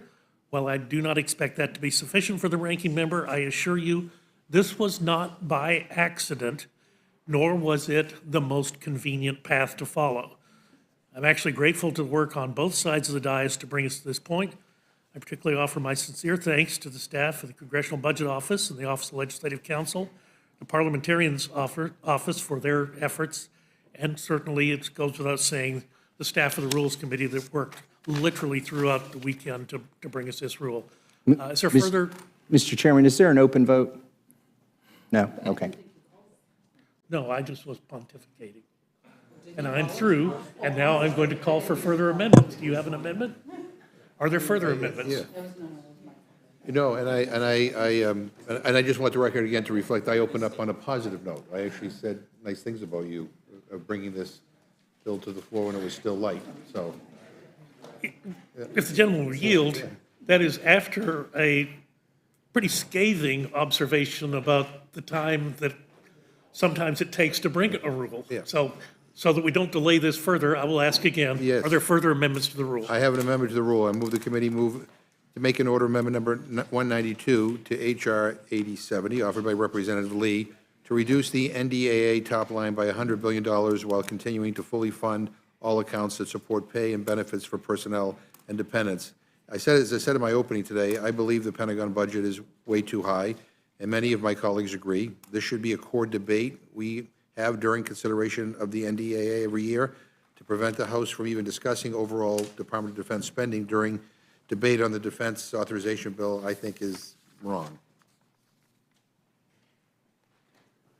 You've heard the amendment. Did the gentleman from Texas seek to be recognized on this amendment, or do you want me to recognize you after?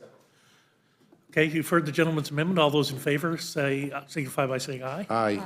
All those opposed, no. No. Opinion of the chair, the noes have Ask it. for roll call. Roll call has been requested. The clerk will call the roll. Mr. Reschenthaler? No. Mr. Reschenthaler? No. Mrs. Fishbach? No. Mrs. Fishbach? No. Mr. Massey? No. Mr. Massey? No. Mr. Norman? No. Mr. Norman? No. Mr. Roy? No. Mr. Roy? No. Mrs. Houchin? Mrs. Houchin? No. Mr. Langworthy? No. Mr. Langworthy? No. Mr. Scott? No. Mr. Scott? No. Mr. McGovern? Aye. Mr. McGovern? Aye. Ms. Scanlon? Aye. Ms. Scanlon? Aye. Mr. Neguse? Aye. Mr. Neguse? Aye. Ms. Ledger Fernandez? Aye. Ms. Ledger Fernandez? Aye. Mr. Chairman? Chair votes no. Mr. Chairman? No. And the clerk will report. 4 yeas, 9 nays. And the noes have it. The amendment is not agreed to. Did the gentleman from Texas seek recognition? I missed you before. I did. It's okay. It was just a general point because it was invoking a bill that I support, and I just wanted to say that I, in a rare moment of bipartisan agreement in this committee, would agree that's an important issue. I would love to see it addressed, particularly in the context of this. There were conversations about this last year on the NDAA, about whether the AMF issue could be addressed on it. I do believe that ought to be brought to the floor. I do believe we ought to have a debate on that. I essentially acquiesced in agreement in trying to ensure that we stayed to HASC jurisdiction on this one, but which was a general rule to try to keep constraint, and sort of focus the amendments broadly, applied, I think, equally. But do appreciate and certainly agree with wanting to be able to move that forward, and have worked with Congresswoman Lee on that, and there's bipartisan desires to deal with the AOMF issues, and I just want to make that point. Yield back. Okay, Chair, thanks, gentlemen. Yeah, and I would just respond by saying that this is rules compliant, and given what we're going to be dealing with for the remainder of the year, I don't know what other vehicle we're going to be able to do this on. But anyway, appreciate your... Is there further amendment on the... Yeah, I have an amendment to the rule. I move the committee make an order amendment number 214 to H.R. 8070 offered by Representative Connolly, which will protect access to IVF for federal employees covered by the Federal Employees Health Benefit Program. IVF is essential to starting a family for many Americans. With access to IVF under attack by Republicans, Mr. Connolly's amendment is needed now more than ever to protect access to fertility care. You've heard the amendments. Is there further discussion? Seeing none, the question is on the amendment from the gentleman from Massachusetts. Those in favor will say aye. Aye. Those opposed, no. No. Opinion of the chair, the noes have it. I ask for a roll call, Mr. Roll call has been requested. The clerk will call the roll. Mr. Reschenthaler? No. Mr. Reschenthaler? No. Mrs. Fishbach? No. Mrs. Fishbach? No. Mr. Massey? No. Mr. Massey? No. Mr. Norman? No. Mr. Norman? No. Mr. Roy? No. Mr. Roy? No. Mrs. Houchin? No. Mrs. Houchin? No. Mr. Langworthy? No. Mr. Langworthy? No. Mr. Scott? No. Mr. Scott? No. Mr. McGovern? Aye. Mr. McGovern? Aye. Ms. Scanlon? Aye. Ms. Scanlon? Aye. Mr. Neguse? Aye. Mr. Neguse? Aye. Ms. Ledger Fernandez? Aye. Ms. Ledger Fernandez? Aye. Mr. Chairman? Chair votes no. Mr. Chairman? No. The clerk will report. 4 yeas, 9 nays. And the noes have it. The amendment is not agreed to. Is there further amendment or discussion? Yes, Mr. Chairman, I have an amendment. The gentlelady is recognized on her amendment. I move the committee make an order amendment number 944 and 1066 offered by Representatives Titus and Nunn respectively. Amendment number 944 authorizes the Office of the Coordinator for Afghan Relocation Efforts in the State Department for 3 years. Amendment 1066 requests an additional 4,000 special immigrant visas for Afghan allies. These are two bipartisan amendments to ensure the continued settlement of Afghan allies. This is an issue that I've worked on for over a decade. We owe it to our Afghan allies. We owe it to them, their families, the veterans who worked with them, and I hope we can come together to support these brave allies. I yield back. You've heard the amendment. Is there any further discussion? Hearing no further discussion, the question is on the amendment. All those in favor signify by saying aye. Aye. Those opposed, no. No. Opinion of the chair, the noes have it. The amendment is not agreed to. Request a recorded vote. Recorded vote has been requested. The clerk will call the roll. Mr. Reschenthaler? No. Mr. Reschenthaler? No. Mrs. Fishbach? No. Mrs. Fishbach? No. Mr. Massey? No. Mr. Massey? No. Mr. Norman? No. Mr. Norman? No. Mr. Roy? No. Mr. Roy? No. Mrs. Houchin? Mrs. Houchin? No. Mr. Langworthy? No. Mr. Langworthy? No. Mr. Scott? No. Mr. Scott? No. Mr. McGovern? Aye. Mr. McGovern? Aye. Ms. Scanlon? Aye. Ms. Scanlon? Aye. Mr. Neguse? Aye. Mr. Neguse? Aye. Ms. Ledger Fernandez? Ms. Ledger Fernandez? Aye. Mr. Chairman? Chair votes no. Mr. Chairman? No. Clerk will report. 4 yeas, 9 nays. And the noes have it. The amendment is not agreed to. Further amendment or discussion? Yes, I have another amendment. Gentlelady is recognized on her amendment. I move the committee make an order amendment number 1072 by Representative Bilirakis, which provides combat, wounded, and medically retired veterans with less than 20 years of service the administrative choice to choose concurrent receipt and disability pay or combat-related special compensation. This is something known as the Major Richard Starr Act, and Congress has kicked this can down the road year after year. Right now, we've got over 50,000 medically retired veterans who cannot receive their full retirement pay and disability compensation because of a regulatory prohibition. Tired of hearing excuses for why this bill can't get done. It has nearly 330 bipartisan co-sponsors in the House, including 9 members of the Rules Committee. So let's make this amendment in order, support our veterans, and fix this reduction in veterans' benefits. I yield back. You've heard the amendment. Is there any further discussion? If not, the question is on the amendment. All those in favor will signify by saying aye. Aye. Those opposed, no. No. Opinion of the chair, the noes have it. I'd request a recorded vote. Recorded vote has been requested. The clerk will call the roll. Mr. Reschenthaler? No. Mr. Reschenthaler? No. Mrs. Fishbach? No. Mrs. Fishbach? No. Mr. Massey? No. Mr. Massey? No. Mr. Norman? No. Mr. Norman? No. Mr. Roy? No. Mr. Roy? No. Mrs. Houchin? No. Mrs. Houchin? No. Mr. Langworthy? No. Mr. Langworthy? No. Mr. Scott? No. Mr. Scott? No. Mr. McGovern? Aye. Mr. McGovern? Aye. Ms. Scanlon? Aye. Ms. Scanlon? Aye. Mr. Neguse? Aye. Mr. Neguse? Aye. Ms. Leslie Fernandez? Aye. Ms. Leslie Fernandez? Aye. Mr. Chairman? Chair votes no. Mr. Chairman? No. Clerk will report. the total. 4 yeas, 9 nays. Opinion of the chair, the noes have it. The amendment is not agreed to. Is there further amendment or discussion? Yes, I have another amendment. Gentlelady is recognized on her amendment. I move the committee make an order amendments 368, 404, and 775 to H.R. 8070, all offered by Representative Slotkin. Amendment number 368 requires the Department of Defense to provide publicly available information about PFAS contamination cleanup activities for DoD sites that have exceeded federal drinking water standards. Amendment number 404 strengthens a 2023 Department of Defense policy directing expeditious implementation of actions to mitigate PFAS contamination by setting deadlines. And Amendment 775 provides cancer screenings to federal firefighters as part of their annual Department of Defense physicals. These amendments are going to improve in ongoing DoD actions to monitor and mitigate PFAS contamination, which is particularly an issue for our federal firefighters. These amendments are a no-brainer. They're all priorities for federal firefighters in our district, and it can help reduce the severe cancer risks that they're facing. So I'd urge that we make the amendments in order. I yield back. You've heard the amendment. Is there any further discussion?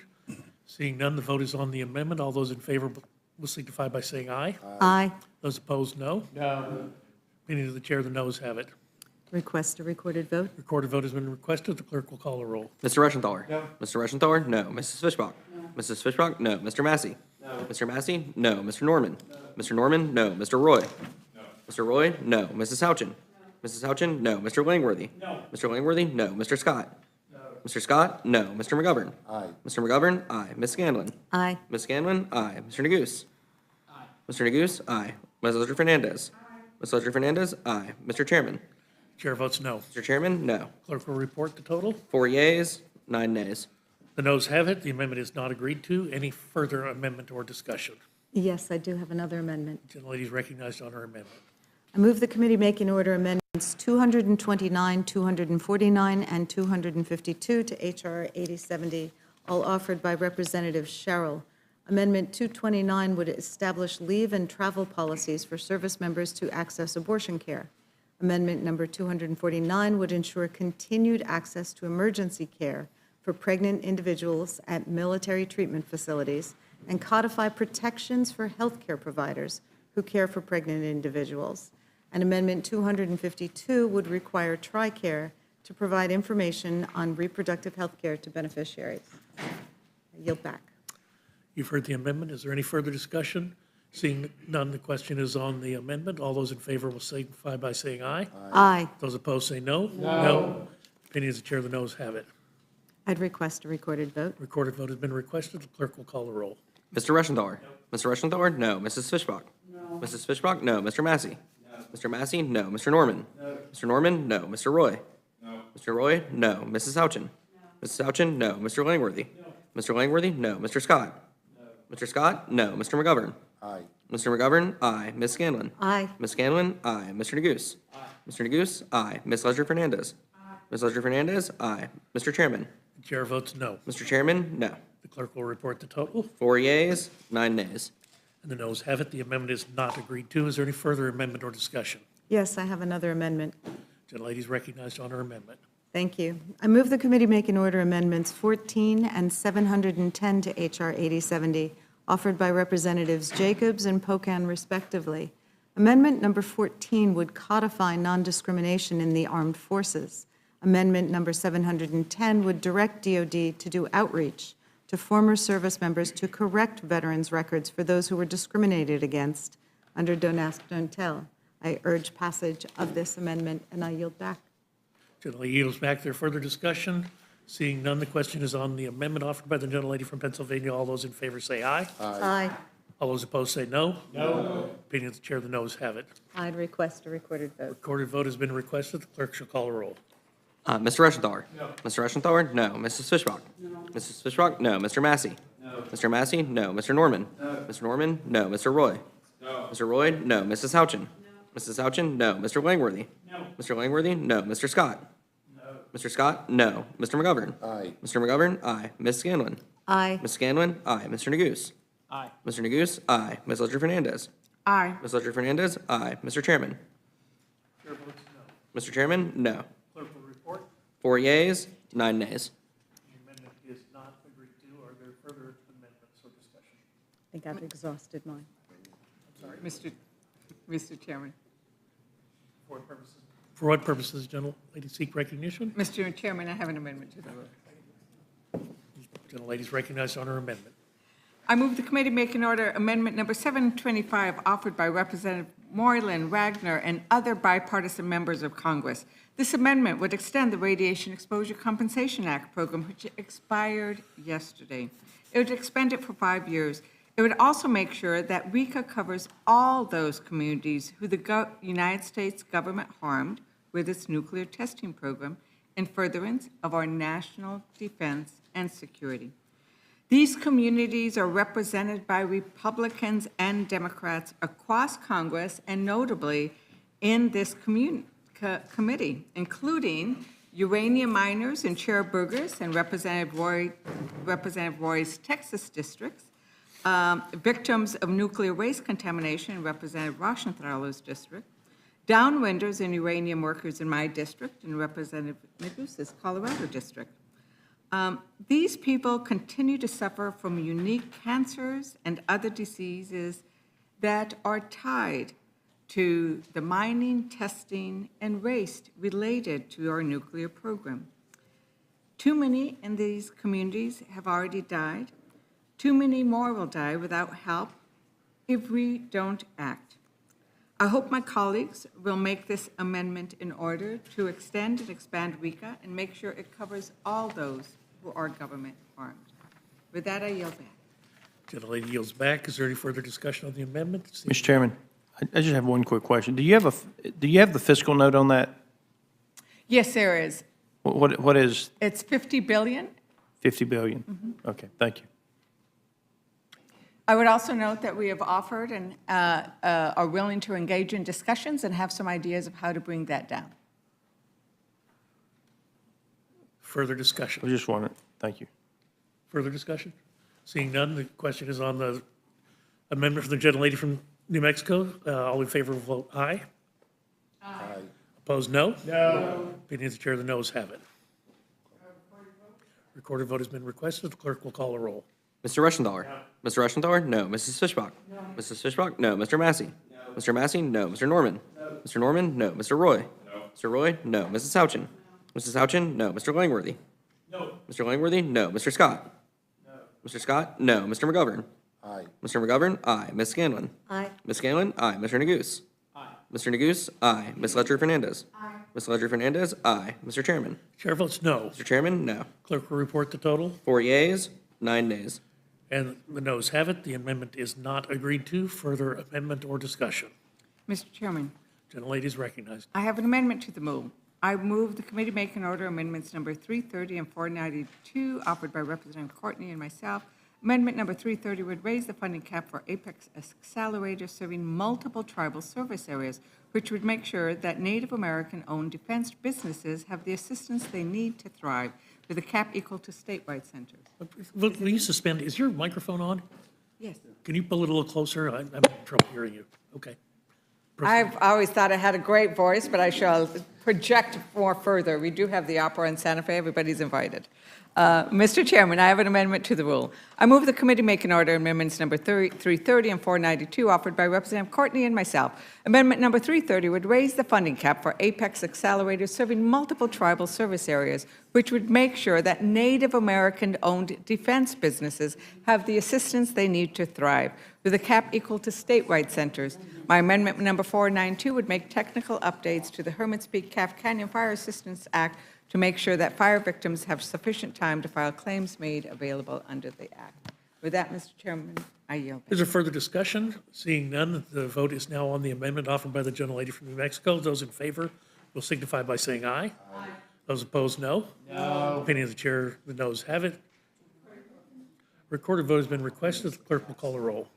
Mr. Reschenthaler? No. Mr. Reschenthaler? No. Mrs. Fishbach? No. Mrs. Fishbach? No. Mr. Massey? No. Mr. Massey? No. Mr. Norman? No. Mr. Norman? No. Mr. Roy? No. Mr. Roy? No. Mrs. Houchin? No. Mrs. Houchin? No. Mr. Langworthy? No. Mr. Langworthy? No. Mr. Scott? No. Mr. Scott? No. Mr. McGovern? Mr. McGovern? Aye. Ms. Scanlon? Ms. Scanlon? Aye. Mr. Neguse? Aye. Mr. Neguse? Aye. Ms. Ledger-Fernandez? Aye. Ms. Ledger-Fernandez? Aye. Mr. Chairman? Mr. Chairman? No. 4 yeas, 9 nays. The amendment is not agreed to. Is there further amendment or discussion? We have no further amendments, Mr. Chairman. We're trying to be grateful for reporting this rule out, not at 2 in the morning, so we're being cooperative. Hearing no further discussion, the question is on the motion from the gentleman from Georgia. All those in favor signify by saying aye. Aye. And those opposed say no. No. In the opinion of the chair, the ayes have it, and the motion is agreed to. We'll have a recorded vote, Mr. Chairman, please. A recorded vote has been requested. The clerk shall call the roll. Mr. Reschenthaler? Aye. Mr. Reschenthaler? Aye. Mrs. Fishbach? Aye. Mrs. Fishbach? Aye. Mr. Massey? Aye. Mr. Massey? Aye. Mr. Norman? Aye. Mr. Norman? Aye. Mr. Roy? Aye. Mr. Roy? Aye. Mrs. Houchin? Aye. Mrs. Houchin? Aye. Mr. Langworthy? Aye. Mr. Langworthy? Aye. Mr. Scott? Aye. Mr. Scott? Aye. Mr. McGovern? No. Mr. McGovern? No. Ms. Scanlon? I'm sorry, no. Ms. Scanlon? No. Mr. Neguse? Mr. Neguse? No. Ms. Ledger-Fernandez? Ms. Ledger-Fernandez? No. Mr. Chairman? Chair votes aye. Mr. Chairman? Aye. Clerk will report the total. 9 yeas, 4 nays. And the ayes have it. A motion to report is agreed to. Accordingly, Mr. Scott will be managing the rule for the majority. And Ms. Scanlon will be handling it for the minority. Scanlon for the minority. Without objection, the committee stands adjourned.